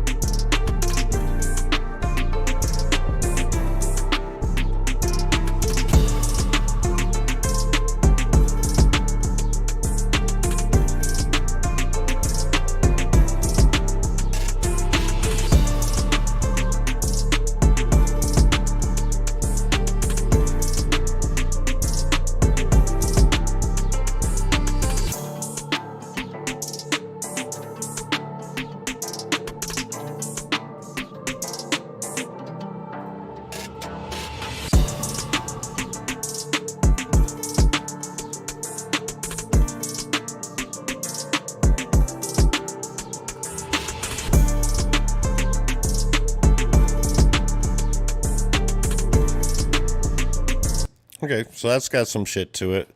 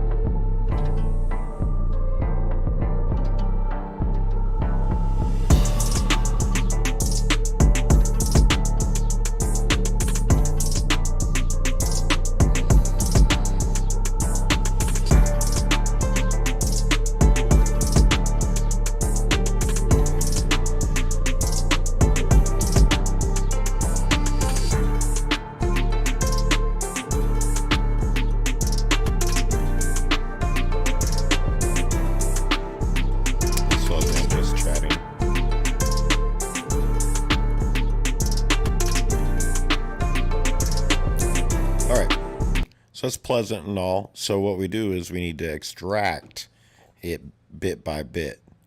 So first off, what you do, you take a screen grab of that, and then we're going to shut all this shit down.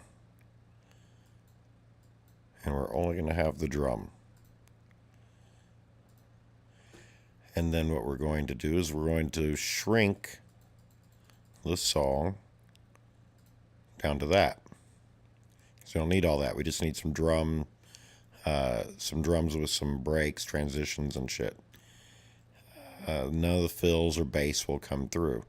So it's just this.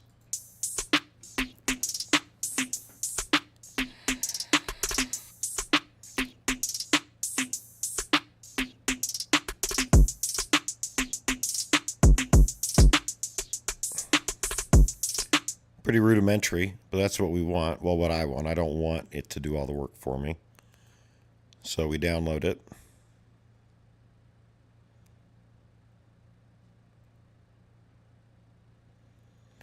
This is the slow part of it, unfortunately. And then I'll do it for all 4 parts and the fill. So I'll have 5 tracks for this.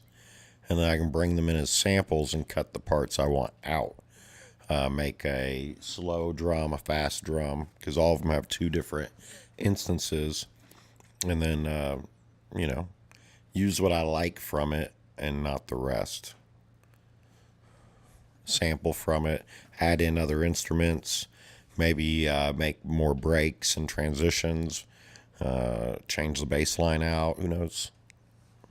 Who knows? So there's the beat. Type beat BPM 100 wave. Now I wonder here, because I haven't done this in a minute, if I do the bass now and do a save, is it going to do one of those parenthetical ones after it? Which is fine. If I always do them in the same order, drum, bass, backing, melody, fill, then I'll know what they are by their times, and I can just go in and rename them. But let's see what it does.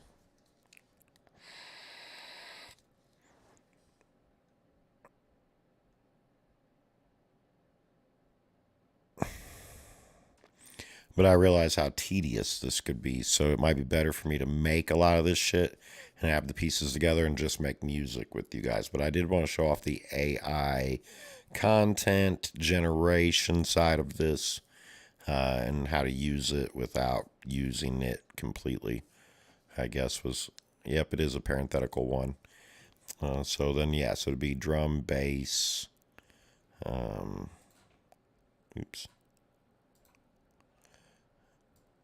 backing, which you can adjust the volume later. It's not going to blow it out. So drum, bass, backing, melody, fills last.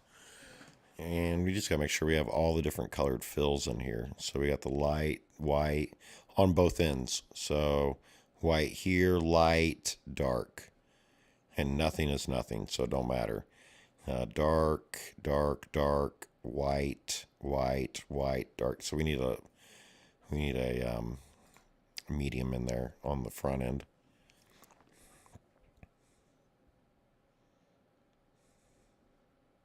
I wonder if I can play it while I'm... Oh yeah, it's gonna be down here. Yep, not a lot to save there, so that's good. Melodies next. And then fill.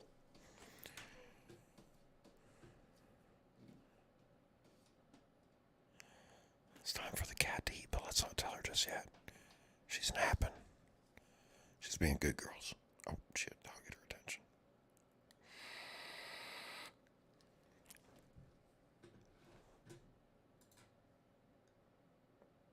I wonder what movie he's watching. Got me thinking about movies now. All I do is edit videos and stuff after I stream, though, for as it stands. So I gotta make content from this to draw people to the streams. So a lot of work.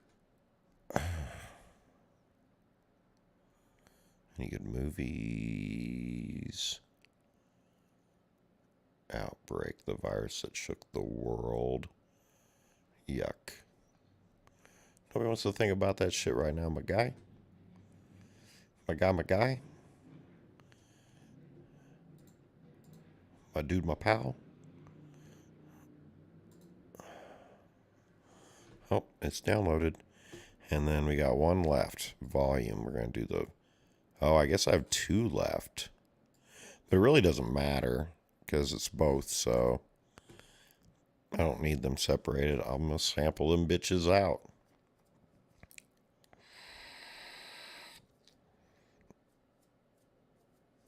So they really are moving forward with the Flash movie. They commit, man. Give them that.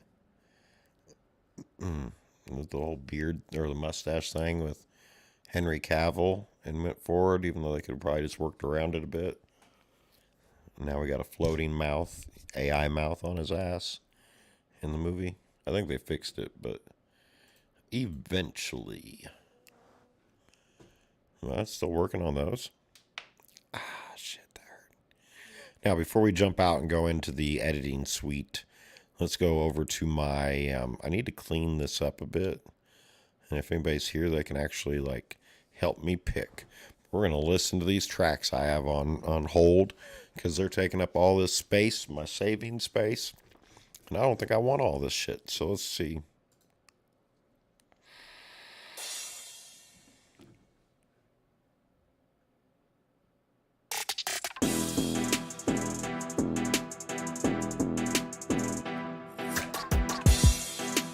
See how they sound the same?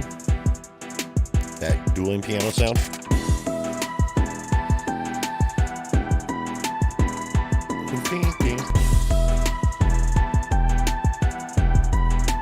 See, now I'm having trouble realizing if this is the same track we saved a minute ago, or if it's... See, that's the thing with these. It gets a little bit blurred.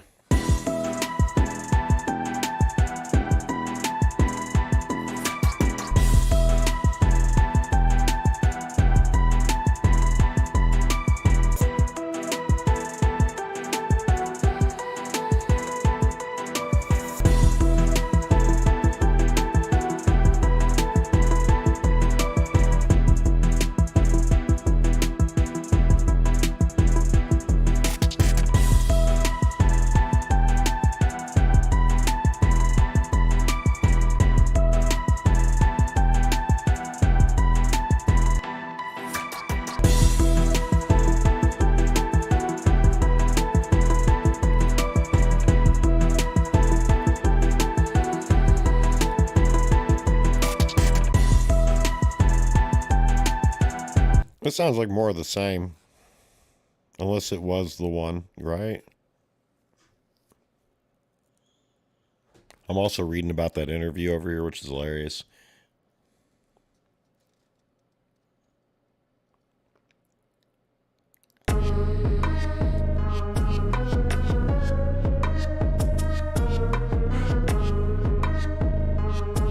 That is different.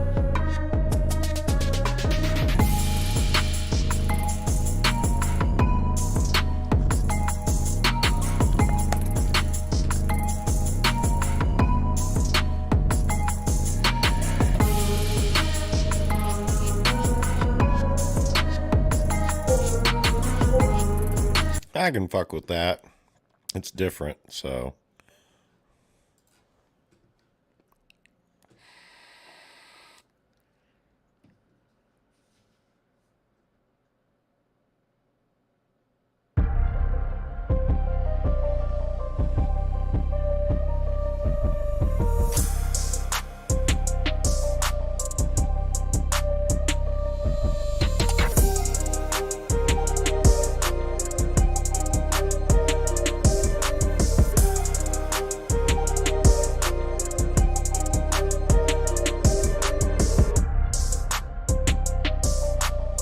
We'll hold that one around. It is different. It's just so much of the same sometimes. I don't want any of that in there right now. See? Same. It's going to do the piano. I bet. Well, that is a little different.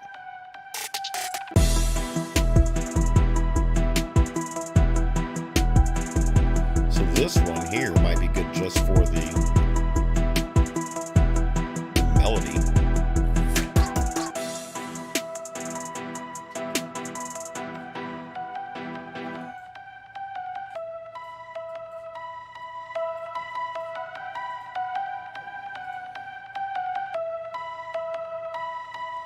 Yeah, let's just steal this melody out.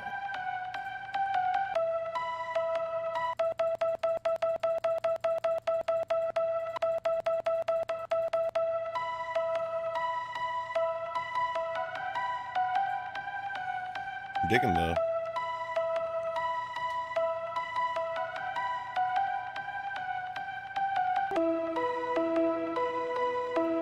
See, now I just download it and then delete that shit.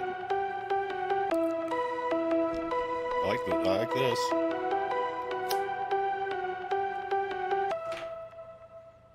Let's see if the backing was doing it any justice, though. It's that same fucking...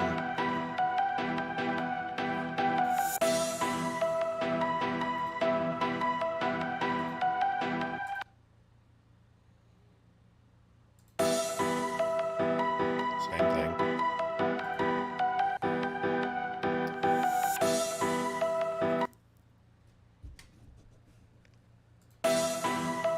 Yeah.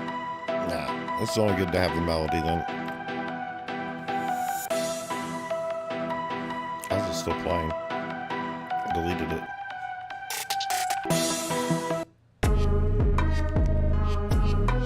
That's why I said it's keeping that one. Okay.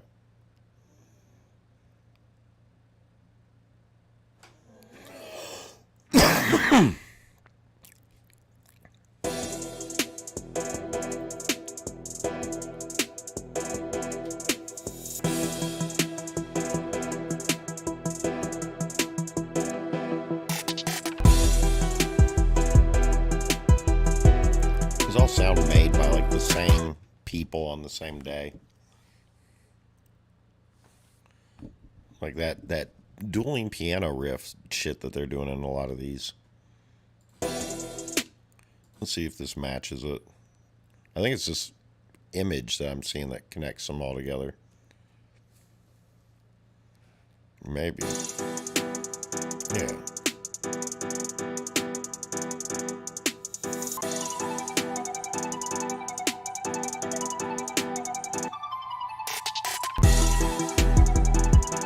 Same beat, but it has a different melody.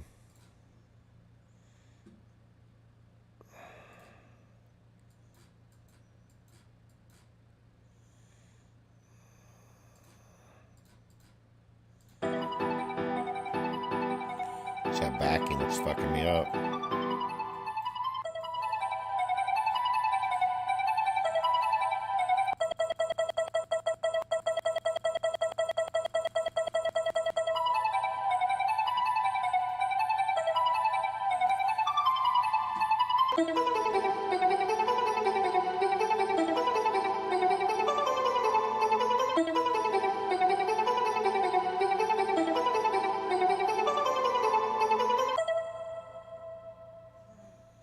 Okay.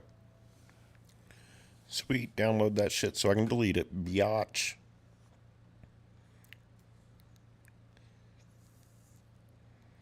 Oh shit.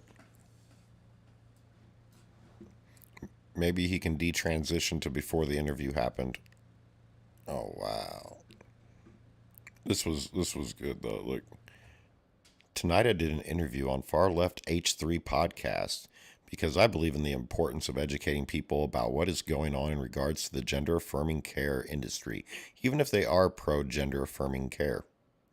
Out of all the interviews I've ever done, this was the rudest and most unprofessional person I've ever spoken to. Now, I will say, people will say you're yelling when you're not yelling if you're just saying the things they don't want to hear. And some of us can be pretty wicked with the things we say, but let's see. The whole time I was interrupted while the host tried to twist words into my mouth, saying that because I'm against children being medically transitioned, that I support child suicide for not affirming their gender identity, and blaming me for children killing themselves and ending the interview by calling me a demon. Absolutely below the belt interviewer who desperately tried to twist my words for clickbait and views. I believe in the importance of respecting others despite their opinions and believing in the importance of having sensible and respectable debate. But sadly, this person has no idea what respect really means. And this was the top one, which is how I thought. I always love it when these goons go on to a literal comedy podcast to debate a comedian and leave absolutely shocked with the outcome. That's the thing. It's comedy. He doesn't... Ethan is a savage. Everybody says he's like far left shit. He says all kinds of out-of-pocket shit. You got to watch the stuff. He was talking about bombing the NRA as a joke and got banned for like a week. Like, Jesus Christ. Like, that's edgelord shit. You know that. You realize that. You're just the target of it. That's why you don't like it. I thought he was a stand-up guy. He did. That's why I was also on. He wasn't really talking about how he was pretending to be Korean for years, which was an easy W for him on that whole debate. Yeah, that's everybody liked that one. Oh wow, what is this?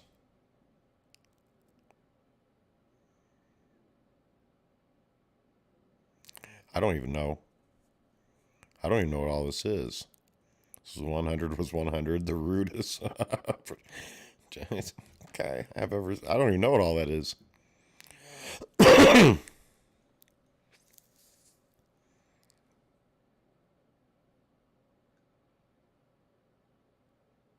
Last light and this.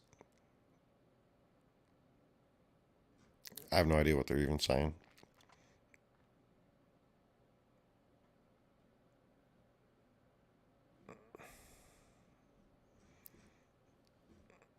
That's not going to work either. Okay. Sorry, I was having fun with that. Okay. I'll get rid of this one. Oh, goodness. There's so many in here. Let's just find some bad ones to get rid of. And stop saving the good ones, goodish ones.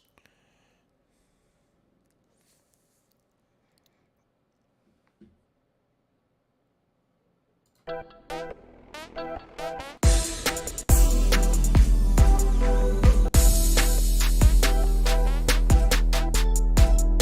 that the one we just had down here? No. Okay.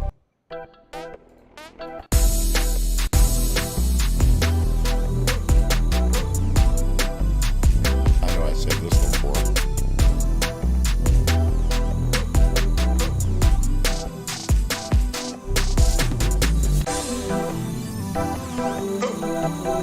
Look for that.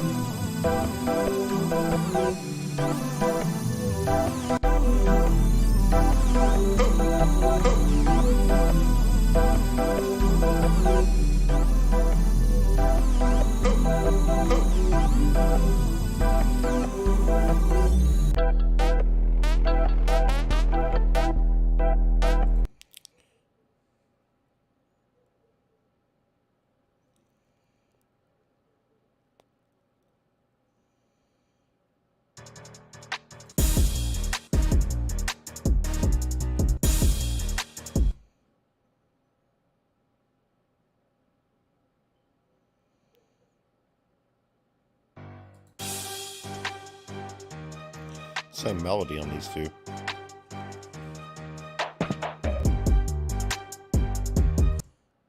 it keeps playing after you delete it. So you know that shit's AI.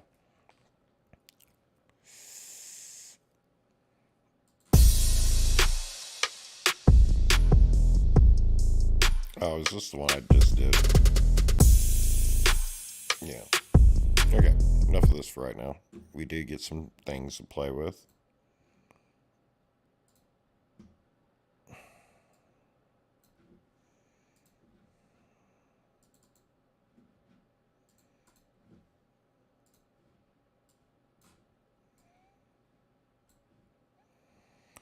Okay. We'll do an NPC first, even though I think, well, NPC is like the thing for sampling mostly. It would be like the main player. This is the correct setup. What is it tripping on? Okay. Now,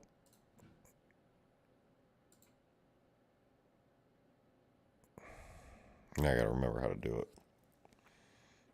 I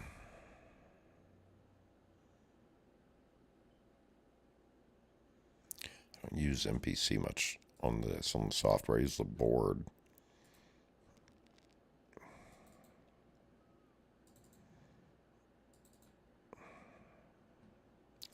I should be able to drag and drop and create a sample here. Okay, let's get the name out here. So the first one was just the drum.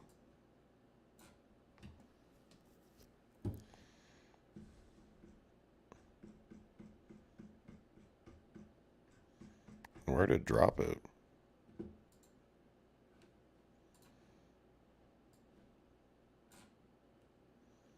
Sample exists. Cancel, but then where is the sample?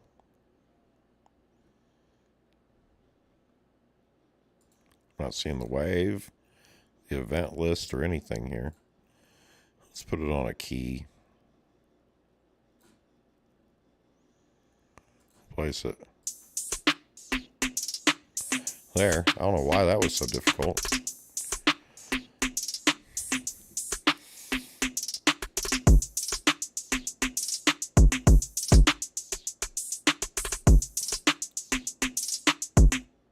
Okay. And as you see, it's already started dividing it into beats.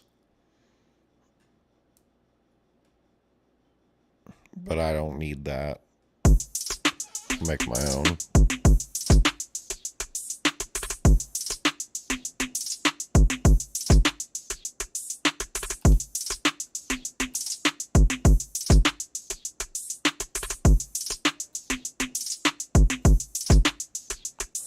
Why is the transport still going? It's trippy. Okay.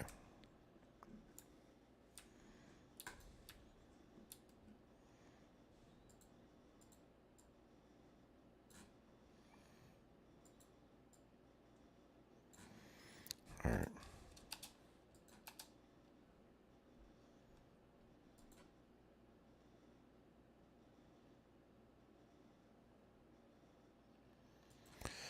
Don't tell me that I'm not going to be able to run both of these at the same time and stream.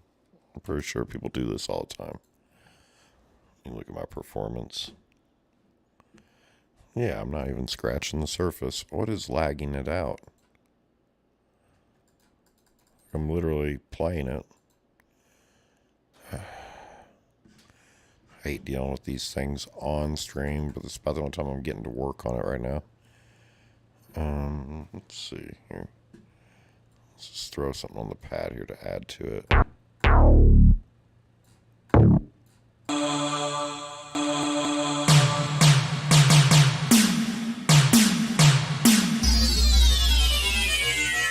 That's definitely an 80s kit.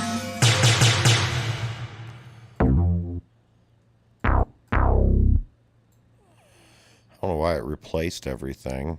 Let's see.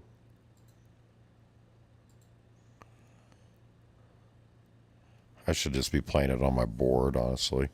When I have my board here plugged in and I throw a sample down, I just throw it in the line and it allows me to cut it. And it's doing it here, but it's like not playing when I hit play on the transport. Like stop completely. Yeah. Let's go over to Fruity Loop, see if maybe I can cut samples there easier for right now until I get into that workflow again.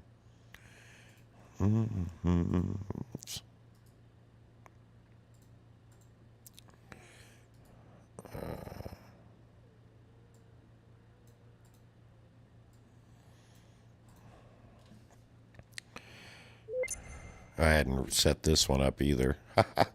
What do I do with my free time, right? Run errands. Okay, I don't need a channel rack just yet. I need to go. Let's see. Where is he? Thank you. Let's bring this out. Oh. So annoying. There we go. Okay, so I should have auto tunes in here now.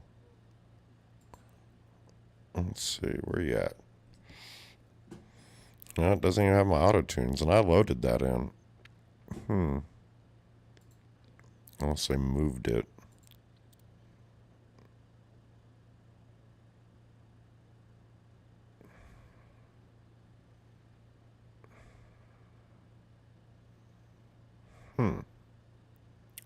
Well, more work for me to do. MIDI. Now we need to add music. Where is it? Audio clip. Alright. There we go. Oops. Where the hell's my desk? There we go. Okay.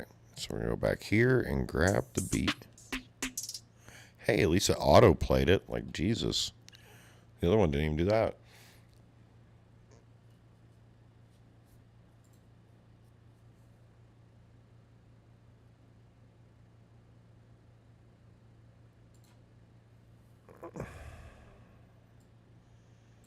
So I have to wonder now. Okay, here we go.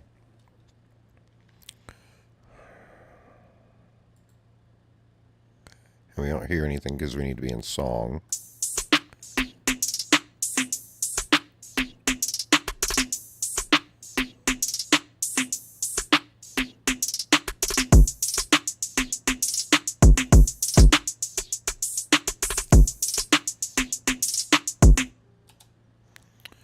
Okay, well, first off, we need to cut that shit out.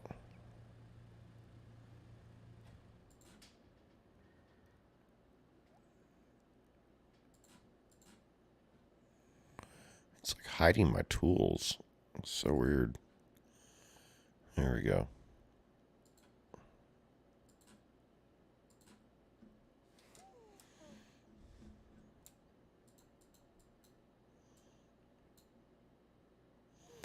Is that even cutting it? Like, I was using a slicer there.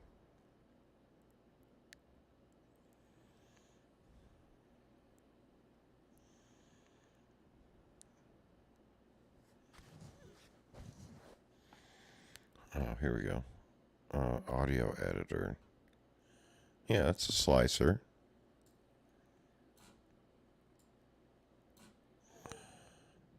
So then if I go to the pencil, is it going to let me? Oh, okay, good. It's not used to the way this looks.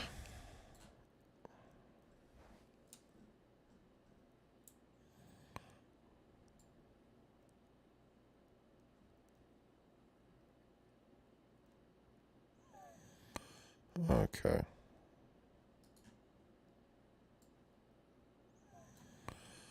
It probably won't match up this way. I'm just trying to save some space here so I can look at it all.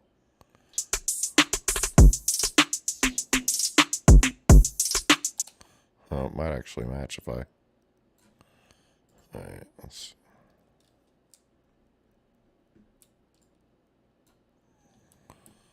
I might actually be correct. It's got it right out of just habitual doing shit like that. I miss Acid so much. It was so much easier to use for all this shit.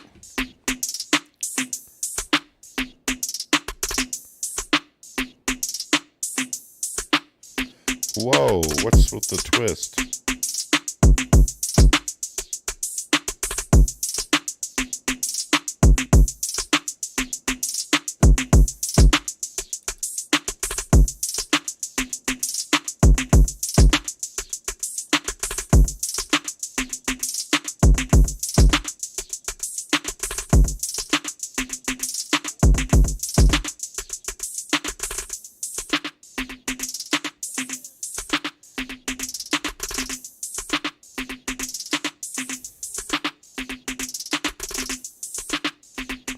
Comes back.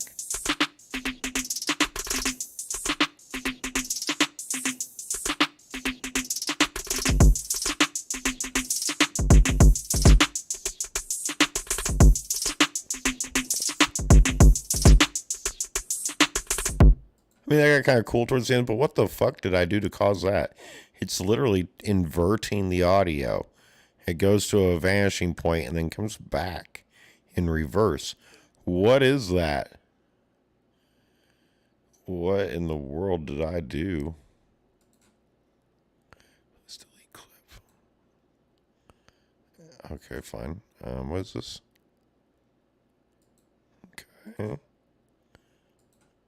There, that for whatever reason, that really fucked it up. Alright, let's try this again.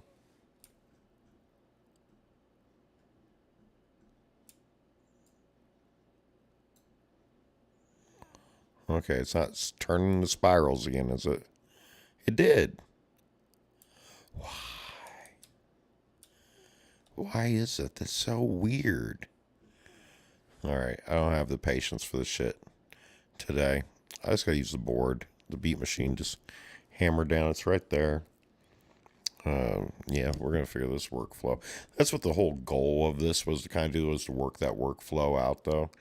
But I feel like it's just so tedious for y'all to watch. Let's see. Yeah, that's definitely just being weird. Where's like our pattern rack, all that shit?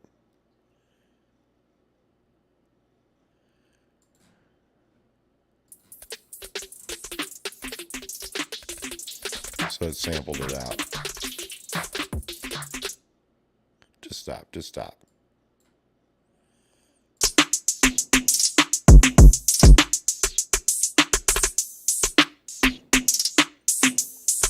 Okay. First off, that's got to come down a bit.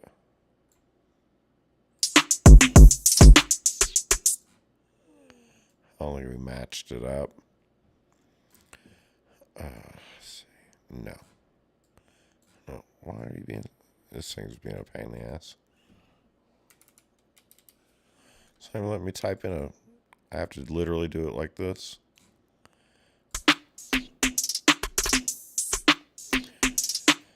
So I'm not new to the MPC. I've had it a while now. Maybe about a year. Maybe. But Fruity Loops is kind of new to me.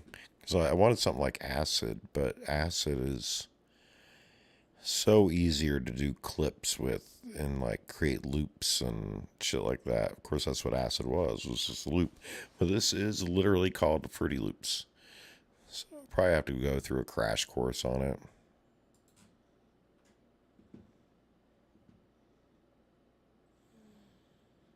I do have all this shit, though. Yep, time to do some studying on the side.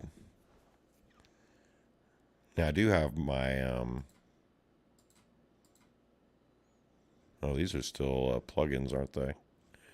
Yeah. Where's the instruments? Like, oh, that was the whole point of Fruity Loops, was to have like the whole rack where you selected like turn the kick on for all 16 and it would come in, and it's like old school way. I guess that's pattern creation.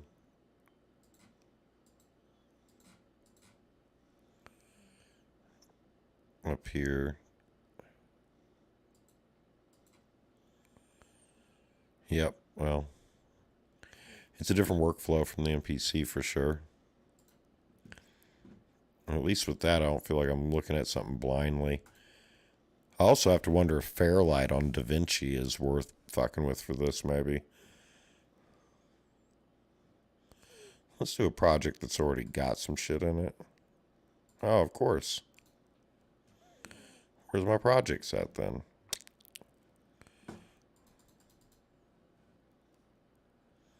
At least over here I can do this shit. Where's my clip launcher? That shit's fun.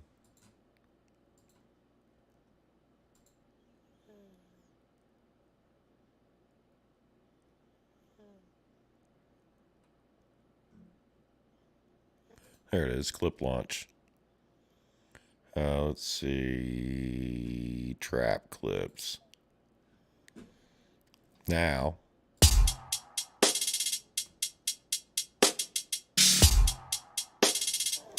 Again.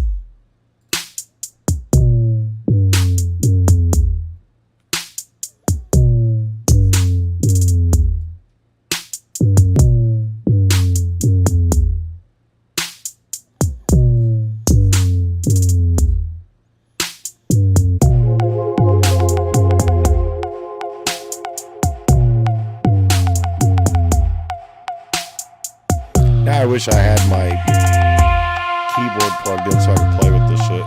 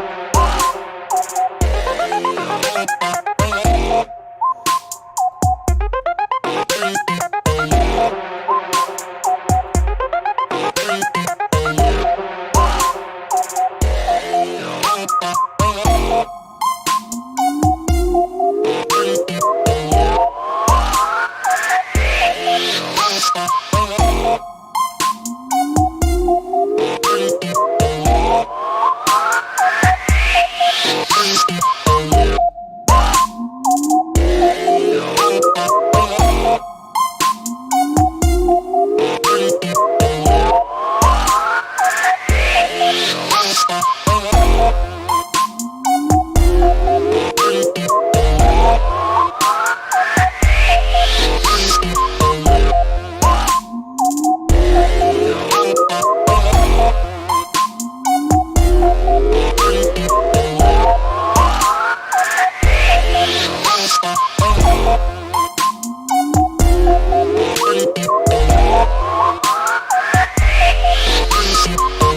I can't just type that in?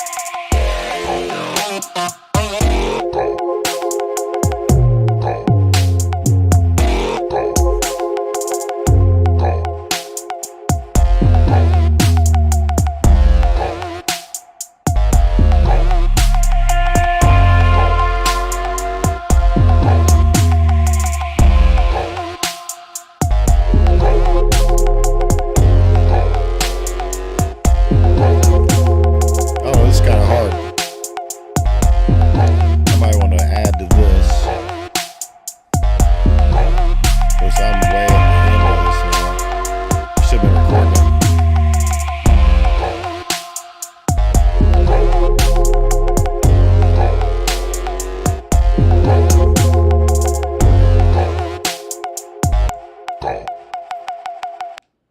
Okay, let's see.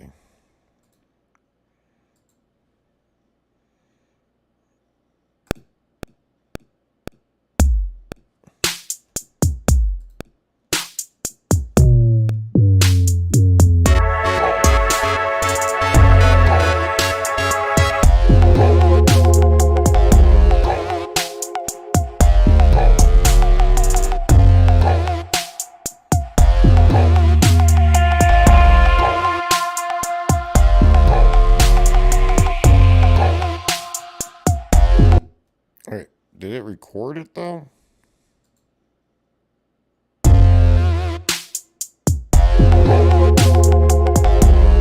I overlapped it, that's why I was wondering.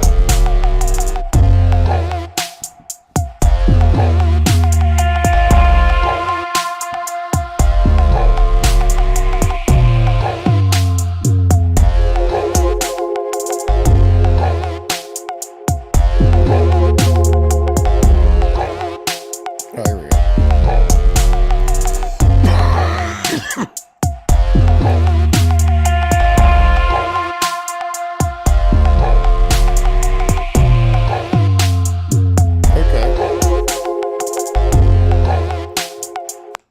So now what we have is like a pattern, a sequence. And then what we do is select the next sequence, record it, and then what we are able to do is then how we're clipping in tracks off of the clip thing. It would then load in the next sequence. But this is like almost completely cheating. Like this isn't something I would use to make music that I would use for anything. This is something that I would use to session with and chill. And I plan to like get more of these and also make some with my own sounds and shit. because I do find this very relaxing, the whole setback, because it's good then to create songs with, like a flow in the background or something inspirational. Then you jump over here and you play it by pad, you know, or by keyboard, which I have over here. I have all the physical parts over here as well. And it doesn't have to be the trap. Let me export this so that I have it. Okay. That's fine. I'll save it as there. Okay, let's see. Future bass might be fun.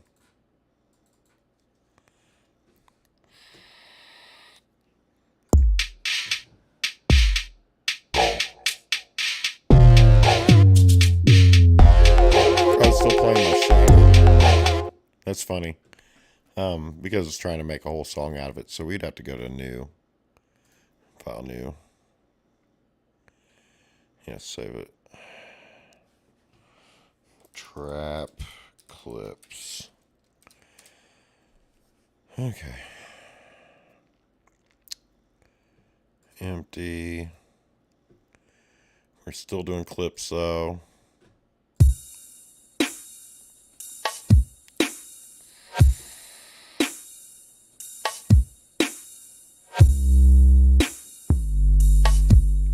Now, sometimes it's good to hear what the whole meant rack is to be.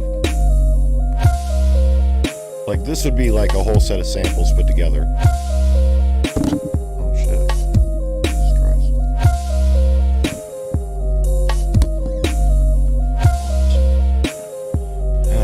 Can't wait to start getting people in here to freestyle and all this shit. I would, but all I can ask myself, why is this thing so loose? Song from this. This is simple.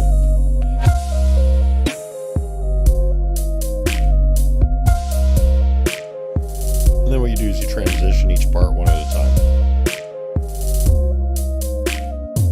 On the beat normally though, not what I did.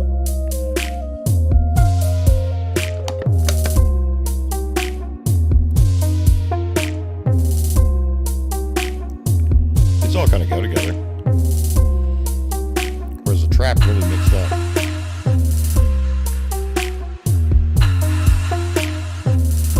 So this is more like a refrain, where the first part is more like a driver. Let's see what this is. Break or chorus.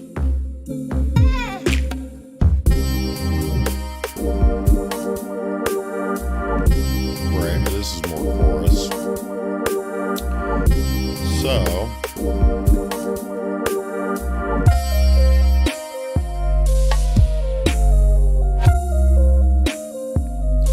this is like your beat, and then when you want to switch it up a little bit, and then go right into your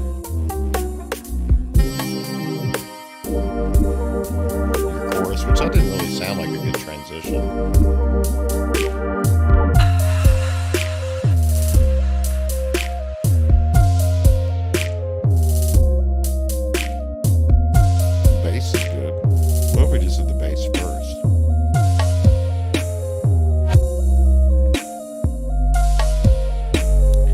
Almost went in reverse.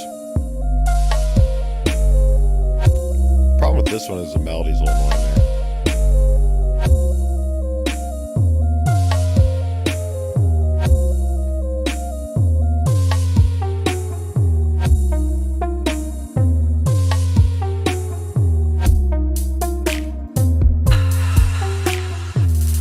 That was a good transition.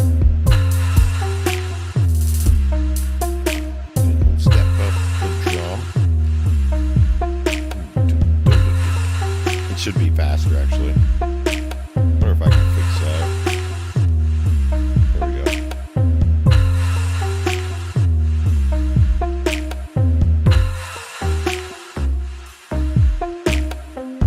Now we have a break.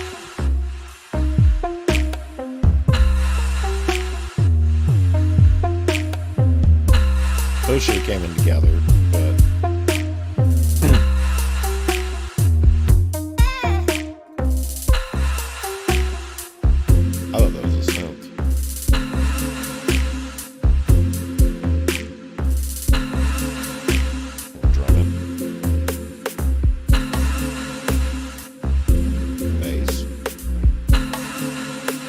voices. That was better, but still not a good transition.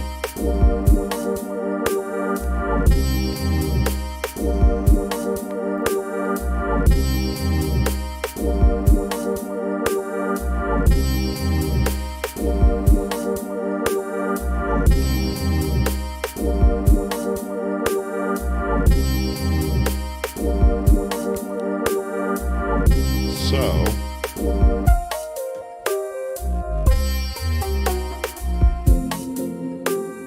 these synths are so different. Let's go without.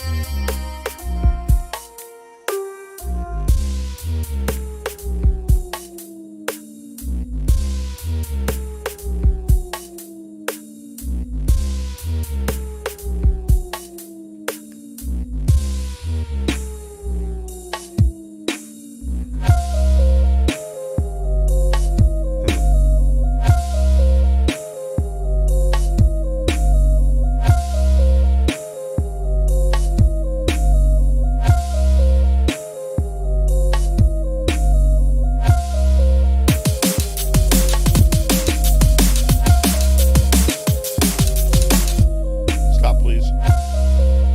Those are one shots.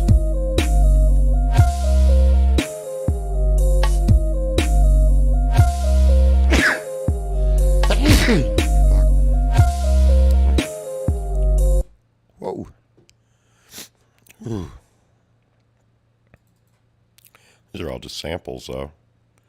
Why didn't it load up? Replace it. Replace it.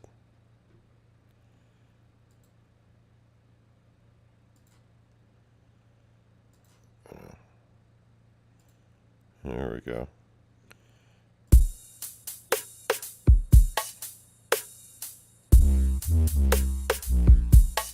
I don't know why it's visualizing them,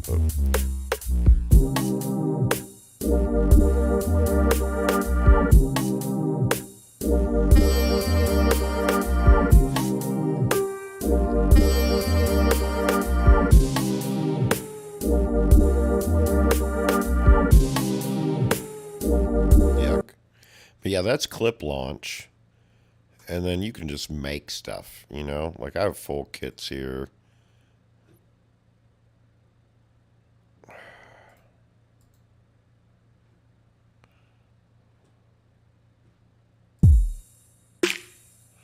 I don't know why they're auto playing here though. It should just load it, replace it. Like it's still clip launching for some reason. Let's just make a new one. Okay, now if you bring in a kit, there you go.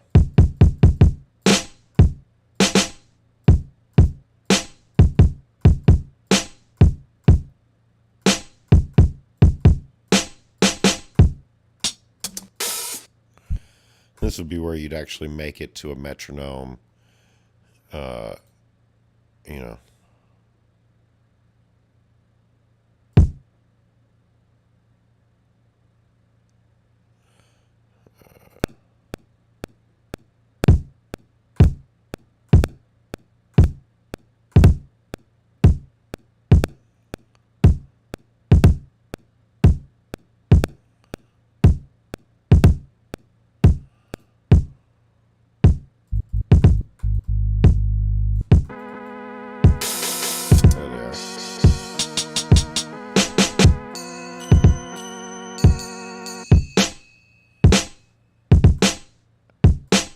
That's so bad.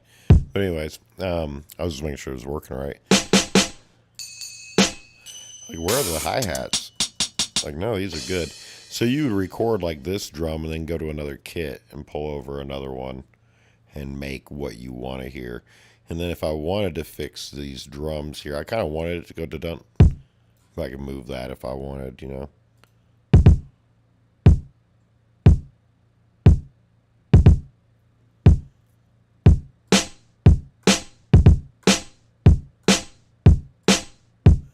But I hate like 1 2 1 2 1 2 type shit, A B drums. You Yeah, and it'd be really annoying probably to listen to me try to make something like this from scratch, because there's going to be a lot of sonic misses. But yeah, I'll have the board out for doing some more music stuff. The AI music side of it and getting clips that way is fun, and then clip launching is a lot of fun. So we're just kind of dicking around today. This is probably my least productive stream yet, but I am on schedule. Just literally nobody cares. I didn't, though, post, other than maybe the Twitter thing that goes out. So I did come in really late on it, and kind of rushing off the back end of my day because this whole doctor shit threw me off. So yeah, that shit happens, right? I think I will roll with gaming for a bit and then end around dinner time. So let's look at my schedule and make sure we've done some of the things that we had planned to today.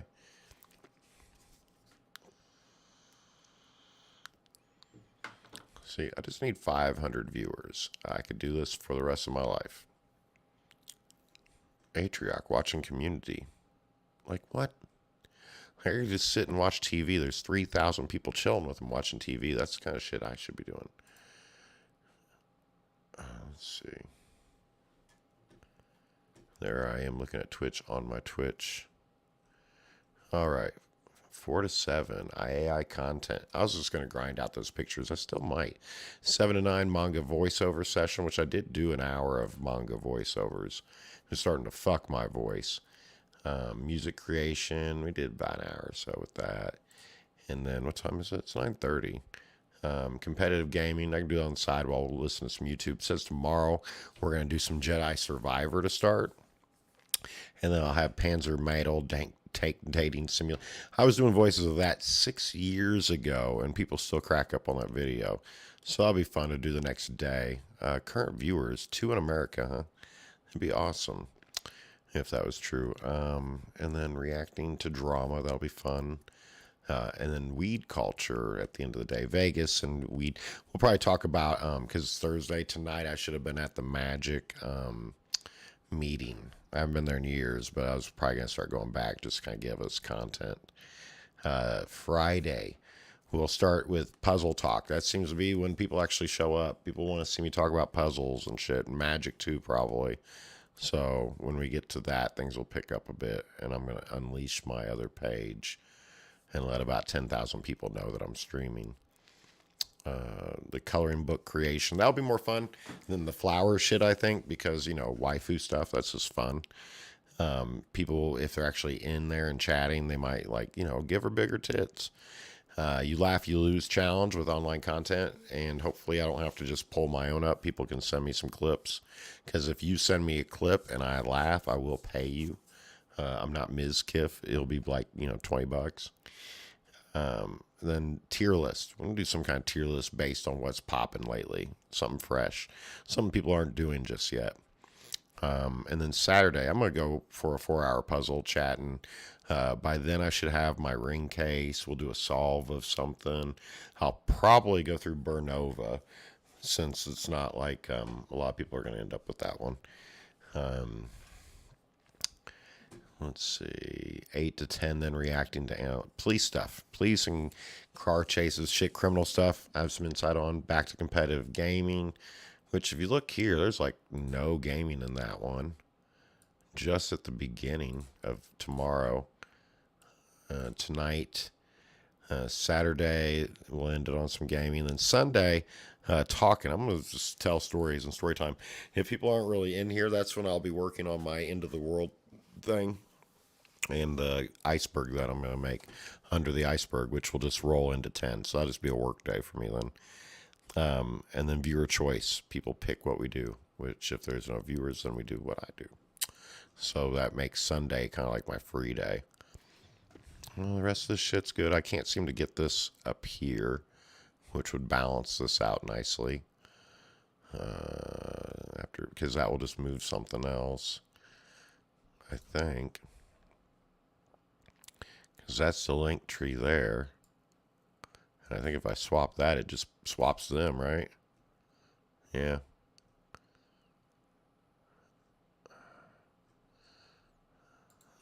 Weird. You gotta be like an expert panel mover or some shit for that. Yeah. Okay. So let's get that off the screen again. What are we gonna play?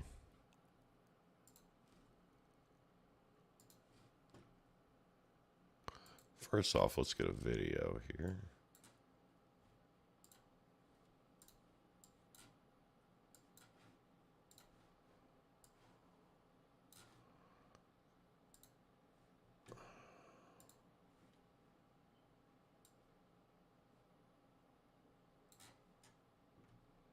I'm not gonna. I'm gonna stop reacting to people reacting to things. I need to react to the things.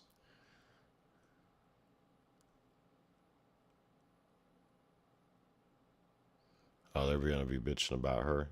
That'd be funny. Redfall is horrible. God, it looks bad. What's the hot topic though?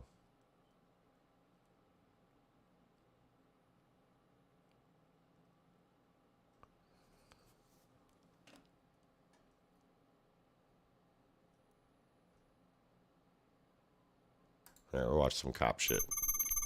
On December 12th, 2022, a deputy was on patrol when he observed a speeding vehicle in Belvedere, Wisconsin.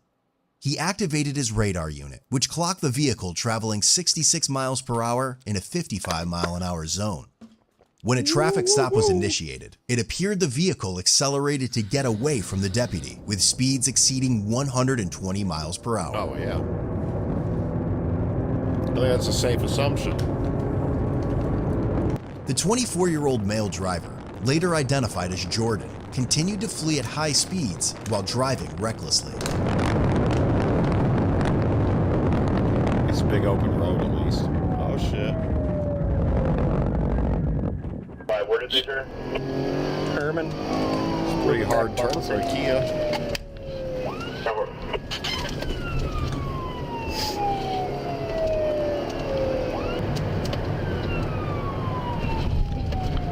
Just cross the tracks. Being in a car chase is pretty insane. I had some people trying to, I don't know if they were trying to shoot us or what, but they were chasing us through the city. And I had to have passed at least 2 trains coming through. It went on for a while. We actually ended up going in a cemetery at one point and got hung out in there for like a good 10 minutes or so. And then when we came out, they were coming into the cemetery. It was like crazy. It just went on forever. And the crazy thing is the people in the car chasing us were old friends of mine. But the people I was with that I didn't really hang around much after this whole period of time, they had beef with them or something. They were like, go, take off. They're going to kill us all. And I was like, dude, I know them. I don't think they're going to kill us. Because they pulled up to the side of me and was like, hey, man, what's up? And then they were like, wait, who is that? You know, like who's in my car? And they were like, pull over, pull over. And I saw a gun creep up and I was like, nah, I'm only like 17. Maybe that was when I was 16 even. I don't know. God, I can't get this grinder back open and it's like eating my weed into it and it won't come apart. That's lame. All right, back to this. 92, do I have permission to continue into the city? What are the speeds? 50 miles an hour right now. We're just coming past the cemetery. Speeds are climbing now. The sheriff soon advised to terminate the pursuit due to its nearing city limits. 97, all units, wedge back off and then look for the vehicle. Go through town and look for it. They're going past 13th Street right now. I have my lights and sirens turned off at this time. They're turning left on the Coney Road, towards Cochran. As the deputy continued in the direction of Jordan, he was observed running through many stop signs. They're going past the fire station right now. They're at the stop sign of... Did he tell them to stop chasing him? Turned right, heading into Cochran. Once he went beyond the city limits, the pursuit was reinitiated. What's your speed with him? I'm currently doing 40. They're turning left onto 5th Street, heading to 35. 10-4, you can continue this pursuit then. 10-4. Left onto 35, northbound.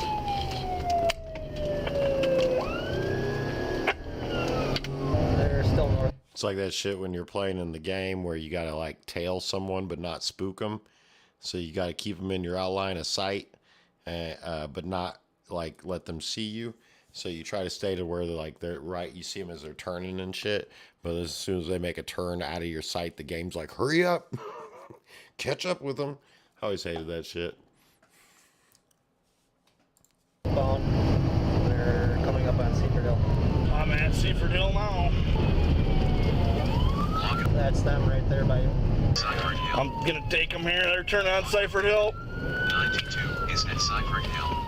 Going through the field, Mitch.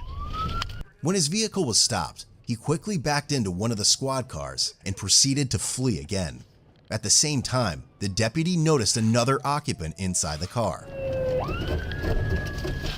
Adam Frank Victor 7935. Adam Frank Victor 7935. 1050. You got excited.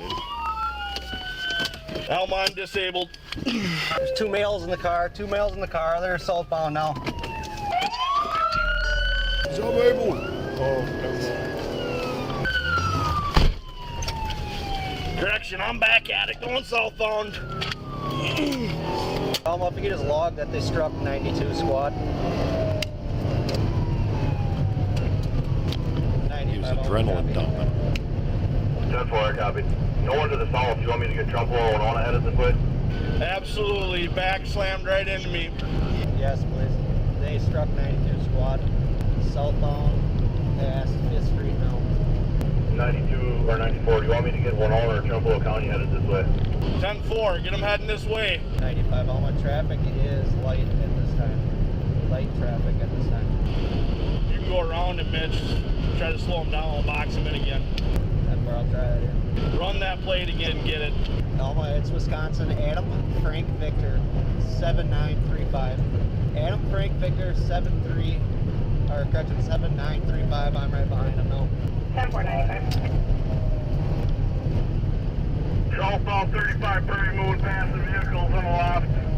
Speeds well in excess of the posted limits. 92, I'm going to try to get around him here in a straight stretch. Copied. Careful. He's slamming on the brakes there, 95.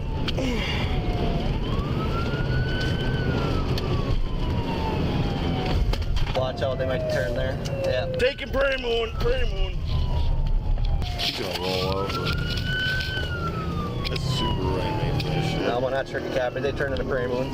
Prairie Moon, correction, 2 occupants in the vehicle. 2 occupants, Prairie Moon, northbound.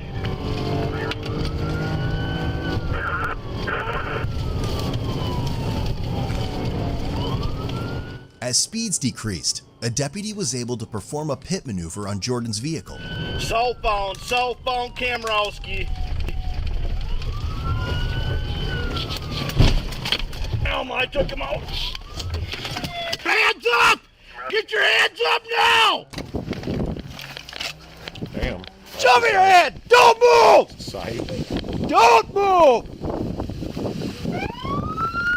Anybody in the back seat? Don't move! I'm not. Don't move! Hey, I want to let you know right now. Yeah. Don't move No, I'm your not. hands. There's a gun in my pocket. He advises he has a gun. It's loaded. Keep your fucking hands up! Don't move! Put your phone down. Just give me your phone. Here. Just don't move! Put your hands up! Right there. Put your hands up! Touch the ceiling! I got you. Okay? I got you. Still don't move! Here. I'm gonna take your seatbelt off. Yeah. Here, get it. Get it Where's out of my pocket. Woo! It's in a holster. I have a valid CCW. I don't know nothing about this. Do not move! Yes, sir. I was just. It's right here, Ryan. I got it. Car. Yeah, that might not be. Still don't move! Do not fucking move! I mean it! I'm gonna try to unload it quick, Ryan. Do not move! You keep them hands up! Both of you! Arrows around in the chamber. That's fine. Okay, I don't give a shit. Let you know. Get out. Hey, Keep your hands up! Yes, sir. Yes, sir. I got you. Get out. I want you to lay on the fucking road Yeah, right there. I got you. Lay on the road. Right, I'm just a passenger. Lay down. I got you. Put your arms behind your back. I don't know shit. My wife is good. He really trying to throw his buddy under the bus. I'm just going to pick up a car. Hey man, we can work through this. Yeah, I know. But I need to be there by 5. All right. Drag He's like his still ass trying off, to go bitch! somewhere. Get out. Is there anything else in this car that you know about? About a gun? No, sir. Guilt by association at this point, my guy. And you had a gun on you. And you wouldn't drop your phone instead of, trying to lay it on the counter, and you were making them nervous as shit. So they're probably not going to let you loose just yet. Get This out. guy, though, Give me your other hand. Yes, sir. Yes, sir. Get this guy out. hit the vehicle. Get out. Yes, sir. I'm coming. What do you think he was doing? They're all like weak acting and shit now. Like, what was? Yes, sir. I'm sorry. What the? What was the point?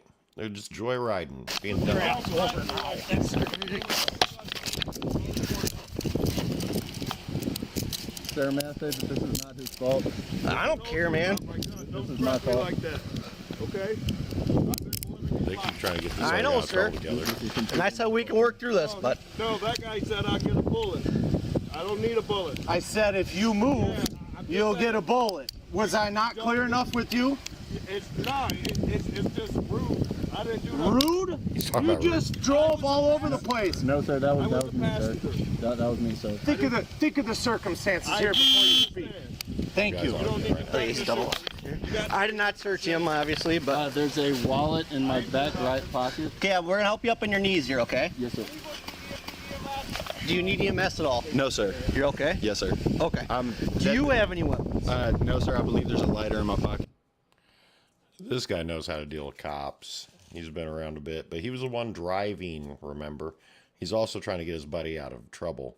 So I have a feeling that someone has a warrant here. And so I was put in a situation like this once. I was with a friend of mine, an old friend. He's dead now, as they all are. And he had beef with this guy. And the guy ended up becoming a UFC fighter, actually. It's kind of crazy. But the guy was scared of him for whatever reason. So we see him, and he's in my car. And he's like, dude, you need to go after him. And I was like, after who? What? What's going on? I was at a gas station. I just came back. And he said, just go, man, go. You got to go after that car. I'm like, the fuck? He's like, man, if you're my friend, you'll drive. And I was just like, whatever, dude, let's go. So we go after this guy, and he chases him to the point where we're in the hood. He circles around a house and hits a rock, big rock behind the house. And then can't drive anymore. And then my buddy Winston, he picks up a rock and slams it through his windshield. And I have no idea, even to this day, what that was about. But my vehicle is very identifiable. And that caused the guy to start shit with me later. And it got to a point back and forth over the years where that guy caught me and Winston one day on the street, like driving. And him and his buddy pulled guns on us. And we had another car chase again. I didn't have no damn gun at that point. But, yeah. And, but yeah, he got me into some shit. And so I could see, like, him telling this guy, you need to go and drive and get out. I can't get caught. And then this guy's catching a case to help his buddy out, So that's why I was saying maybe we might find out that his friend here got some kind of warrants or something. Something's not right. Because he's really trying to, like, say, hey, you got him. He's the one. I got to go. Like, let me go. I got to get out of here, which is not how that works. It's just, that's not how the game is played. They got you. They're going to keep you. I got to pee. I'll be right back. We'll start this shit up. You ready for dinner yet, girl? Can you eat without throwing it up?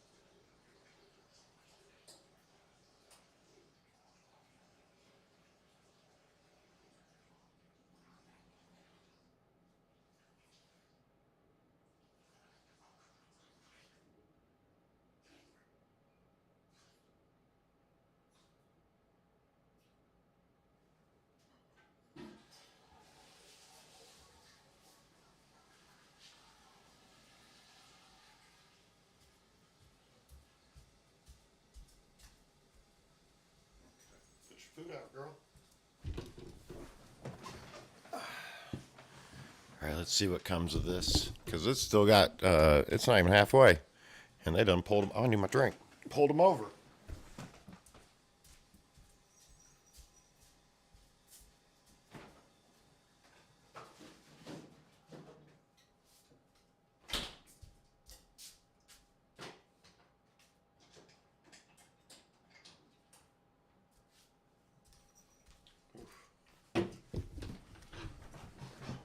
I did not know. Oh, it didn't. Damn, my bad. I need to sell a bunch of puzzles. I'm gonna have to start taking pictures tonight. Like this one here, Tenchi. It is a anti-gravity packing puzzle with lots of exotic woods.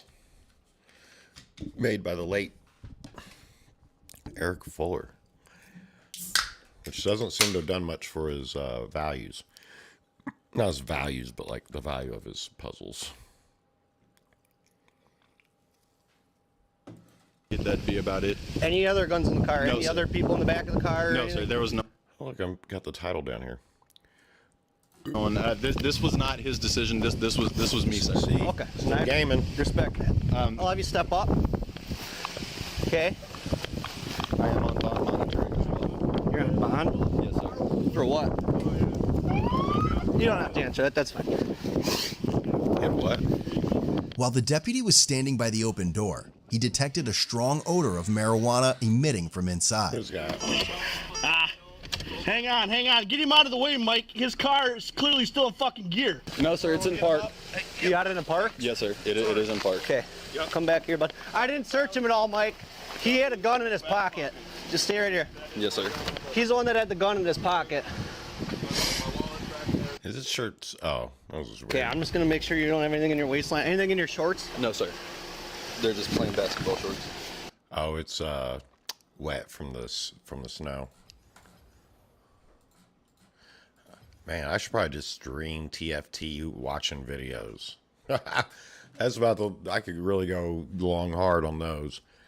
Get my hyper. We're almost at 6 hours though. I'm surprised. Yeah, there's pockets, right? Oh, yes, sir. There is. That is okay. On the ground here to the left of my foot. I was able to back up a little bit and got on my squad. I'm gonna put this in your wallet then. Okay. I'm sorry about this. Say nothing. This is stupid. No, it's my decision. This guy's It was very stupid.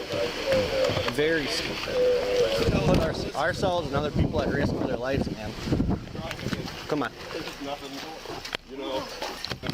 Hop in. Anything? The two vapes in the cup holder are mine. Okay. The one. Look, he said 2 vapes are his, and there's 2 people, but they're both mine. The weed He's in them? really covering for this dude. Let's see the comments.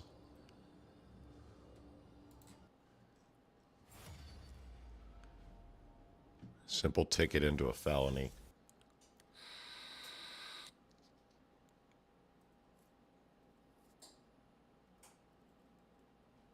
The passenger was excellent in how he handled it. Way too rude to him. Passenger worse than driver. Well, he had a gun, so they were nervous. Yes, sir. Okay. Let me take a seat. Tell me you didn't run over weed. No, sir. I ran because I don't have a license and I'm out on bond. I'll have you sit down, bud. Oh, yeah. So ran. He said, "Don't tell me you ran because of weed." Where did that take place? In some states, you would. Wisconsin. I probably wouldn't worry about weed in Wisconsin. Yes. And then just once you're in there, kick your feet this way. I just want to make sure you don't have anything in your socks or anything like that. No, sir, just an anklet. Is there any chance you would grab the jacket out of the back seat? Sure. The Milwaukee one? Anklet. Is that what you're on bond with or what? Yeah. I don't know what's going on with my legs. Do you need EMS or anything? I don't feel any pain, Okay, though. you can flip on in. You're probably just His cold. nerves. A lot of adrenaline running through. I'll throw this on for you, okay, bud? Is it okay if I sit sideways? Because I'm so tall, I'm like... Oh, yeah, whatever's better for you. Okay. So I'll just leave that off then, because obviously you can't sit sideways then, and you won't fit, so. Accidentally racked around out of my... He's worried about his ride. Wife, I didn't break the laws. Dude, hang tight, okay? Yeah, I know. I got your coat there. Just hang out. And just so you know, everything's recorded in here, so don't say or do anything stupid. I have no. I'm not gonna disrespect you, sir. Appreciate it. You good? Good. You good? Yeah. He has a ankle monitor on. Who is it? I don't even know. This is his. This is his wallet right here. Yep, that's the driver. How many guns do they have? This is the one that was in that guy's pocket. There's The another one, passenger. wasn't it? Oh, that was this no, one. that was that one. Oh, okay. Or did you have your gun up? I had mine My out. hand. You had your up. You were clearing it or what? I had mine right here. That was this one. Yeah, there. he. Yeah, I had mine out here because when I went to put it back in there, it ejected a shell out. Oh. Do you have this guy's ID at all? Oh, I do not know. Just turned out by the mill to go southbound.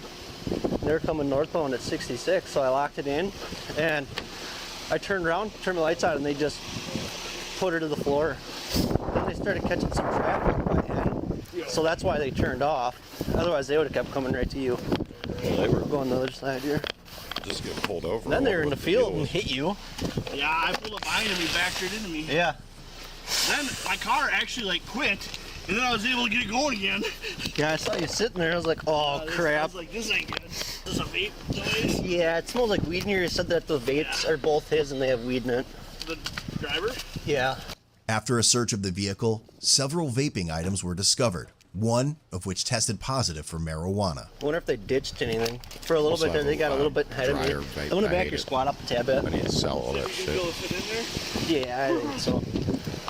These are I was good. just wondering, Pack is this good. at least I need still to Wisconsin? find it. I don't know where he goes. This is Wisconsin, correct. Why is that? Because I was just going to unload my gun before Minnesota. Because you Oh, Wisconsin CCW. gotcha. And Yeah, here's another weed vape. So 2 weed vapes and that clip thing. I don't think he has a license. I think it's an ID card only. So that's why he ran it through that fucking... He said that. He's out on bond. He has an ankle monitor bracelet, so I don't know if he's supposed to be here. Yeah, I couldn't believe that when I got turned around, I looked and they're way up there. It's like, holy crap. Yeah, I thought your squad was going to look worse than that. They hit you hard. Oh, yeah, he backed into me. Yeah, when they backed into you, they hit you hard. Yeah. He was coming right to you guys, but he got behind traffic, so he turned off. I don't get it. No. Why do you run from that? Is this just a little bitty weed one-hitter? What the hell is this? That's what it looks like. Smell like weed? I'm kind of congested. That's a Simrel. It's like a Dynavap. That's what I have. You conduct heat them through electricity, and it cooks the weed on the end, and then you hit it. They don't. Cops don't even know what half this shit is half the time. You can get away with a lot. When I got locked up for a bunch of shit when I was 25, I was smoking a blunt when I got pulled over St. Patty's Day. I did a U-turn on the highway, not to avoid a cop.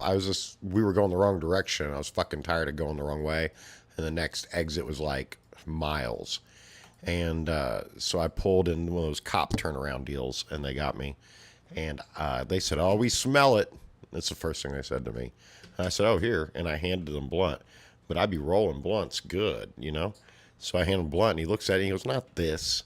And I was like, "What?" And I took it, and I knew I was going to be going to jail that night at the very least. So I just started smoking it while they were, like, talking to me and trying to figure out what was going on. I'm just hitting it like, And, like, this is my last blunt for a while.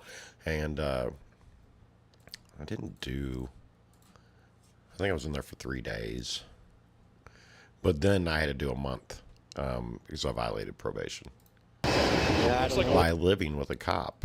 That violates your probation. Imagine that. Because they have guns and shit. One-hitter to me. That's what it looked like to me. But you think he would have gave up when he was in the field rather than hitting you?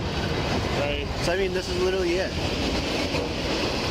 I take it for like an RCS through the sheriff. Do you say he would have ticketed him? I take it for like an RCS through the sheriff. Write him every ticket we can. You know? Yeah. You want me to read him his rights and ask him when he last smoked? Yeah. But I didn't ask him that. Clearly they were It fucking reeks in smoking. there. Yeah. And there's no... Why not?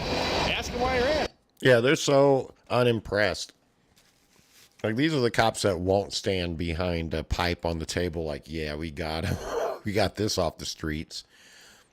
They are baffled, it seems. We want the heart instead of the quick draw right now. We need this chick pumping.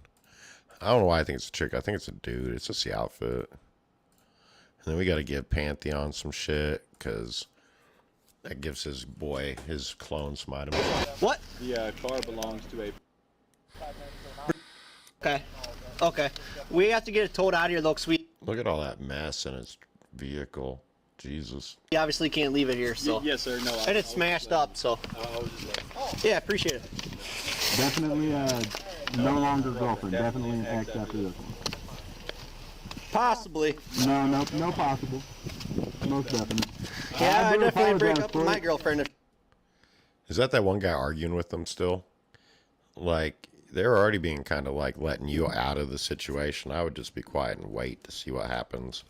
Because you can just piss someone off and get, brought in for investigation regardless. You're with somebody literally running from the cops. You had a gun on you. Regardless of the legality of your gun. It's still questionable. Still curious, right? Like, what is this about? You're in from the police in my car. Well, I'm not gonna lie to you. I have no excuse. It was fucking stupid. I have no excuse, but I do apologize. I can sit in here with him, and then Mitch can drive the other genius down to Quick Trip, drop him off. I can stay here with you with this guy. Oh yeah, we can put this guy in with you. Mitch can run the other guy down. Yeah, this other guy.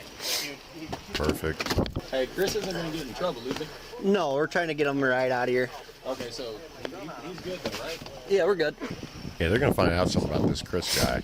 Get you your coat here. Watch. Get you out your handcuffs. Thank you. Yep. I'm sorry, dude. I didn't know shit about this. Anytime something like that happens, Can I have you let go of your hands for me, bud? goes in handcuffs so we can figure it out. Because when people run, you don't know what's going on. Can you let go of your hand, bud? More than compliant. I just want to go get my car, and I don't know how that's going to happen. We're going to give you a ride to the Quick Trip stuff. The Quick Trip where? You searched him, right, Mike? Fuck. Well, we could take you to jail. No. Yeah, like, be thankful, dude. He's just whining a lot. Yeah, you got stuck in a fucked up situation because your buddy ran. Like, if this is all legit and true. But come on, dude. Don't be an asshole about it. Be an asshole to your buddy for doing that shit to you. Putting you in that situation. No, definitely not. Thanks a lot, sir. I appreciate it. Even though I've been smoking weed today. I didn't do a damn thing. I can smell it on your breath. Damn. Well, that was probably unnecessary. You can continue the conversation and go northbound to the jail, or you cannot say anything. Go southbound to Fountain City and say, thanks, officers, because my buddy's a dipshit, and I appreciate you helping us out. That's the direction I think you want to go. It was CBD, though. For me. I don't know about for anybody else. It's not my business. It's not my thing. Okay. Okay? He searched you, right? Yeah, he did. Okay, good. Somebody did. Okay. I think both of them did, actually. Yes, sir. Then you can hop in this one. You're grabbing that, right? Yeah, I'll grab that. I'll keep it for right now. My phone was on the dash. The white car? Yes. I can grab that on the for you. passenger Which side. phone's yours? It's a Samsung Galaxy, a cheaper Galaxy. It was the one that was sitting on the passenger side on the dash. I put it down when they came up. Okay. Save that for Just throw your Ultimate seatbelt Ezreal. down for me, bud. Yeah. Yeah. Oh. I think This he's looks recording like us it's not when going to he amount to came him. up. Yeah, that might be evidence of recording the actual... Yeah, to keep it. You might be recording the whole chase. Did you record the whole pursuit? No, I did when you got here because you guys had guns drawn. That's all I recorded. That guy really wants to get him on some shit. He really does. Oh, Jesus. Oh, the last people you want to like irritate is a plainclothes cop. They get it. They just pull shit. I had a plainclothes cop smack me in the head with a flashlight and get away with it. Scared. I had one in my pocket. Obviously I don't know. I'm a fucking passenger. But it wasn't until you were walking up to that side of the car. Can I review the video? Why would it I'll matter? be right here with you. Why would it matter? Why does that matter? Why do you need to see footage? See, this is where my mouth gets me in trouble. Because I get paranoid. And I'm like, wait, what? Why? What are you hiding? I have to unlock it. That's all it is. See? Right here. Okay. And go back to the other video that you had on there. This is ice fishing. Alright, This we're is good nothing. then. Okay, that's all. Okay. You can't keep my Why would that phone like matter? my Like, wife. what were you gonna do? Keep your phone, but yeah. No, I'm saying. Oh, he's saying it might be evidence of the chase. Oh, okay. Fair enough. I could see that if they were talking about some I'll be shit. dead. Get on the phone with your wife and tell her to come northbound. Yeah. Yeah. Trying to verify that that's his and. Yeah. Hey. Yep. My wife. Oh, gotcha. Jordan was charged with felony counts of vehicle fleeing eluding an officer, possession of THC, second offense, bail jumping, ×2, second offense. So he was already in trouble for weed, ran because of the weed, and got more felonies. Jesus Christ. This guy's going to end up doing time for just doing what I've been, for less than what I've been sitting here doing, streaming gleefully because I'm legal. It's a legal state. And then just another state in America. And this guy's probably going to end up combining up for like 5 to 10 off of just weed situations. That's why I left the Midwest, though. When I had the opportunity to live here full time, I was just like, I'll just move out here. I don't need to live in a state where I can't be myself, you know? Misdemeanor counts of operating without a valid license, third one within 3 years, and bail jumping. At the time, he was out on 3 bonds for 3 open cases. Ultimately, a month later, he pled guilty to vehicle fleeing, eluding an officer. All his other charges were dismissed on the prosecutor's motion. He was given 3 years probation with conditions of no possession, consumption of alcohol, or controlled substances. His driver's license was revoked for 6 months and was also given 31 days of jail credit. All of his traffic citations totaled over $2,500. Again, the prosecutor moved to dismiss all citations, except for one which was operating with a restricted controlled substance. Head over to codebluecam.com. And they were laughing about that shit at the beginning. So had he gotten pulled over, I mean, I guess they would have got him for breaking bail, but that happened anyways. Oh, I wanted to see. Here's the thing. I think if you're a parent, show this. I was going to cover this video, and now's a great time. Of course, it's me reacting to someone else reacting, which I wasn't really trying to do. I have the actual video. I posted it in my Discord. I started my stream pulling it up, actually. But yeah, this story is wild. Let's see, Bruce. Bruce don't give a shit. To a child. If you're of starting to get to the drinking age, show this to your friends, because this is a good example of what not to do and how one stupid decision of getting face and getting behind the wheel can alter the rest of your life and the rest of, you know, who. Well, from 24 to 40 for her. If she does. She does the full time, which she probably won't, but she needs to because she killed 2 people.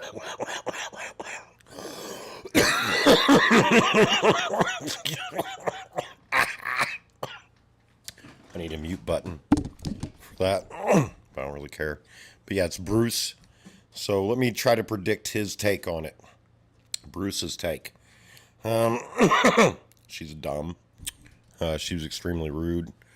Is he going to bring up the fact that she could have disassociation? I think he might touch on it a little bit, but I don't think he'll care because she's going to talk about the DUI.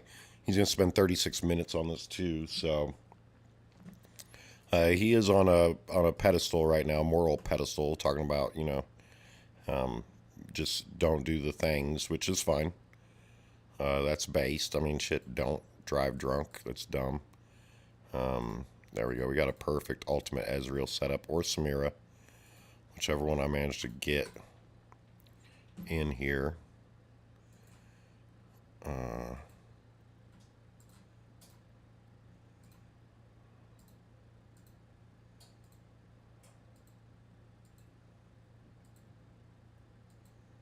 Just hoping to get them now.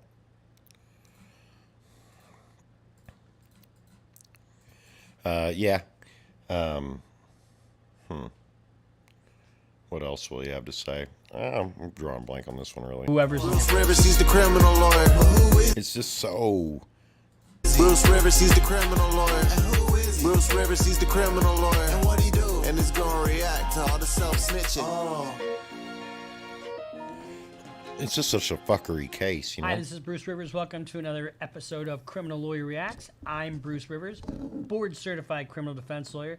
Today we're reacting to the body cam of an Illinois woman who's laughing after she kills 2 people in a DUI crash. And this is kind of dovetails with our last video when we talked about Henry Ruggs. I just can't tell you how important it is for you guys to think before you act. Bleeding it again. But and I haven't seen this yet, so you're going to get my raw reaction to this.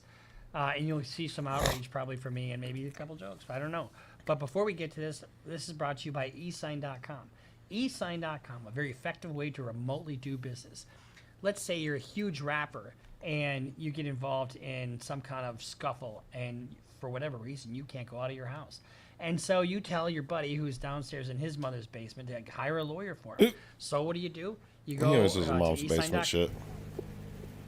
Use it all the time for retainer agreements when people can't make it into the office, or if you're just trying to do something quickly, it's a good way to remotely do business. eSign.com. You use it, I do. So let's just get right into this. Yeah, be robbing. Now this is an accident, and my understanding the woman is drunk.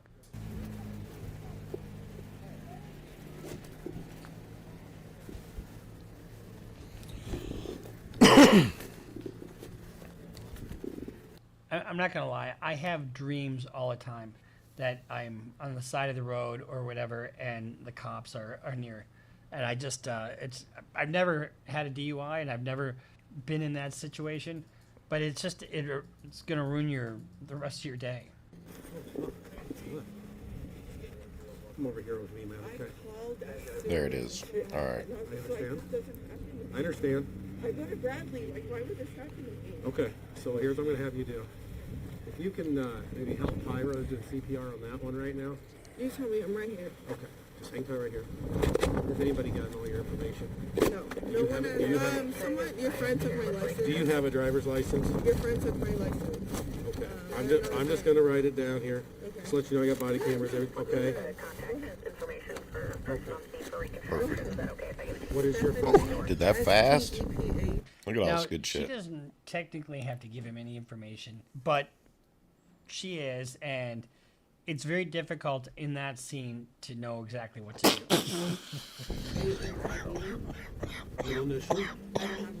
Need my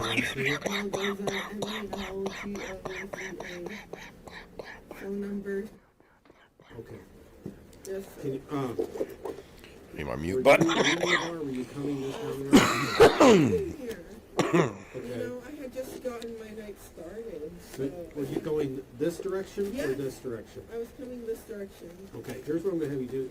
Yes, let's just get away from the scene a little bit, yes. let them do their thing, okay? This is your car, right? The red car? Yes. You were the only one in the vehicle? I'm the only one. Okay, come over here. So he just established, she's the driver and she's already coughed that up. This is why it's very difficult to win these cases, because you're sort of a deer in the headlights when you're drinking and driving and you get in an accident. Get in my spot car, okay? Can you take your purse off and just set that on here? We got to... Yep. Do you have anything illegal on you? Yes. Marijuana in your purse. Okay. Have you had any marijuana tonight? No. Okay. Can you set those on the car? She had an open bottle of vodka in the She car. doesn't look like she's that intoxicated. Yep. Set that down there. And your phone? Yes, ma'am. All right. Just come over here. Just put your hands on my car. He's got a pat search before I put you in my car, okay? Okay. No pockets or anything? Okay. All right. Until we figure out... So when I asked if she has anything illegal in her purse, and this is in Illinois, and she does have something in her purse, it's marijuana, and marijuana recreational use is legal in Illinois, but it isn't federally, just so you know. How we're going to handle this, That was kind of like a non-point, Bruce. have you sit uncuffed in the back seat of my car. I'm going to get you out. We're going to probably... So recreationally, it's not illegal. She can have it in her purse. It's like I roll with shit in my car. Shit, especially when I'm coming back from dispensary. I'm not smoking it. Right now, I'm going to have you sit down. I smoke on the way to the dispensary, and then I drive back with just the weed that I bought. So if they say it smells like weed, I'm like, yeah, I just bought some weed. Look at it. It's right there. Sealed. Smell still gets through. So we're out of the roadway, okay? Right over here. Man, I'm getting so Are close. you hurt at all or need medics yourself? No, sir. Because your car's pretty beat up, so I'm making sure. Are you bleeding anywhere? Beat up from human bodies. Think about that. She didn't hit a wall or a sign or a post or a pole. She hit people, and her car is that damaged. No, I'm okay. Was that little blood splatter on your hand? And she doesn't seem to get it. Which, that's why I was saying disassociation, but really, maybe she's trying to play dumb like that's going to help anything. I don't think so. Oh, I started another one. I meant to start my food. Give me 1 second there.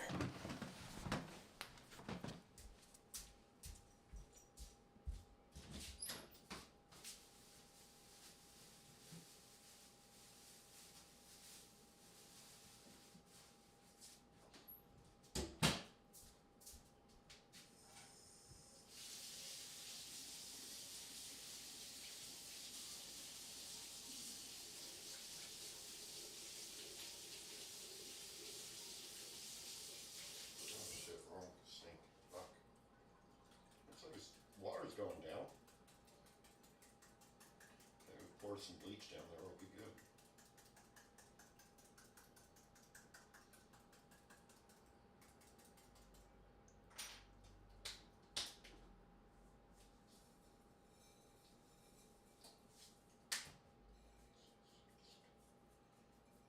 Too much salt.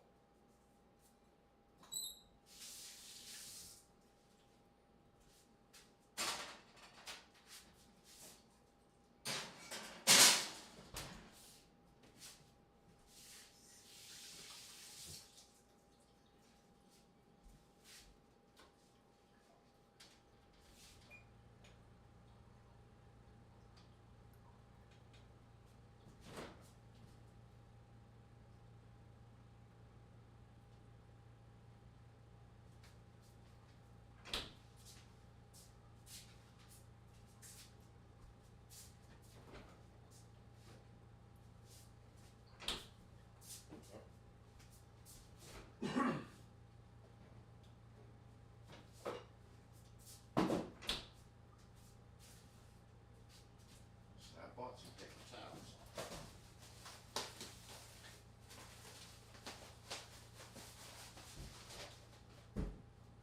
Should have used these napkins for my hands.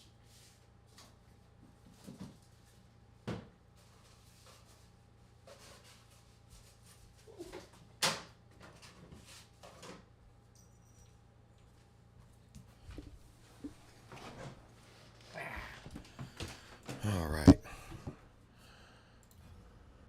Hands from the glass. You see you got glass kind of all over you? Do I? Okay. I think I'm okay. Okay, all right. Okay. Hang tight a I'll minute. wait right here. Okay. Suspect, that's her. She's. They're probably going to call both of them. So. But yeah, go check out her car. Sorry. All right. All right. So here's the deal. Just because I do have you in the back of the police car, I don't have you in custody or under arrest. But obviously, you don't feel like you're free to go right now, right? So. You know why he says that? Because she's not free to go. She's in custody. So what are the two things for Miranda? In custody, interrogation. So he's gonna probably read her Miranda rights now. I'm just going to read your Miranda rights. You understand they What are. I- We're what gonna I talk tell about you. what happened in the accident, okay? But the initial conversation with her is not protected by Miranda, or not. It does not invoke Miranda. Just that initial, you were driving, okay, getting the lay of the land. Being cool. I understand this is pretty stressful. You have the right to remain silent. Anything you say can be used against you in court. You have a right to talk to a lawyer before questioning and have a present with you while you're being questioned. cannot afford to hire a lawyer, want to be provided for you before question. Okay, do you understand each of your rights? How do you say your first name? Stephanie. Okay. That being said, will you talk to me and explain what happened? Okay. All right. So explain in detail just what happened. So I can't tell you how many times. The best thing she could do for herself is just shut up and not say anything. I'm not going to make it. And then they would just keep her in the car, and then they can't ask her another question until they take her to get processed in jail. And she doesn't. And you don't have to do the field sobriety, and I recommend you don't. But it's a crime to refuse once you get to the station to take a test. But when people are in this situation, they're generally like deer in the headlights. They're in shock because they just had a bad accident. They're drunk, so they don't realize what they're doing when they're giving a statement. I was Okay, acknowledging shock and inebriation. here, as you can see. Were you driving this way or that coming down that side road? Here, this way. Okay. And suddenly, one person walked out in front of me. Okay. And my car got hit. I called you as soon as they got hit. You called 911? Yes, I called 911 as soon as something happened. And then someone said, someone else has hit. I'm just like, oh my God, how did that happen? Okay, what happened when you hit the one person? What happened? I just called you. That's all I know. Okay, I called So she's acknowledging that she hit a person. See, she's realizing it. Later, she'll play dumb. Did they fall down right away, or did you get out and help them, or what happened? I got out, I called you, and then everyone else came out, so I kind of just let that. When you have a criminal case like this with alcohol, they really don't have to prove a whole lot. They have to prove that you're drunk and you're driving, and that you caused the accident. That's about it. Okay. Come and take over the situation. Okay. But I promise you, like, I only know one person got hit, and I'm just like, they came out of nowhere because I'm a safe driver. I get it. Hang on 1 minute. Just got started. And you're dealing. If you look at it, it looks like a dark area. And so you got to be on the lookout for people. But if you've been drinking and driving, come on, man. If you've been drinking, don't drive. I just can't stress that enough. You're in lasers.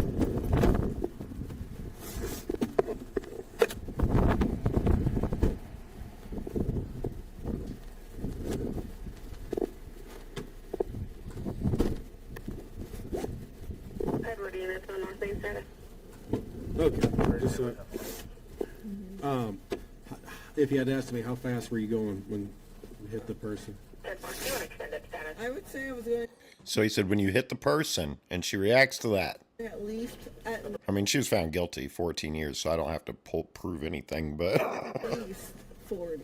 At least 40. Maybe 40 or 45, but 45 miles an hour getting hit by a car. I mean, you're done. That's 4,000 or 5,000 pounds hitting you at 45 miles an hour. Sorry. Done deal. at least 40. Okay. You can kill somebody at just about any speed. Yeah. You catch a person and run them over at like 5 miles an hour, you can gut them out. And hell, even at slow speeds, the tires do more damage to people because they seek more traction from the ground, which is your skin at that point. If they're already moving, it could be coasting to an extent. All right. Do you think you were going too fast for this area at the time with the darkness? I honestly don't think I was going too fast because I try to be precautionary about where I'm at. I mean, she doesn't sound like she's overly intoxicated. But I just she's know just an entitled that idiot, I think. One person came out of nowhere. Did you have your headlights on? Yes, sir. And she said it again. One person came out of nowhere, so she knows she hit a person. Later, she's going to pretend like she didn't even hit a person. She doesn't even realize what's happening. And she can only be getting soberer, more and more sober. It's not like she's getting drunker at this point. Regular headlights? Regular. Okay. Okay. So obviously you saw them. It was no time to react, no time to stop? No time. Okay. That's the word. Okay. That's word. Word. Where were you coming from tonight? I was coming from Tavern 41 on Sterling Avenue. So now they got her drinking at Tavern 41. Tavern 31 on 41. Tavern 41 on Sterling, Yes, Peoria. sir. Okay, and you left. Well, she's the quick to Tavern admit she's 41 drunk and because she drove knows she straight killed here? someone. Yes, sir. Okay. Drinking and driving. Over the course of the night, how much have you had to drink? I probably had about 3 drinks. What is 3 drinks? Do you like? Are we talking what type of drinks? Just vodka. Vodka, straight vodka. Long Island's the vodka in the bottle in her car. There's an open bottle of vodka in her car. Or mixed drinks? Vodka and water, so I was staying hydrated, you know, and drinking. Well, at least she's, hydrated. On it, Like right now, if you had me do a test, I think I would pass. Just like, don't test me, but I think I would. But don't test me. Like, what the fuck is that? The fuck? But don't test me, because I'll fail. But I think I would pass. I'm just saying, because you're not going to test me. I think this bitch is infuriating. Don't test me. Don't you fucking test me, man. Just because I killed somebody doesn't give you the right to test me. Don't test me. Give me a break. Don't test me. That one I've never heard. We're going to do those tests here in a little bit because of circumstances, obviously, we have to, okay? How long ago was your last drink, would you say? My last drink, I would say about 40 minutes. 40 minutes ago? Were you drinking anything while you're in the vehicle? She can remember all that, but she can't remember that she killed somebody later. Okay. On a scale of 1 to 10, 1 being the least drunk you've ever been, 10 being the most drunk you've ever been, where would you say you put? Meaning, no. Don't answer. 1, the least drunk. 10, the most drunk. But anywhere in that scale, is there not drunk? No. So don't answer. the question is, how drunk were you compared to how you've been drunk in the past? Yourself right now. 5. Because I've been 5. I'm 5. Jesus. I've been more drunk, but I've been less drunk. But regardless, I'm drunk. You're drunk. Yeah. very drunk. And right now, like, I see you, I see Honestly, everyone. though, her being drunk probably saved her ass a bit, because if she had killed 2 people with her car, and they had found any kind of reason to spin it as malicious or intentional, then that would have been way higher on her. 2 people, she'd have gotten 30 years. You know what I mean? Like, I know I'm aware of everything. Okay. Here's what we're doing. Close the door. If it stops raining, we might do some Damn, you tests. lucky bastard. Who did We that? might go back to the police station, do it. We'll figure out Okay. how we're going to do it, okay? All right. Is there... Yeah, we got your purse, your phone already. That's They're being so nice to her. all we need out of your car, right? They'll change later. So you're He's going to call her pathetic, but yeah. restrained of your freedom here.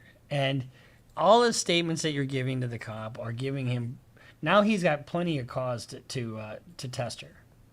Okay. Yeah. Hang tight.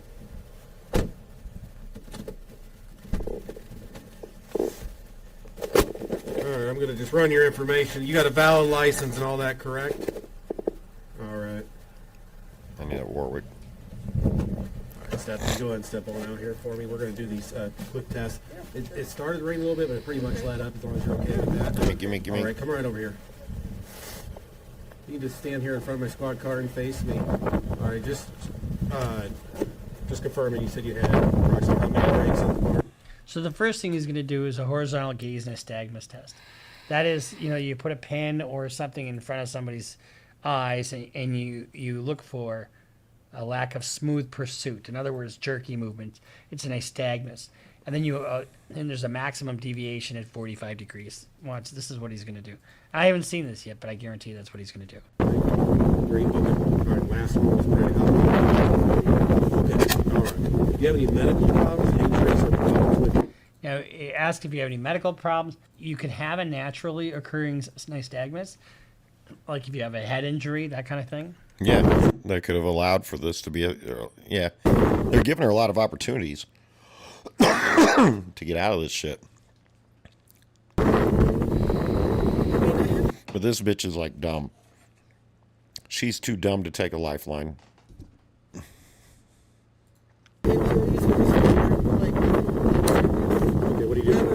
What do you do for work? I waitress at one. So you're on your feet all day. She goes to a private college she's about to graduate from, so it's just a privileged situation. No issues with that. Okay. You're pretty healthy. You agree? Okay.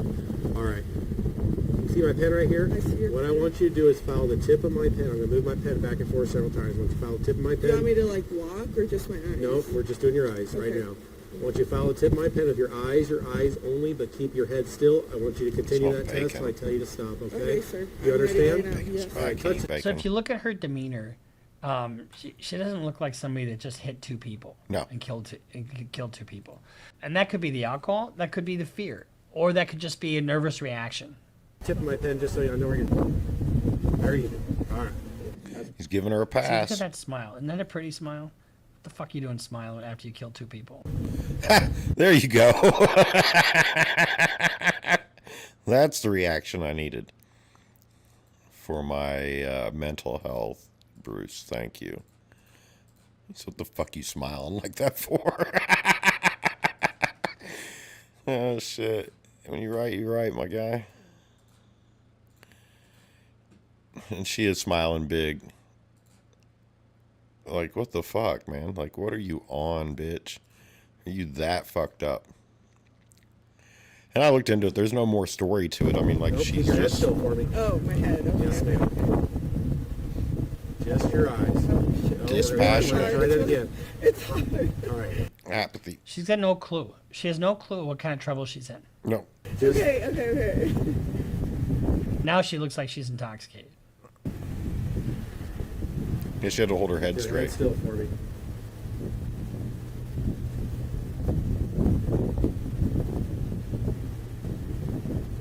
They say when you smoke a lot of weed, your eyes won't do that shit, and they're absolutely wrong. It's so hard because my head's still. The best you can. Just follow with your eyes. Are you able to hold your head still without your hands? Okay. All right. She's just pouting follow with your because eyes. he said she's cheating. I mean, she's really smiling now. Okay. Keep following.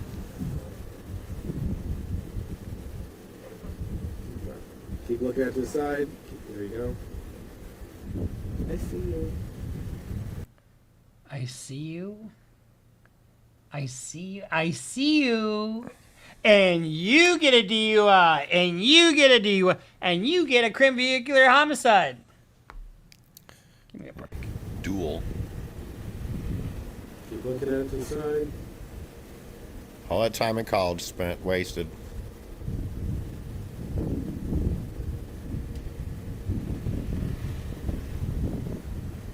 He's gonna get set off when he sees her at the damn police department. This shit's insane. If you don't cover that, he's missing the fuck out.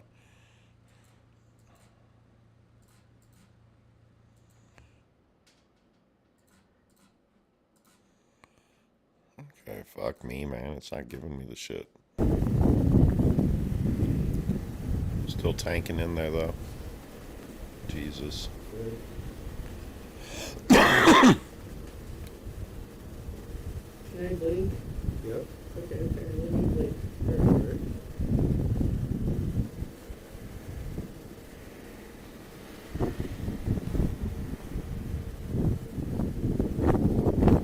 It's just hard because I'm trying not to turn my head. She looks drunk.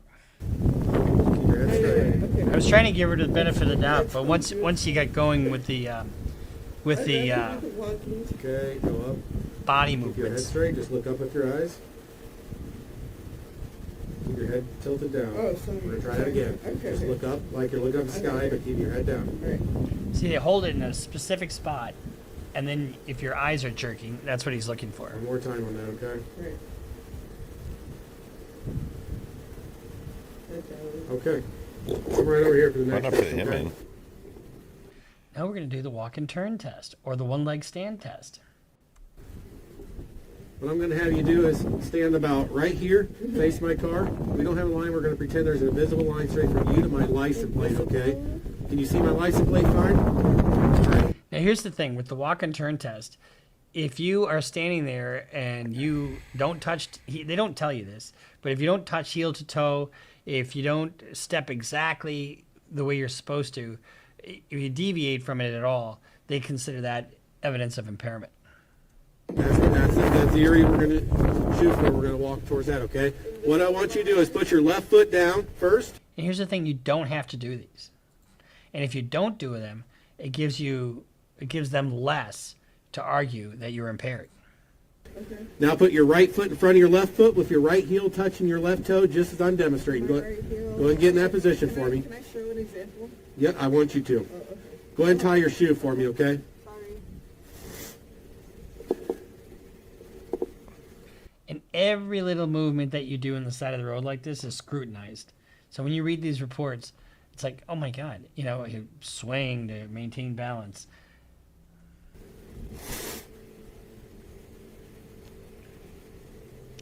Okay. Meanwhile, there's over behind her, there's life-saving measures going on to try to save the two people who were just run over by her, and she's got no clue. No. What I want you, exactly as I'm demonstrating, put your left foot down. Now put your right foot in front of your left foot, your right heel touching your left toe.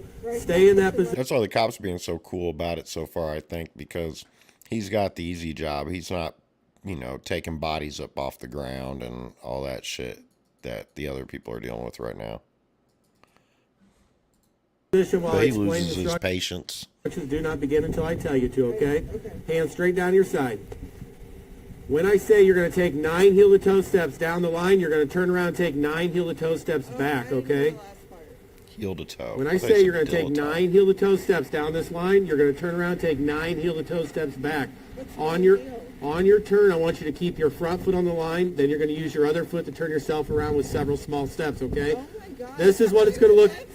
This is what it's going to look like. This position you're in. When I say go, 1, 2, 3, on down to 9. Keep that front foot on the line. Use your other foot to turn yourself around with several small steps. Nope, stay in that position. Go back just the same. 1, 2, 3, and on down to 9, okay? Again, I just did 3. Now, what if she had Ubered it to the bar? She wouldn't be walking heel to toe right now. And 2 people would be alive. 3 for demonstration purposes. I'm going to have you do 9 each way. During this test, make sure you watch your feet at all times. Keep your arms straight down your side. Count out loud so I can hear you. Once you begin the test, do not stop until you have completed the test, okay? Come on, Yeah, Ash. you understand my instructions? I think so. All right, go ahead and begin the test, okay?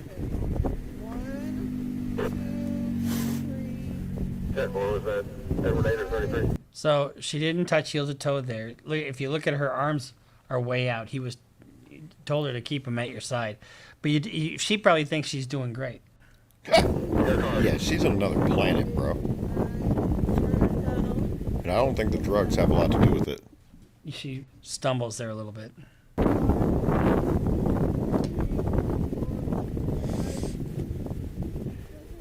I'd let her drive me home. Yeah. Yes, ma'am. All right. If you're going to stand right here in front of me for the next test, go ahead and face me. So you really don't even need to do another test because they've got plenty to have her do the PBT. The PBT is a preliminary breath test that will measure your alcohol on the side of the road. Feet together, arms straight down your side. This is called a one-leg stance test, okay? Whichever leg you choose, I'm going to have you lifted approximately 6 inches off the ground with your foot parallel to the ground, holding that position once you count out loud for Meanwhile, there's people that are either dying or dead off in the distance.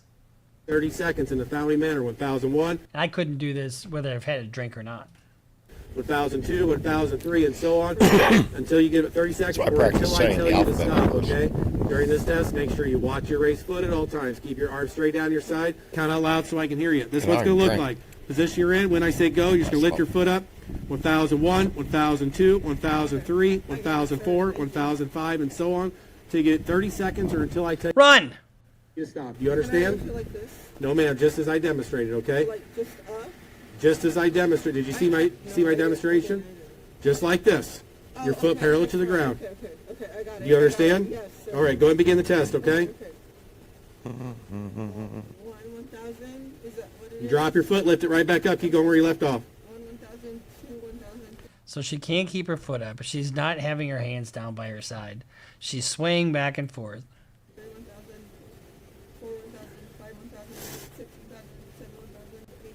And she don't shut the fuck up either. Continue Ever. the test, okay?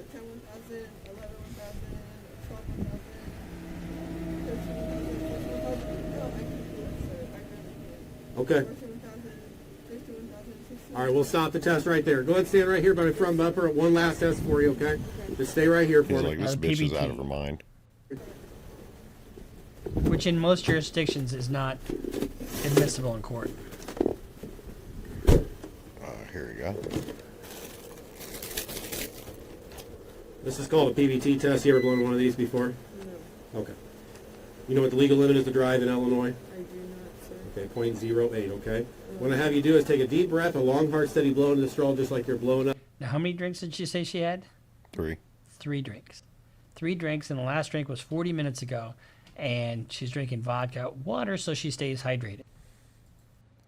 She also has, that he doesn't know this yet, she has an open bottle of vodka with no lid on it in the vehicle. She was chugging it. Up a balloon, keep blowing till you hear the machine click, okay? All right? Blowing up a what? Yes, ma'am. Take a deep breath, long, hard, steady blow. A little bit harder for me, a little bit harder. Keep going, keep going, keep going, keep going, keep going. Okay. Damn. You're a Bradley student? I graduate in 4 weeks. You're a Still need to get one 0.264, more. okay? 0.26 fucking 4. 0.264. I would not have guessed she was that high. That tells me that if she's that high and functioning this well at She's an alcoholic. 0.26, most of us would be passed out at 0.26. 0.26. She's a drinker. All right. And that's a lot more than Go 3 and turn drinks. around for me and place your hands behind Yeah. your back. You are under arrest for DUI. Okay? It's a bottle of alcohol.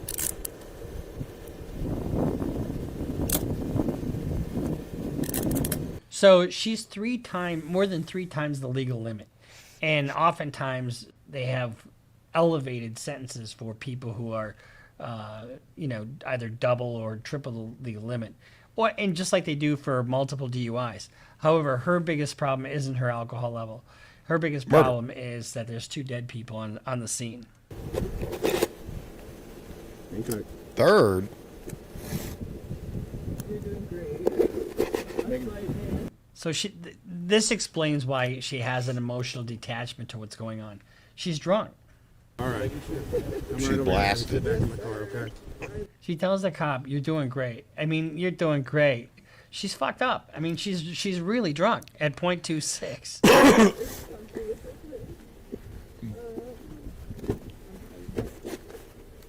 All right. Whatever you say. Okay. She's Just polite, so we're cooperative. clear, I'm going to undo your seatbelt, okay? I'm sorry. Yeah. We're good. There we go. Okay, so you understand what we're going to do. First off, I'm going to let you know the you did hit 2 people total. You did. I didn't. Okay, I'm just, I didn't hit anybody. however you want to word it to yourself, that's fine. Okay, I'm just telling you, there's 2 people struck by your vehicle and both are dead.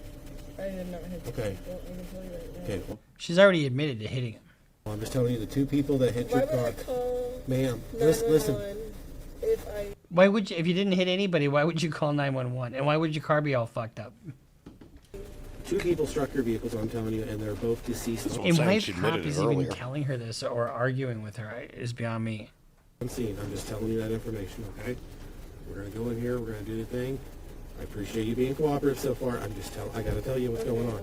You understand? Yes. Okay. All right, come on out here this way. I'll let you talk, sir. murderer. All right, right over here.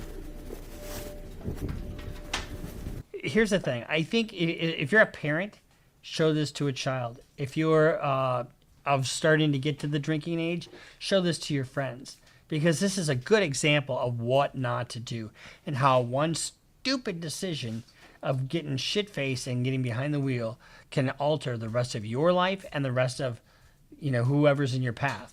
Stay right here and grab all this stuff here. I'm sure there is. Once we get in here, we'll tell them. Once we get in here, we'll tell them. They'll probably take it off for you, okay? All right, come follow me. Right in this emergency door here. So now they're going into the emergency room to the hospital to do a blood draw. And most of the time, in most states, you need a warrant to do that.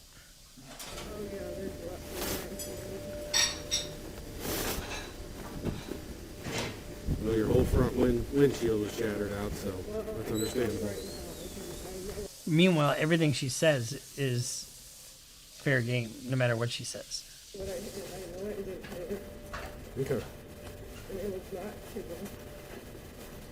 If it was two, I'd be crying, you know what I mean? I'd be like, oh my god, I did this. I'd be like, wow, this made it work, but I know But you're .26, you're really drunk. I did. Okay.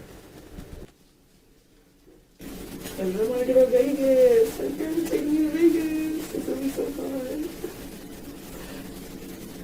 I'm going to spend at least $500. And I'm going to start off with 2 Long Islands and 2 shots. You ever had enough of drinking already?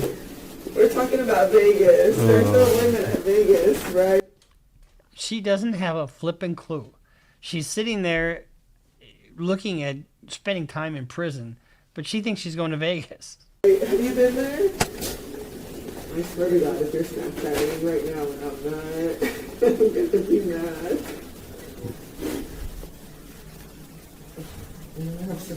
So she's talking to the cop like he's her college buddy or something. Yeah, talking I about couldn't- drinking Long Island teas. Are you Snapchatting right now? I mean, I'm going to Vegas. It just doesn't make any sense. But she is also 2'6". 2'6". Ladies and gentlemen, that's a very high reading. Long day tomorrow, oh my God.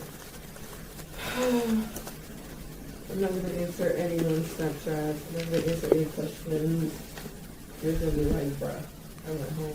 You know, when you're sitting in your cell, you don't really get access to Snapchat, just so you know. Right.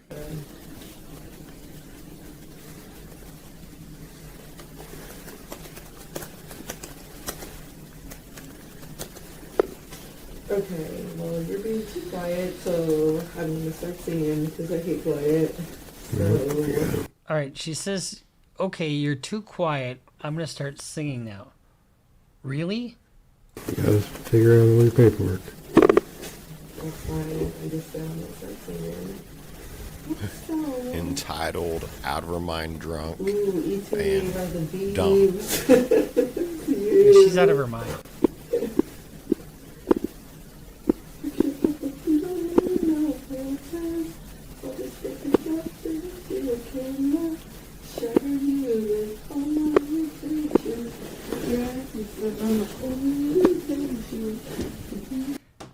This just, the human condition never ceases to amaze me.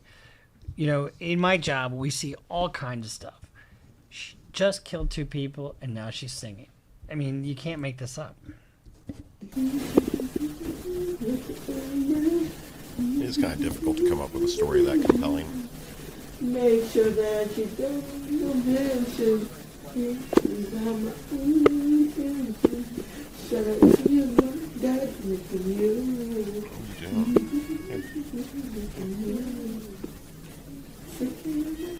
You know, if a judge saw this, he would be just incensed, or she would be incensed to watch somebody so cavalierly. But it is the booze. I mean, she just doesn't have an awareness of what's going on. Oh, hey, you never answered me about my car. Like, I have school tomorrow, so how do I get my car for tomorrow? You're not going to need your car because you're going to be in prison. Yeah. Car is totaled. It's what? Your car is totaled. Told? Totaled, wrecked. Okay, so how do I get it to your school tomorrow? You don't. So, I don't go to school tomorrow, is what you're telling me? No, ma'am. You want me to be honest with you? You're going to jail. You don't have a bond. You killed 2 people tonight. I don't think you understand that. You do not have a bond. You are not getting out of jail. Your car is property of East Peoria Police Department because it's a crime scene. It killed 2 people tonight. You are clueless with that, clearly. I've already explained this to you. You're going to jail for reckless homicide tonight. You're going to jail for aggravated DUI for killing 2 people. That's what's going on. So no, you're not going to school tomorrow. You're not getting your car out of impound. Can I get a Tuesday for my night class? Did you just hear what I just told you? You said I'm not going tomorrow. Are you fucking kidding me? I don't get it, man. I mean, booze has got to be really a high priority for someone to just be that drunk. I'm talking about Tuesday. Did you hear when I said that said you... I'm going to jail tomorrow. You're going to jail when we're down here? Yes. Did you understand what I told that you killed 2 people tonight? Yeah, so I'm just wondering when I can go to school.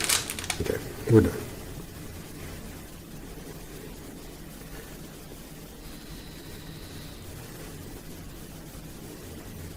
You're all on body camera being completely careless about killing 2 people tonight. You could care less. That's sad and pathetic. and horrible all at the same time. Can you say that as a cop? Yes, ma'am, I can. Okay, so can I ask? It's not like he's gonna lose business. When I can go back to school. So when should I email my professors and be like, hey, I can go back to school for a while or what? Because I graduate in 4 weeks. Like I need. I graduate in 4 weeks. I mean, really?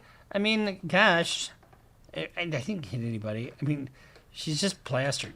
I don't know.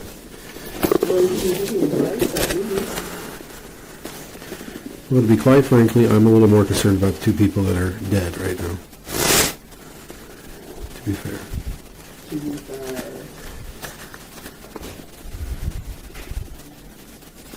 So what they're doing here is they're waiting for a warrant because in order to take her blood, that's a seizure, right? And you have a reasonable expectation of privacy in your body and your blood.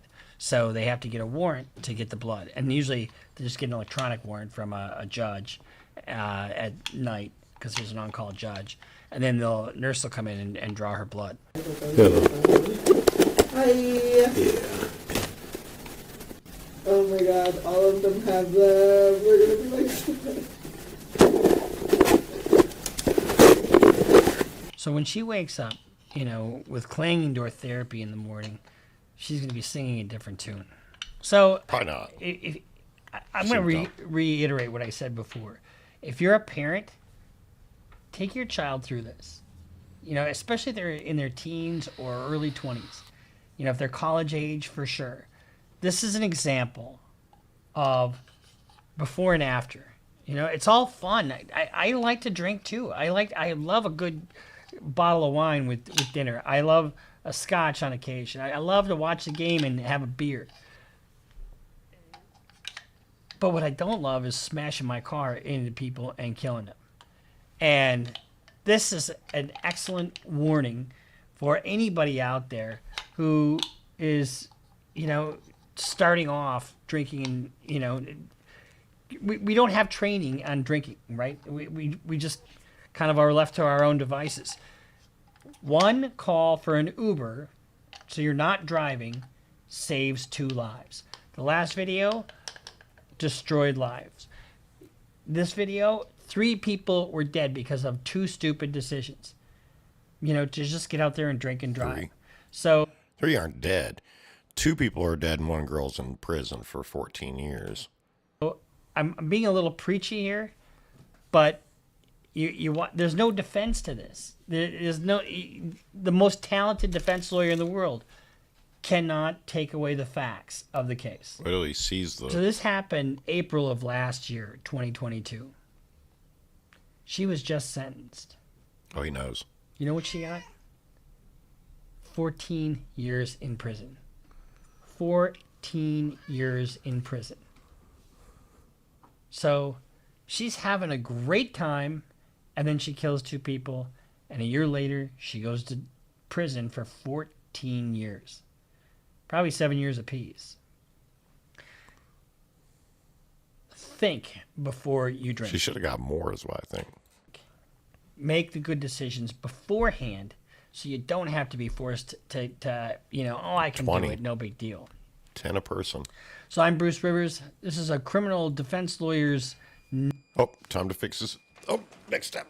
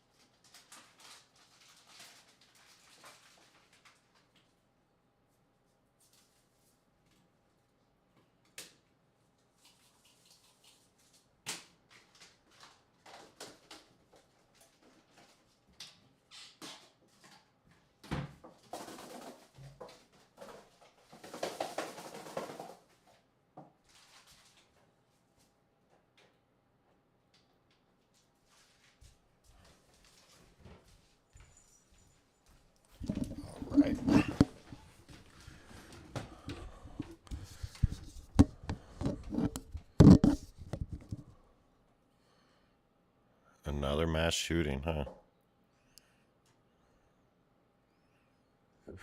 Try to drone attack him.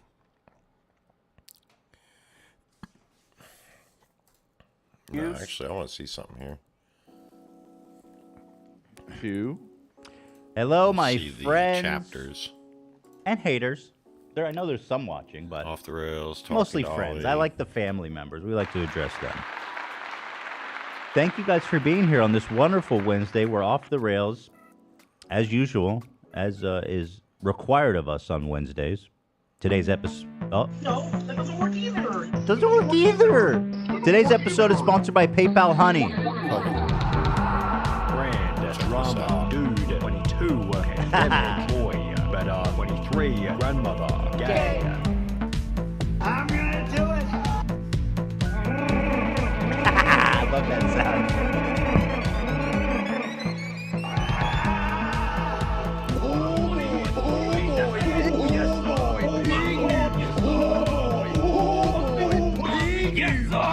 Yes, sir.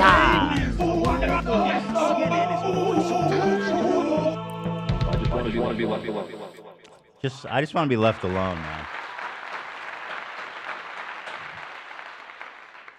Thank you, guys. I'm just loving the. It doesn't work for me either. It doesn't work for me either. Oh, see, it doesn't work either. No, that doesn't work either. I can't That get doesn't over work Crowder either. just trying to live his life right now. Like, he's posting all this crap to Twitter, like he's doing his normal, like, racist, homophobic shtick. And it's like, dude, you took a fat L, brother. You can't just ignore it. Like, look at his Twitter. He has Alex Jones on today. He's a regular now, since the move to Rumble. Oh, is Alex on Rumble? I think so. Watch it. Alex is looking very Joe Rogan physiqued today. You mean good? Very top heavy. You mean hot? He's very top heavy. Either. Doesn't work for me either. Here is just lots of Alex Jones. We love him. Abortion is human sacrifice. Well, that's a good take. To who? Let's hear what they have to say. That's interesting. Well, think about abortion. Abortion, I don't know who described it this way. It is sacrifice at the altar of self. I love this lighting on here. It looks like the life has just sucked out of Steven. This man, you're sitting here talking about abortion. You were blowing cigar smoke in your wife's face when she was pregnant, brother. Only way out of it. Either. Yeah. Come on, man. Well, think about abortion. Abortion, I don't know who described it this way. It is sacrifice at the altar of self. It's actual human sacrifice. And even if people want to say sacrifice for what? At the altar of the self. The altar of the self. Okay. Deep, man. Hey, Crowder, when's the last time you saw your kids? Just curious. That doesn't work either. Just curious. Because last I heard, they were out of state, far away from him. And his wife is raising the kids without him. Fucking watch it. So if you want to talk about abortion, you should try being a dad first. Okay? Because you have the baby, then you need the dad. You know, I was thinking too about Crowder. He's such a piece of shit. He was making fun of people with Down syndrome a couple of weeks ago. How can you be pro-life? Pro-life says kids with Down syndrome, we're having them. They all deserve to live. So he goes, you need to have the baby with Down syndrome. I'm forcing you. But when the baby with Down syndrome is born, then we're going to also make fun of him. You're the devil, bro. Neither of these comps. Do you know what I'm work. saying? They're gonna get me on this round because I've been doing too good, and I'm at 3,600, and I've gotten halfway to where I need to be to cap out. And these motherfuckers are trying to fuck me, giving me half and half and shit. Team on one, Brawler here, Laser Corpse and Underground. Fuck.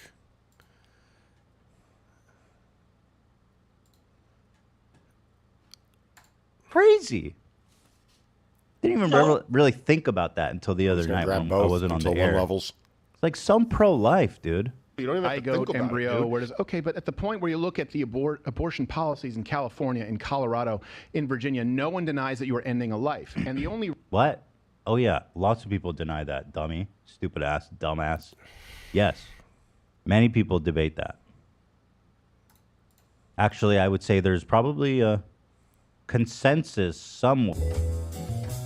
Ah, he pulled the trigger.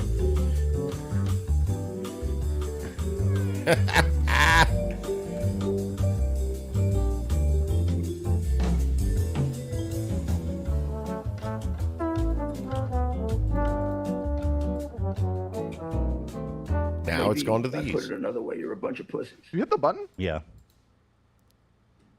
Got a little carried away. I felt that Button. I didn't want to go there. Okay, fair enough. You know what I mean? I get it. Yeah, I get it. They always I do that regret shit. it. I'm listening to my intuition. That's got to be the earliest button so far. I'm listening to my intuition. When I We're say up something I 5 minutes regret in. and I feel that, like, I Yeah, just yeah. hit it. I Right. appreciate it. Love it. Well, that's cool. Because you don't have forever to. The windows. It's not always open. The reason at that point, when you look at a very small That's what I percentage of needed. incest or rape, the vast majority are because someone doesn't want to raise the baby. Well, They notice have- Well, you don't want to raise your kids. What's your argument? Where are your He kids? did go thumb up. Andrew, or I mean, He did give Crowder. it a thumb up. Wait, what's his name? Steven. He did give it a thumb up, though. Like he said, because you don't want to raise the baby, thumbs up. So I think he admitted to it, my guy.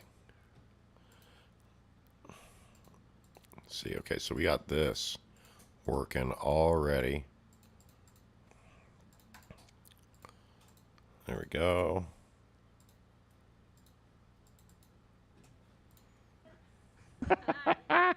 Where are your fucking kids, dude? Who doesn't want to be a father? You know where your children are? He does not. Steven Crowder. That's the lazy. I'm glad I didn't go It lazy. doesn't say it's just a level place. They said, hell yeah, I killed that kid. Yeah, they have T-shirts. Yeah, Damn. bragging about it. Yeah, I know. It's about Such losers. Bro, come on. Get your life in order. Stop this silliness. So that's what Crowder's up to, but that's not what I'm here to talk about today. Real quick, is Crowder sitting in the leprechaun chair? Why was that? Alex outfit him out of his own chair. Oh, that was his set? I did notice that too. Well, Get it's you in a minute, baby. respect for the king of being a psychopath on the internet. The slot bucket king, He's baby. the greatest to ever do it. He's the best that ever sold slot buckets. Tell you what, boy, nobody sold slot buckets like that Alex Jones. But guys, we have a great episode today, actually. You know, different than what we usually do here. Today's episode, if you guys didn't hear, is sponsored by PayPal Honey. We have a Teddy Fresh drop coming out tomorrow.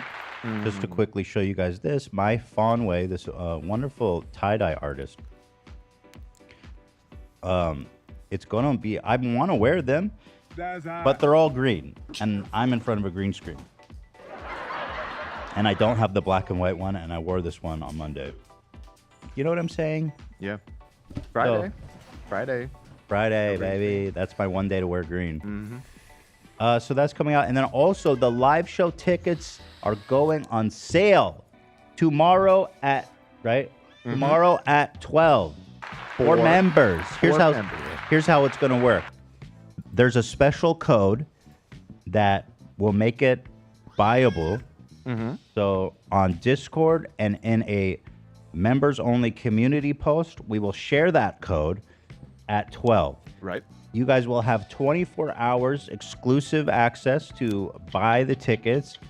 And then if the tickets will then on Friday at 12, 24 hours later, go on sale for everybody. Correct. Nailed it. Thank Impressed. you. There was a lot of confusion before the show. So. And so Nailed it. that's really exciting. The show's on June 23rd. We're all very excited. The theater is gorgeous. Yeah, it's going to be at the theater at the Ace Hotel is what it's called. Such a stunning theater. It is one of the classic movie palaces here in Los Angeles, in downtown Los Angeles. Originally built by United Artists and Charlie Chaplin way back in the day. You pulling up a photo? Yeah.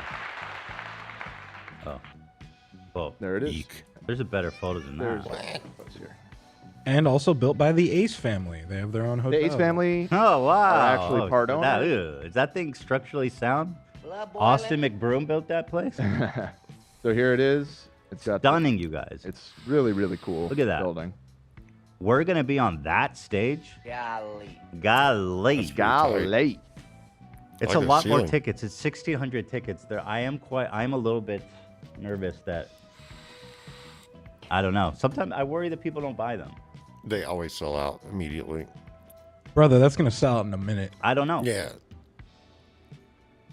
Have a little faith. It's a lot more than last time. Have a little faith. I think you can get butts in those seats. I have fear of performing to like 5-person audience. There'll be more on the stage than in the audience. Hey, everybody! Did you like that joke, sir? All right. That'd be fun in its own way. Crickets. It would be. It's like open mic night. Somebody asked, can we have the ticket prices? So the tickets are going to range, I believe, at the low end at 35 for the cheap seats, and up to, I think it's like, you know what? Let me just look it up because I don't want to misspeak and then get people mad at me. Guys, I tried my best to make them as affordable as possible, but this shit's expensive. We're putting on the theater's expensive, the production because we're live streaming it. That adds a whole dimension, and also we're gonna go all out on the production of putting on a fantastic show. So you know we're gonna have all the good stuff there. Sorry, just one more second. I'm pulling up the spreadsheet with all the tickets. Do you think it would be a good or bad idea to throw pizzas like a frisbee out to the audience as an act Hot of ones. generosity to our fans who came? I mean, I suppose we could. Oh, one very important note that I just remembered that is different than last time. This show will be 18 plus. Okay. That's That's nice. Last time, Ethan wanted to show everybody the prolapse. And we were like, Oh. oh, we really shouldn't because this They had a live we didn't show since advertise then? this as 18 plus, and we Queens don't of know. There TikTok above could be 18. underage people in the audience. Probably not with our audience, to be honest, but just to be on the safe side. But this time, it is an 18 and up show, so Above 18. expect some wild ass shit to be shown to you. Okay, wait. Can we show the prolapse? I need to get clearance from our lawyer. But my whole dream for that was to get the audience reaction to the prolapse video, because y'all deserve to see that. You know, it's not fair that only guests on this show get to see it. You guys are just as important. Okay, I have the prices. So the base prices are again $35 for the cheap seats, and then they're $55 tickets, which is the vast majority of them. And then there's $70 tickets, and then there's front row tickets, premium stuff for 150 big ones. Now- but that's very limited. That's literally I'd have bought them. just the front row.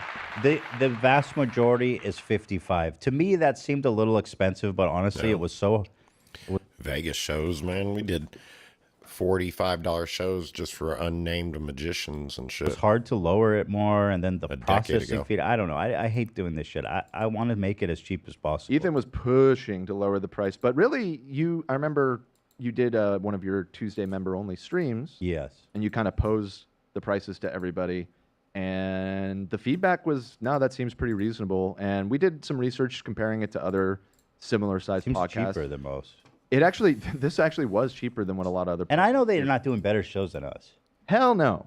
No, like Our last live legit. show was a banger. I'm being serious. Like what the last or what are those political guys? The Obama guys. Oh, theirs was crazy. Like $120. They just for sit like there the and cheap talk. seats. Stupid assholes. Yeah. What are the? God, why am I Pod, blanking on Pod Save America. Pod Save America. $120 to see a couple of middle-aged dudes talk Samira. shop like they don't do nothing. It's pretty crazy. They don't do nothing about nobody. But yeah, that was all of our attitude here on the crew too. But we all actually go and see shows. And Ethan, when was the last time you paid to go to a concert? Me? Yeah. What do you think? I don't know, 20 years. So, yeah. Here's alternatively you The could chat saying totally reasonable, super cheap, super cheap. Okay, That good, I'm seems glad. reasonable. Now we should say that's before processing fees, and unfortunately we had to use AXS this time. Last time we used. We're forced to use it by the venue. Yeah, the venue has a deal with them, so we have to use them, and y'all know how that goes. So there'll be some processing fees. Unfortunately, I see people asking about Dice. Dice was what we used last time. They were great, but we are not permitted to use We wanted to use We wanted to use them because it was it's awesome. such a racket. These venues, the nice venues, they have exclusive deals with these big ticket monopoly companies, Mm-hmm. and they kick them back to work exclusively Laser with them. Quest, It's that was just, the it's so team I was fucking gonna take. crooked, dude. Because Dice is a better service, also despite being way less. Yeah, and I was very impressed because, I mean, when we put them on sale, the rush of traffic was insane, and I was a little worried because, you know, it's not Ticketmaster AXS that we were going to crash the website or something, but it handled all the traffic just fine. So can't believe I haven't gotten 3 of but, these guys. Not this time. It's what time's the show at? Like 8 or something? Bro? Someone asked. I will tell you right now. By the way, show this. is- This is Pod Save America. Here's what it costs $150 to watch these idiots just sit in chairs. Please stop it. Loser. Did you even enter the stage on a mobility machine? Right. Nope. And this is going to be you guys during the live. This is P&P while watching the video. go. The Pro Lab. Right. Okay, so doors are at 7, show is at 8. There it is. On, again, Friday, June 23rd. And a reminder that this will be our final show before we take a short summer hiatus. So it's going to be just kind of like the last live show, somewhat of a finale in a way. And we'll probably do another live show then right before our winter break. Yeah, I mean, we're still feeling it out, but when we first started talking about doing this again, we weren't sure how frequent they'd be, but I think we might establish a little tradition. We'll do it live. And also, somebody says, are the seating assigned? Yes. Yeah, assigned seating. You'll get assigned seating. Yep. So you don't have to worry about like showing up early and elbowing people. So there it is. So we're all real excited about that, you know? So looking forward to seeing you guys all there. Tomorrow at 12 o'clock our time, Pacific time, I guess, just to clarify. And we will likely be live on Leftovers, pretty wrapping up the show tomorrow when we do it. So we'll do, we'll shout it out when that happens. And then, like Ethan said, it'll be a 24-hour period for members. And then on Friday, it'll open up to general admission. But We'll do it live. just a warning, last time, the members, we did the same exact thing and we opened it up to members. That shit sold out in like 30 seconds. It was half the tickets. If you are, it was half the tickets. But if you're determined, Peace and love. if you're determined to see the show, I would recommend grabbing a membership. This is a serious message to everybody wanting to see our live show right now. Peace and love. I don't live in L.A., although I'm close Thank you, enough. Renee, for the donos. Probably. Okay, good. That's all very exciting. Also, the BTS is going up after today's episode, so all kinds of treats and treasures. Okay, but let's move on now. So today at 2 o'clock, Ollie London will be calling into the show to have a kind and civil, gracious conversation with us. Many of you know Ollie London. He was the man who went transracial. He wanted to become Jimin. Did I say that right? Jimin. I'm not confident enough to correct you, to be honest. Jimin. I thought it was Ji- Jimin. Jimin. It's the Jimin from BTS. Yes. And he is an English man who moved Korea. He changed his race, apparently, which was obviously controversial. But now, his new plot in life is even more interesting. He has become a frequent guest on shows like Fox News, the late, great Tucker Carlson, Newsmax. man. He found Jesus, and now he realizes that being trans is pulling actually the greatest threat to civilization, I believe he said, as well as trans children in particular. Yeah. So that should be lost interesting. points. I'd Fuck love me. to kind of hear about his transition. Of course, not from one to the other, not like a gender transition, because he's against that. Wine time. His Odyssey, yes. So so that'll be at 2. I'm looking forward to talking to the great Ollie London. Fantastic. Into the great Ollie London. Fantastic. Also, so you guys know that the writer's strike is happening. There's no TV shows, and I'm gonna say it right here. That's what got me. I did everything. When I was in high school, I was a National Forensics League finalist in speech and debate.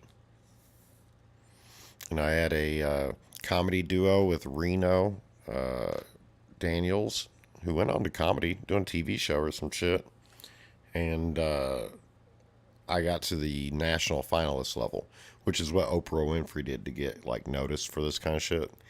Then I went to college for new media when it was super new, and got a music business and technology degree on the side, and then got a bachelor's of science in new media arts and sciences from a school of informatics, so I had also the programming knowledge. Then I went to Disney and did their Imagineer program. And then I went to PBS and did television production for them and got a regional Emmy with a documentary that we did. And then at that point, I was quickly becoming a partnered YouTuber in 2007, right when I got graduated. And then the writer's strike happened, and there was no TV jobs. And TV, music, stuff like that, it's only about what you've done recently. So after like a year and a half, 2 years, nobody cared about all the cool shit I'd been doing through college and everything else, because I had not done anything in it in like a year, and I was doing business intelligence work then. And I didn't know how to like retranslate that back, although I probably should have. I see a lot of things nowadays in media that, you know, I was doing 20 years ago. Things have popped off in the last decade easily. Anyways, food's about to pop up. Proudly, we're the only game in town, baby. Get all your friends who are like, I got nothing to watch. Bring them here. You know, this is our time. The late night shows have all ceased production as of yesterday. So Not us. All of you, welcome to all Jimmy Kimmel, Jimmy Fallon, Seth Meyers fans. All the Jimmies, all the Seths. Jimmys. Hi, girl, Olivia says. Yes, and girl. and support to all of our writers' friends in the WGA. I personally have a couple friends in there that I was talking to yesterday, and they're completely in the right, and they deserve everything they're asking for. So back down, studios. But with all that being said, it's gonna suck when they lose all their audience to us. Free content, that's so good. They should have just given them what they wanted. Come on, come to daddy. The writers' strike is, of course, yeah, it's good. I mean, unionize, get what you owe, what you're owed. I Good mean, half hour for my fuck all dinner. these assholes. Are these IP owners scumbags? Let's see. They failed to reach an agreement over equity. Apparently, the problem is that traditionally writers get residual payments on Correct. TV shows. And since the age of streaming, now the same writers who are writing for same big shows are not getting residuals in the same way. Like I saw someone say that where they used to get like $10,000 in residuals, they're now getting like $300. Mm-hmm. So their cut has been, their pay has been significantly cut. Cut them off. I don't know why the writers get shafted. It's like, it's not just the writers to be kind of an important fair. The industry has evolved a lot in the last decade, as everybody knows, and their contracts have not kept up with that. And so this is the opportunity. And there's, from what I understand, a very good chance that the Directors Guild will also, because their contract is also up for negotiation very soon, and they have a lot of the same things going on with them. So yeah, it's going to be interesting to see how it plays out, because this is going to kind of set the precedent for a lot of the negotiations to come in the next couple of years. It says 2007 lasted 4 months, the writer's strike, and resulted in $1.5 billion of loss for the city of LA. It's like, that cannot have been worth it for... Who are they negotiating with? The Producers Association Guild, I forget what they... Like Ryan Kavanaugh types, folks? Yeah. Scumbag. Knew he was a scumbag. You hear that, guys? Ryan Kavanaugh is preventing these good, hardworking people Thank you. from getting the money they deserve. Thank you. Just kidding. Or, I mean, that's a joke. Thank you. He's not producing I movies. can't stop saying thank you like Ryan Kavanaugh. Thank on that you. soundbite. Like, just Thank in my you. everyday life, it totally infected my brain. That Thank doesn't you. work for me either. That's my new one. Either. No, that doesn't work either. It doesn't work either. Either. Either. Either. Either. Either. Doesn't work for me either. Either. Anyway. Sounds like laser tag. Yeah, an update also on the Hassan copyright situation with Aiden Ross. Aiden bitched out, and he dropped the. He dropped it. Actually, YouTube seemed to have intervened, which is pretty cool. Okay, Aiden. Jesus, I hate that one. God. Checked on this, and it looks like the claim has been closed by the content owner. Okay, so they closed it. They back down. He bailed. Here's Hassan talking about it. Oh, you know what? I need to make a correction because my analysis as not an attorney was that Aiden owned the content. But I talked to my attorney about it that Let's night. go. And my attorney said that he thinks that Hassan would. And This is a good point. Posts like these are with peace and love, brain dead and low IQ. People like Ollie, who speak in paragraphs, can't come on the H3 podcast and rattle off a bunch of right-wing talking points one after the other without being fact-checked. If Ethan didn't interrupt Ollie to challenge him, he would just be platforming a right-wing transphobe. It's like some of y'all want Ollie to give a 15-minute lecture on why the trans movement is harmful. And each time Ethan fact-checked his points, Ollie deflected. Ethan addressed each of Ollie's arguments while Ollie dodged all of Ethan's responses. Ethan had to repeat the same rebuttals in like 5 different ways before Ollie had no choice but to address them.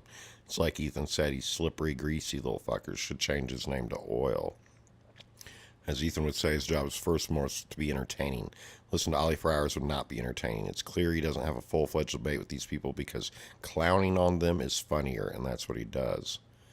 If they wanted to have a real debate, they'd go on the Majority Report, but they know they'll get mopped. So they go for a layup who's a comedian who doesn't give a shit about this format. Yep, that's what I'm saying. You want your 5 minutes of fame from him, you gotta get made fun of. He's a comedian. in the case of a lawsuit, have a decent argument at co-authorship. Okay. Girthy? I mean, that logically makes sense, right? Like, the content doesn't exist without him. He's a direct participant. But, like, what you were saying the other day kind of made sense to me, too, because it's like, it is Aiden's recording, so Yeah, technically I owns don't it. know what makes sense. I mean, theoretically, yeah, you'd think that Hassan would be entitled never to said it. Right. So, but I guess it's untested, you know, but he thinks he Interesting. could make a decent argument about co-authorship. But at the end of the day, the issue's resolved. And nobody should get into a lawsuit if they don't have to. Trust me. Don't want that shit in your life. Yeah. In fact, I just heard that on the defamation lawsuit of Ryan Cavcavs, there's a chance, a good chance, that we're going to have to enter mediation in June, which means that me and Ryan and our attorneys have to go. One of your lights. So. You're going to, sorry, go ahead. You're going to have an in-person. We have to go to the same place to meet with a mediator to see if we can hash it out. Now, here's the thing. We'll be in separate rooms next to each other, and they'll be going back and forth. But we can meet face-to-face if we want. In fact, it's probably going to be encouraged by the mediator. I love that so much. I'll be like, Ryan, baby. Can Rye. we Cap Live cap. stream. BTS? Live stream all of it. Yeah, I don't think I can do that. Like spy cam, that would probably That'd not be be good for me. You gotta bring a hunk of meat in the thing to squish it so you can squash the beef. Okay. I hadn't thought about that. Right now, there's just this great divide. You know, there's a fight. I feel like we can resolve it. If I see him face to face, I'll be like, Rye. My man. Come on. Would you really want to keep going? Dab me up, brother. And you Thanks guys for will taking get care of me, bro. lunch with Bryce. Right. Let's go Yeah. catch runs with our boy. Smoothies with Brad the Bull. Thanks for taking care of her. Yeah, I don't know how hot he's gonna be. I'm over it. I don't care either way. I'm just here for the ride. Right. That's all I've been here for. I didn't do this. He did this. But he should know by now that I'm not going anywhere. I'm not like, I don't give a fuck. First-hand experience. I just don't. We have bigger problems to deal with at this point. I would assume so. And I'll tell you one thing that Cap doesn't want, which is what's going to happen eventually, if he does want to go forward with this, discovery, deposition. Right. Because I got nothing to hide. You can depose me. You can discover me. What do you want? A couple of emails, a couple of WhatsApps? That's fine. Or you want to talk about discovery, my boy? I want to look through all of your financial records for Triller. Angry? Because if you're going to accuse me of defamation, well, let's see. We need to understand if what I said, or not what I said, but what Variety headline said is true. Right. We're going to be in a great position to say, hey, okay, we need to verify, are you doing a Ponzi scheme? So we need access to all the records, all the financial records of your failed, bankrupt film house. Interesting. That's fraud. We don't know that, John Rule. We don't know. That's not fraud. Thank you. Well, we don't know. We one don't way or know. the other. Yeah. We don't know. Fraud. But we'll attempt to find out. And I know for sure your boy don't want none of that. Why not? Because there seems to be just a little shady bookkeeping, if I had to make an assumption, an educated guess. There's all kinds of silliness going on in the books there, eh, Cav? Mm-hmm. So we'll see, Cav. We'll see how I'm going to see how you dab me up on that day. And $1.3 million. Then I'll see how generous I'm feeling. Someone suggested maybe you should wear a Habitat for Humanity shirt. Oh! Oh, man. That's... Or what if you wore Ian's shirt, but it's edited to be you and Cav? I think I saw someone do that. I think that'd be a beautiful thing to show up in. That would be fire. That would be fire. Yeah, because, like, together, what is it? What is it again? Together, we united. Divided, we stand. Divided. United, we stand. Mm-hmm. I think that's beautiful. I'm not standing with him, though, just to be clear. United, we sit. Yeah, I don't want to sit next to him. Too much wine. Probably United, we smells chill. like alcohol. If you're not in the same room, but you're in like adjacent rooms, you should start like pounding on the wall. I heard about that. I thought about that. I was going to go, Ryan! Act like a total. There will be a mediator there, so I don't want to rock the boat. But yeah, I thought about that. Just plain bull sounds really loud.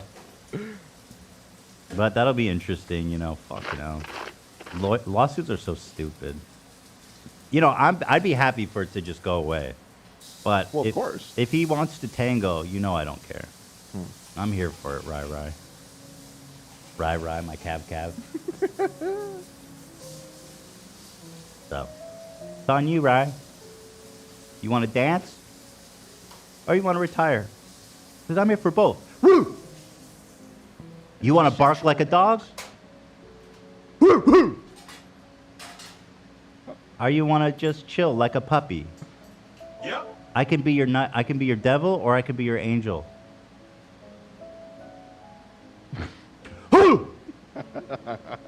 I'll be doing that through the wall. Just totally unhinged.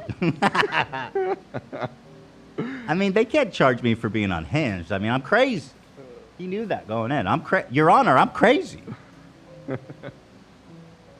I'm in your walls, Ryan.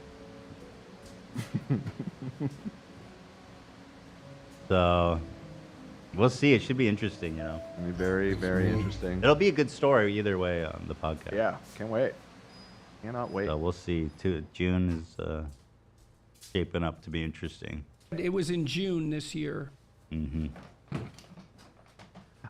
We are already at 30 minutes. We should do our ad, and then we'll only be about 15 minutes out from our guest calling in. All right, so we have one ad here, PayPal Honey. Let's thank them real fast. We love so well. We love Honey. Been such a great supporter of our show. I encourage everybody to support Honey. And I love Honey. Today's episode is sponsored by them. It's the easy way to save when shopping on your iPhone or computer. Honey is free money, period. I love me honey. If you're shopping on the internet... honey. What? I love me honey. I love me lucky honeys, my lucky charms.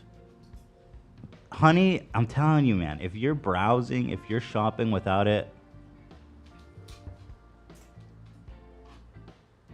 just stop. You don't even have to think about it, dude. So you don't have to think about it. Here's how it works. Works all across the internet. I'm talking technology, gadgets, clothing, food, everything. When you get to the checkout, after you add things to your cart, when you're getting ready to pay, Honey, which is a browser plugin, which you install in just one click in the App Store, it couldn't be easier, drops down a notification, says, hey, we found some coupons, because we scoured the whole internet to find the juiciest coupon. All you got to do is click apply coupon, and boom! Jesus. Passionate about Honey. The price is going to magically drop. I mean, these are all genuine savings that have happened to us. I think these are all from Eli. I don't know if any of you guys sent any of these. A couple are from the crew, and then I think even one or two are from fans that have been sent to me. So these are all authentic savings. They are all real. They're all real. Dude, it's so sick. Imagine you're shopping at one of your favorite sites. When you click checkout, the Honey button appears, and all you have to do is click apply coupon. Wait a few seconds as Honey searches for coupons it can find for that site. And if Honey finds a working coupon, the prices drop. Mwah, we love it. Oh, you can so see sweet. it's from $10 up to like $100, you know, 10%, 20% off. And the best part here is that Honey doesn't just work on desktop, it works on your iPhone now too. Just activate it on Safari on your phone and save on the go. If you use this link, joinhoney.com/H3, it will take you straight to the store, I believe, to download it. So it's easy. Super easy. Is that right? I think it does. Somebody in the chat, Hannah, just said, Honey literally saved me almost $100 on a celebration of life ceremony. Let's go, Honey. All right, Hannah. All right, Hannah. What's a celebration of life ceremony? I don't know. Oh, okay. Congrats. Oh, a funeral. Oh, I'm sorry. Well, it's good to... Jeez Louise. You saved money on a funeral? I never saved money with Honey. Unexpected places. You said everywhere. You know, I mean, listen, they're gone. They're not going to need that $100. They're not going to care. But you will, so download Honey. That's it. I mean, you know. Listen, if it was my funeral, I want you to save all the money you could. That's for sure. That's for sure. Well, we love Honey. Guys, go to joinhoney.com/H3. They're such a great supporter of the show. So please consider downloading and supporting Honey. Thank you with peace and love. This is a serious message from Honey. Okay, this is interesting. I'm kind of having a viral moment on TikTok, you guys. You're the it boy. Having a viral moment. Oh, even Noah Beck, Mr. Flipped. Mr. Flipped himself. Is featuring my sound. So what do I get out of this? Do I get money? Is someone paying me? You're going to have to strike for residuals. Where's my on TikTok. residuals? Is anybody coming and subbing? I don't think so. Self-flipped. But it's cool. You know, it's nice to see something H3 related that's not just like overwhelmed with hate. But probably just because they don't know. But here's a Noah Beck paying homage to me. Also, I don't know. Does he know it's me? I think so. I mean, when you click on it, the original is a clip of you. Yeah, so if you click on the sound, shout out to Famed Flames who uploaded this. Also, my last two brain cells trying to form a sentence, they said. So funny. I don't know. I remember this happening. I don't remember what about, but it just happens sometimes. You know, it's what it is. Also, because what's going through my mind is like I've totally lost it. Trying to think, but nothing happens. Let's just cut my losses. Let's just cut the losses and move on to something else. Yeah, that was probably a good call. Whatever it was. You know. So, but it's quite a phenomenon. I have to say that they love me. They really love me. You've had a few viral sounds on TikTok. I have. Yeah, that's not the first time. There was one other one. What was it? Well, there was a lot from frenemies, but there was one recently. I could find it. Let me see. This one has 14,000 videos. Is that a lot? I feel like when stuff goes super viral, it's like hundreds of thousands. But we'll get there. It's a work in progress. Here is a shout out to Katie Tibb, who also trailblazed this meme. When I'm spilling the tea and I get a weird feeling about who I'm telling it to. Also, Hey, get out of there. What are you doing? I don't know.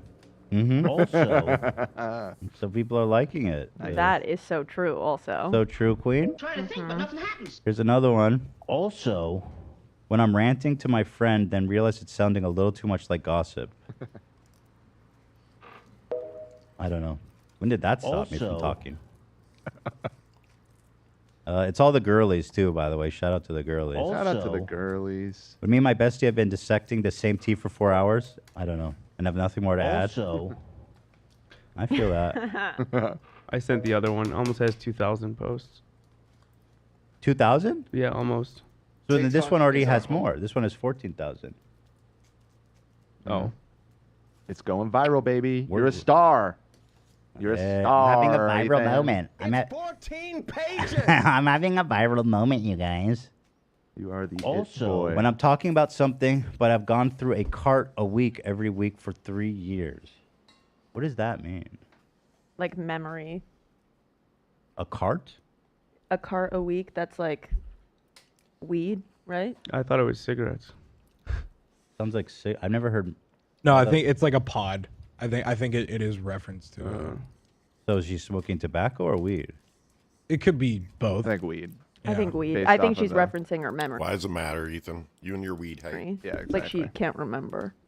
Also, yeah, just in case you guys didn't, you got to watch it. I don't know. Yeah, our eyes are bloodshot, Also, too. okay, shout out to the weed smokers out there. This one showed up on my feed naturally when I'm looking at my boyfriend while talking to him, but all I can think about is how hot he is. So I don't remember what I'm going to say. Okay, girl. Also, shout out to your boyfriend. I don't know. Good for him. Love that. It's nice to be. It's nice to be loved. I love love. Also, when drunk me remembers that sober me said we can't tell people that. I don't know. People just like to act, I see. Yeah, I'm just so relatable. That's what's so cool. I'm drunk. So true. I'm so relatable, you guys. Here's the other one. So this, oh my God. So this one really is going viral, huh? 2,000? That's nothing compared to my meme-themed viral moment that's happening right now. Again, weird lack of respect for the sanctity of life. And maybe I'm overacting, but I feel like, again, this was pretty funny. There's some good ones here. Yeah. Again, if the U.S. didn't colonize Hawaii, you'd all be speaking Japanese right now. Weird lack of respect for the sanctity of life. Again, so, you know, again, when people pose and smile with an animal they literally murdered, that's true, Queen. Shout out. Weird lack of respect for the sanctity of life. That is so true. So, okay, but this one is really popping off, you guys, so thank you. And this one's all girlies, too. Oh, Lena's on here. Again, when I'm sitting outside with my Arab dad and he comments on what all the neighbors are doing. Very true. Weird lack of respect for the sanctity of life. Love you, girl. Preach it, girly. Also, when I'm about to spill the tea and remember she's friends with the people involved. I don't. Okay. All right. Thank you. What an honor. They love me. They really love me. Absolutely.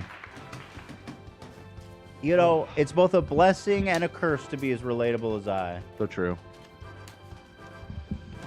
Thank you. I want to say to all the girlies of TikTok, I want to say thank you for being so kind and thoughtful and supporting me through all the ups and downs, you know, for defending me, stalwart defenders of me against the hordes of alpha-brained Sigma grinders. Yes, yes, it's just us against the world, girlies. Yes, yes. Mm-hmm. Slay City. Thank you. Slay Queen. Slay Queen City. So we have London. Is he or Ollie? Is he in the chat? I mean, we have 9 minutes. They are not here yet. Who's they? Huh? Who you said they are not? Oh, that. Well, he's he. He goes by he now. Are you doing a pronoun thing? No, you can call. It's proper English to say they're not here yet. Oh, well, he. But he. I'm just saying. I could he goes say by he. Okay, that's fine. Well, I didn't know if you were talking about plural. I was wondering if you meant like him and somebody else. No. The royal they. It's the royal they. Die. I'm But just no, we asking. have been in touch. I heard from Ollie a few minutes ago. He said thank you. Okay. Okay, cool. So we're just waiting for Ollie London to join, and in the meantime, Ollie London. in the meantime, we'll continue through our goofs and gaffs. You know, this was a post on the subreddit that I really enjoyed. Forbidden topics. This is so good, and actually, there were some really good suggestions to even amend it. AB's Michael Jackson, which we found out on Monday. I'm sorry about that, AB. We found out Monday. Mine's Well, actually, we had a reminder on Monday. Right. Yeah. Mine's actually 2 because that picture too. So No, 2 in 1 deal. And of course, Ian's is Kanye West, who, if Now you ask Ian, he doesn't even know who that is anymore. Right. Smart. Who's Kanye West, Ian? Don't know. We don't know. We have no idea. Never heard of him. Zach, this is Cledence Kleinwater Revival. Revival. Cledence Kleinwater, he's up. He's up. We don't like to talk about them. Actually, of all of the topics that are off limits, I might say that this is the most off limits one. Although the Michael Jackson and Kanye ones are pretty high up there. Now, somebody put Nick Ocado for me, which is funny and true, but also Trisha would be. I really was good. gonna say that. Yeah, I mean, you don't. Trisha. Yeah, Nick is not the.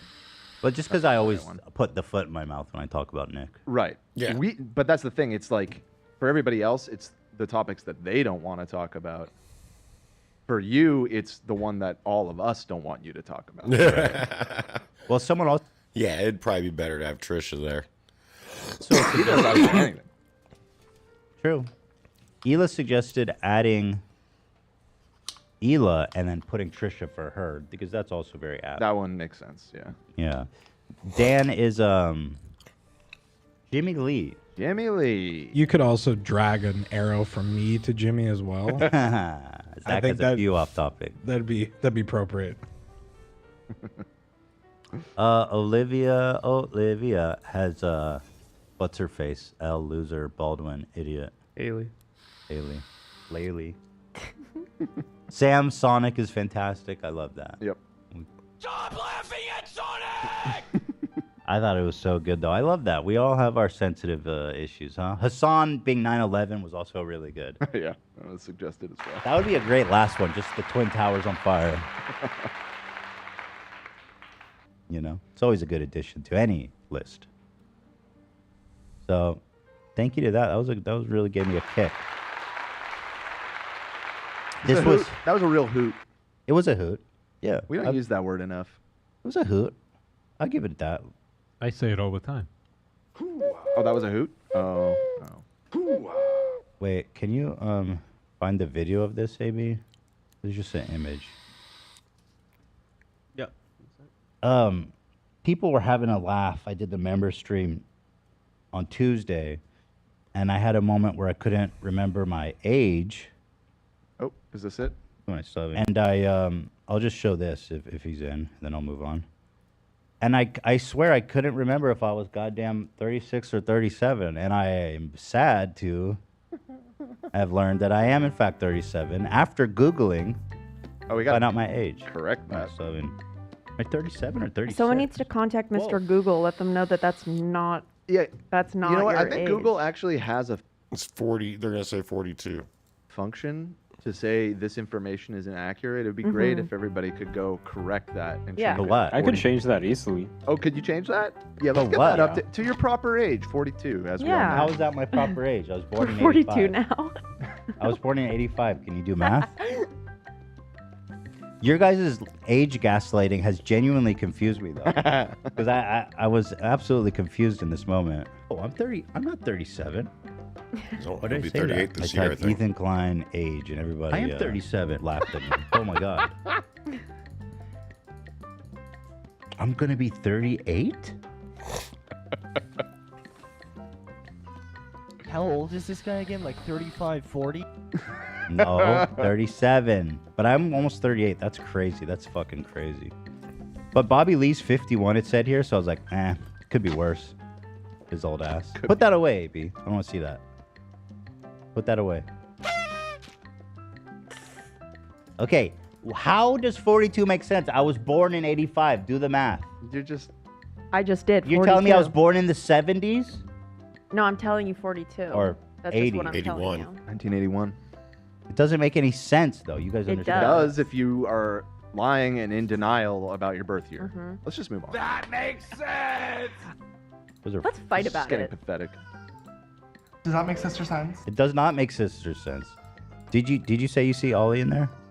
I didn't say that, no. Oh. And he's not. Oh. They're not. Okay. Technically 3 minutes out. We said 2 o'clock. So we'll give it 3 minutes. That steak was This so is also mid. interesting. We talked. Potato was great, but that steak was so mid, below mid.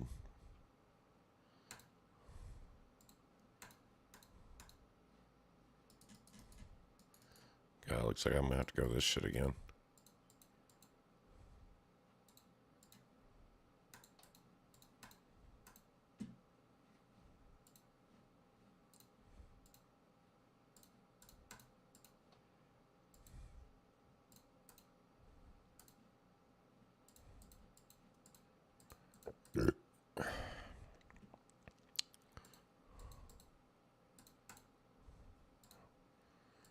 And give them that boost. About the MLK of incels, as we talked about on Monday, who got laid and caused a shitstorm in the community. Right. Somebody messaged him. They said, "You're getting rinsed on H3. Cope harder." So I'm assuming that's a fan, right? He told him to cope harder. I don't really. Everyone seems confused. Both of these messages are inaccurate because we weren't rinsing him. We were rinsing all of the people that were arguing with him. Yeah, we were That's rizzing true. him. Right. Yeah, I was kind of on his side. Yeah, you were calling him the MLK. Yeah, I mean you're MLK, bro. That's a Yeah. big deal. He's a revolutionary. MLK has a holiday, man. Right, and then their response is also wildly inaccurate. So it's just two people not knowing what they're talking about, yelling at each other on the internet. Yeah, so MLK of Incels responded. He said, "By the way, whose wife started an OnlyFans, Keck?" Keck, of course, which is super embarrassing to actually write out in 2023. I can see why it him so long to get laid. Yeah, that's pretty bad. Keck is like a World of Warcraft reference where Yeah. It if was you were a originally. human and an orc typed lol, it would show up as Keck. That is Pretty correct. crazy. You pretty know the wild, lore. huh? It's still used Well, I on was there. Twitch. Now, Dan, I was there. On Twitch, it's pretty common. He's confusing Ethan with Ian. But yeah, anywhere else, kind of embarrassing. I think we need to phase out Keck.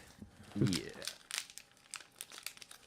More pathetic than we could ever be, he said. Well,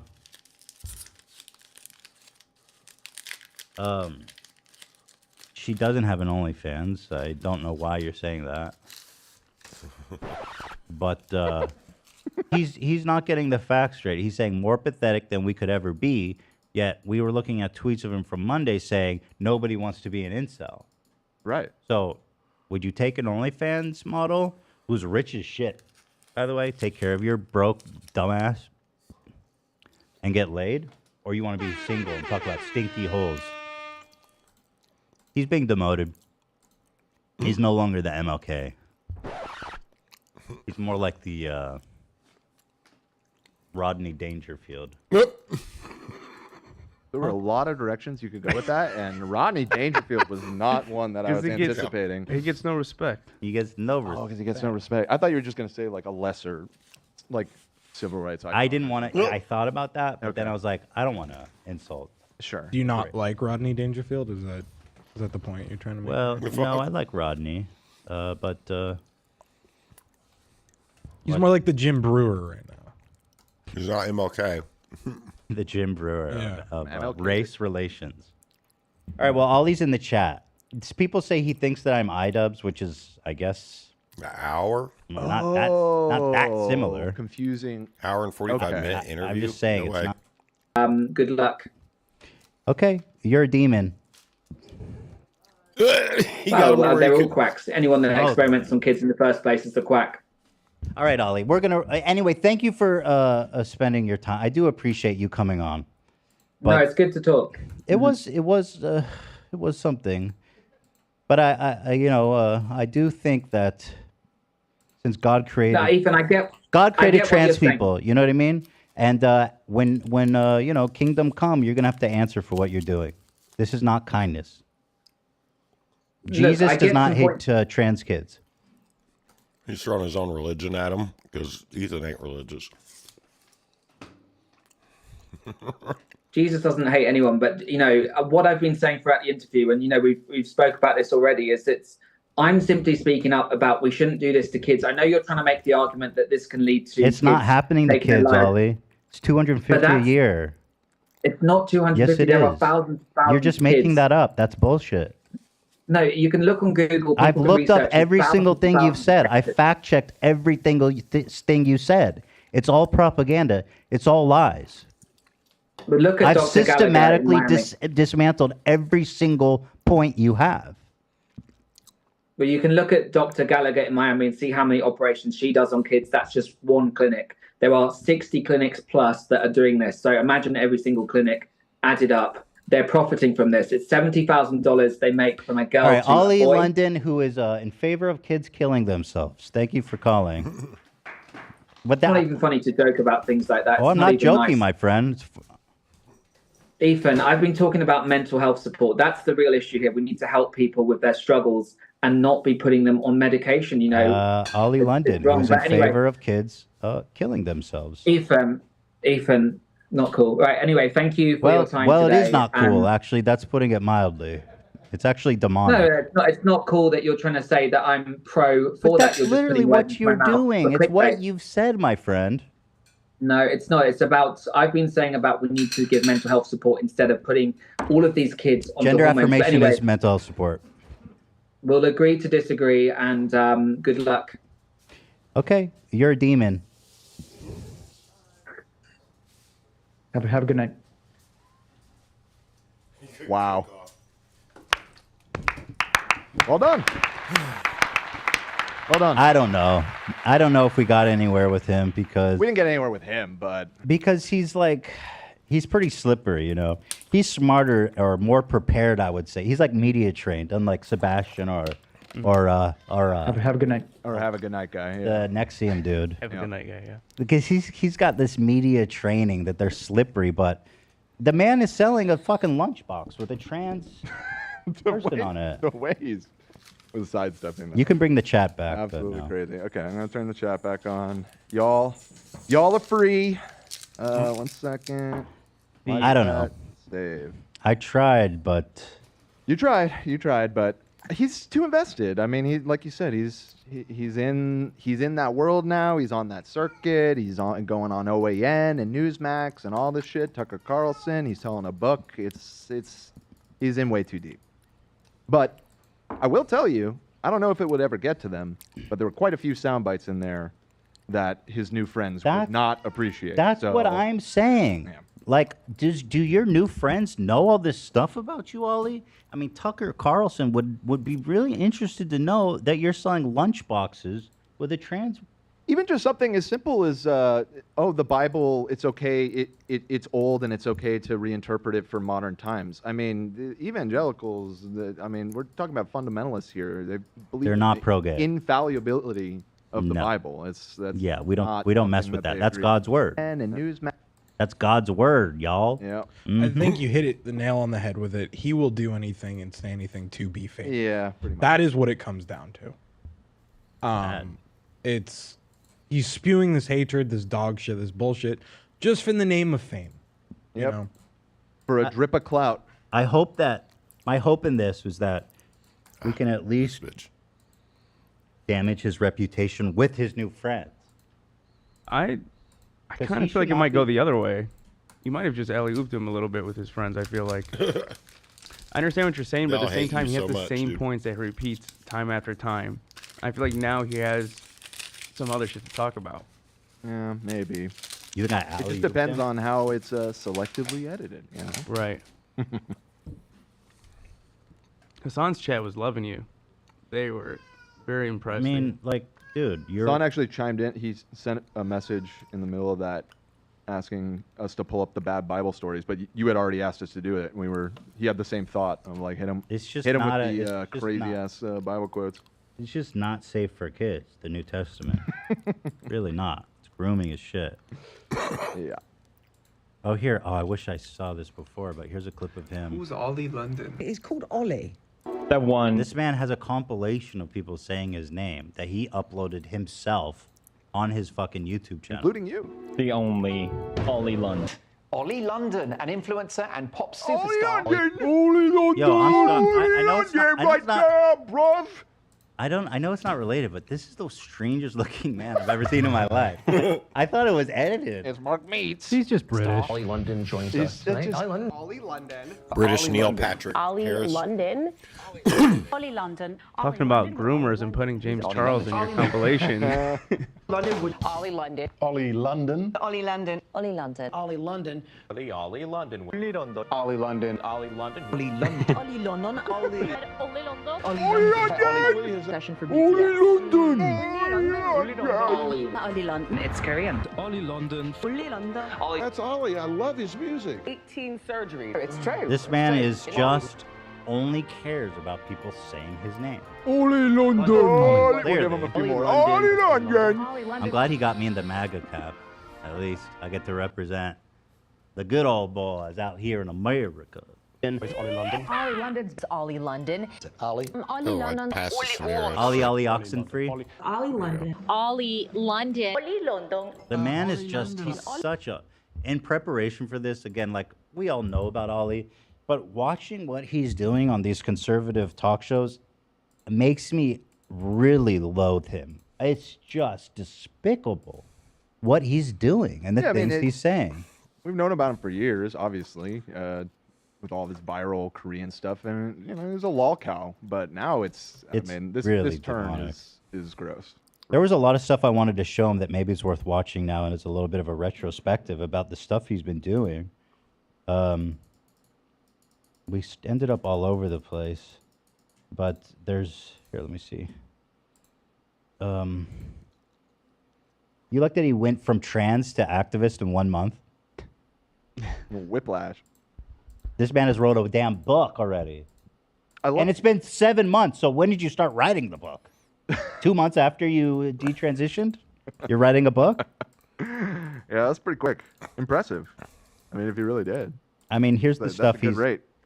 Yeah, to go back to this, the goal is erase women, mutilate children, sexualize kids, take away free speech, class pedophiles as an identity. He also says the trans movement, which again is some boogeyman, I guess. He goes, no, I'm not talking about trans people. I'm talking about the trans movement.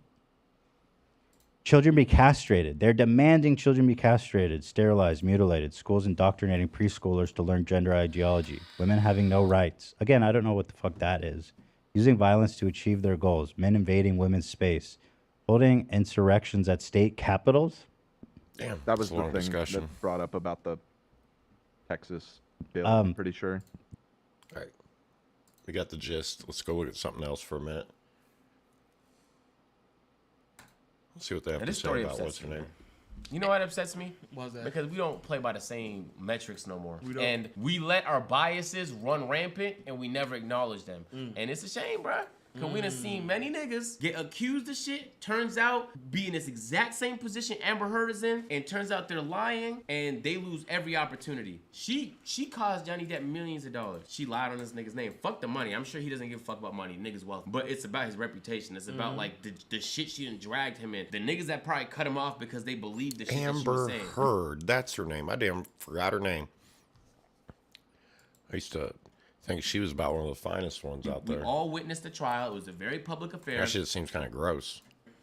Boom, she's still in movies. And I know for a fact if it was the other way around, it would either take a very long time or that nigga would never see an opportunity this large again. For some reason, the Aquaman series is dedicated to have her on the show, to have her on the series as if like she's some prolific actor that can't be I replaced. didn't even know she was in Aquaman. She is. But I'm saying she's such and a... I refuse to watch him. I swear I'm not watching him. Like she didn't lie. Like she didn't blatantly lie about a nigga for years. Now there's a bunch of like information that people are now trying to get out to like try to convince people like, oh, it just wasn't one-sided and da-da-da. Let me be completely clear. I am not naive enough to believe that in a relationship that it's just one way. It's definitely both parties have some influence in the outcome. The problem is though, is that y'all were willing to cancel and take money away, defame Johnny Depp, and didn't go back and try to rehabilitate the relationship or any of the roles that he had once That's more bullshit. information That's was all given. bullshit. Niggas wasn't. Those same people weren't saying it's not only one story to the one side to the story when she was spitting her side of the story. They wasn't saying that. It's not that I'm of the belief that it's just one side or I just think she completely lied and everything he said is the truth. It's not that. It's not. There is no extremes to this. They both played a part. The problem is that you all decided before they even went to trial to completely disregard, try to dismantle everything that he built up throughout his career, and in the process of doing so, put a shield around her and everything she did. And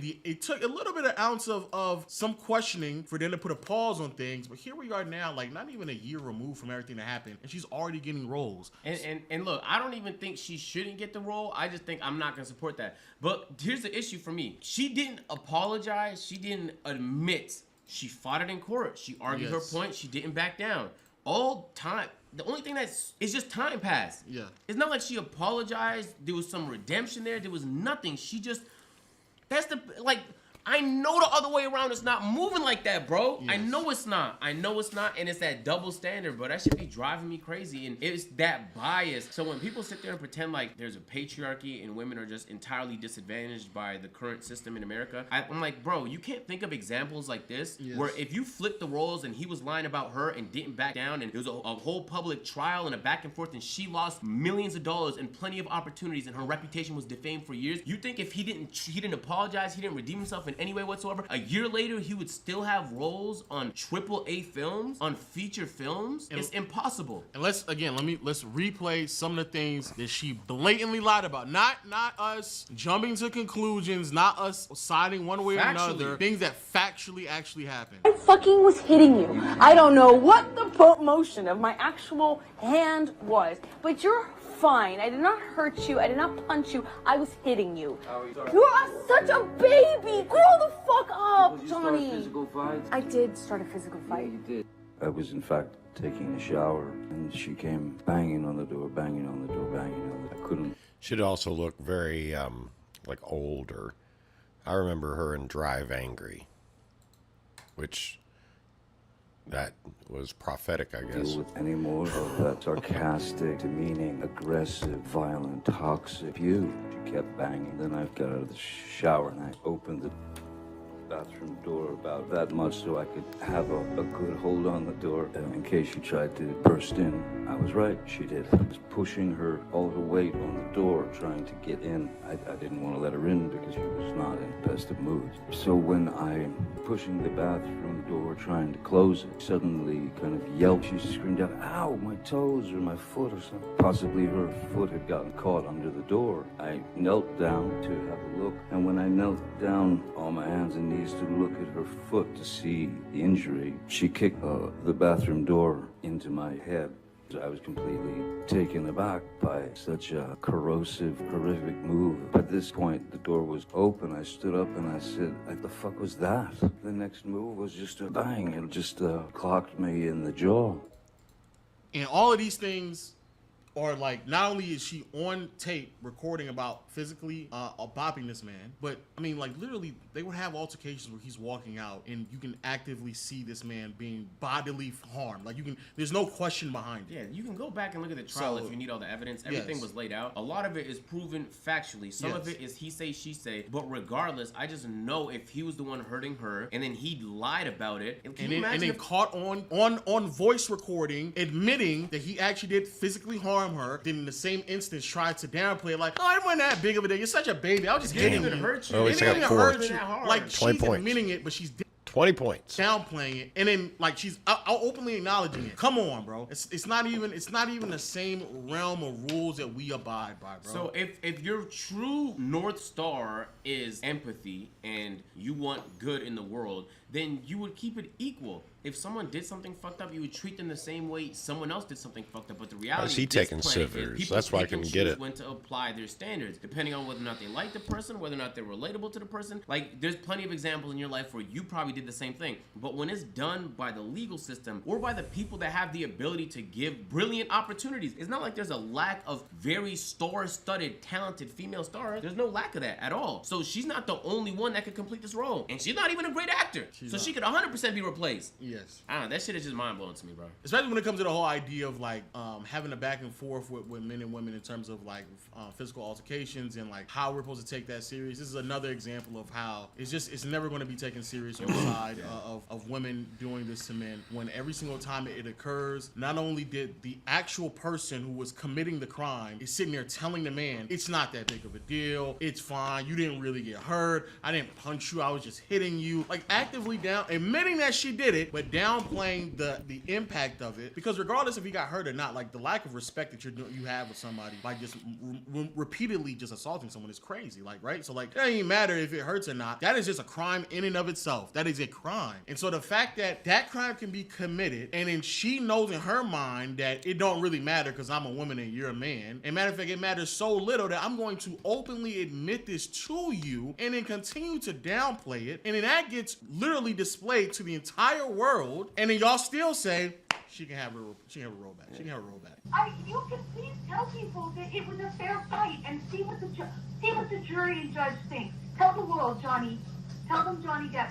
Johnny Depp, man, I'm a victim too of domestic violence, and Yes. it's a fair fight. And see how many people believe or side with you. See how many people believe or side with you. It's like there's no amount of evidence I think that can convince those people. You can move off your bias, that's fine, but it just you don't treat assault seriously. You don't only at treat all. it seriously when it's happening to somebody you think is a vulnerable person. But I would argue completely tarnishing a man's reputation and his opportunities. You put him in a very vulnerable situation. Vice versa is never happening. But Man, how are you going to have a $4,000 massage chair, shiatsu chair, and no frame on your bed? that shit get me tight. I'm not watching that series. I'm not watching the movies. I don't watch Aquaman just off the strength of that. I never watched him just off the strength of that. And I refuse to still to this point. I'm not going to say take it from the role. It's their money. Yeah. Like, the publishers are spending money on that film, and people are gonna go decide to watch it. Like, everyone is participating in the creation of a role. I also agree. But that's the other part that's so crazy. It's almost as if like they're taking a stance on this. Like, we're gonna take this stance of this insignificant role. Like, she could be replaced just like that, and nobody would really even remember what role she played in the first movie. But the fact that you're willing to keep her there, it's like you're taking a stance. You are taking a stance, and it's a horrible stance to take. You don't even have to come out with any type of actual report or claim or some type of acknowledgement of what's going on. You don't have to do none of that, bro. As soon as it was revealed that, and regardless of who you think won or lost, she could have actually won the trial. But as soon as it came out, it was revealed and it was undeniable that she was physically assaulting a man in a relationship with this man, or just in general. But she should have lost it right then and there, regardless if she won the trial or not. But we know for a fact it's not consistent, bro. It's just not. Yeah, as soon as the public backlash dies down a little bit and people aren't thinking about Amber Heard, Johnny Depp no more and all the lies she told, then we'll just give her the roll back. But let's wait it out a little bit. Let's wait it out. Let's do a little PR tactic. Let's wait it out, and that's what they did. So congratulations. I'm not watching the film. Let us know what y'all think in the comment section down below. If you enjoyed this one, you can watch all the videos we made on the trial right here. It was a fucking movie, almost. It was actually quite entertaining, but also very sad because it sends a chilling message about how... Ugh. Yuck.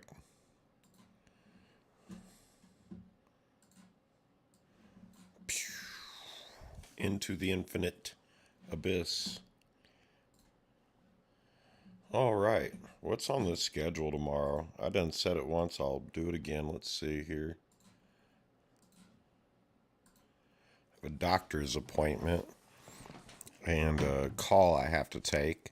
But other than that, not as stressful of a day. Yeah, what is this chick wearing?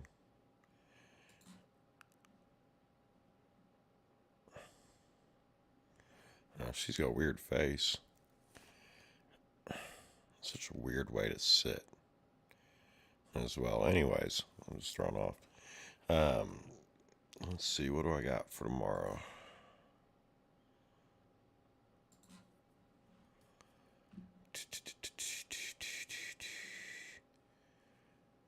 Five, three. Oh, I've done it three times. I'll have to do it 2 more times. Let's see. Here's my schedule. Tomorrow's Thursday. So we're going to do some Jedi Survivor. And then I'm going to download Panzer Madel tonight so I can do that again. Then we'll pick up on some drama chat and weed culture for a few hours. Check out the dispensaries. I also want to check out some places in California. I might be able to save some money just by driving a little bit and stocking up. Oh, all right, guys. Well, hell, we hit 8 hours, so nice. I'll have some decent stuff to cut from this, too. I need an editor. I just don't have enough time to do it all, I don't think. But I'm trying. Let's see. Find my best stream times. Yeah, well, okay. All right, guys. You have a good one. Thanks for checking it out. We're getting there slowly but surely.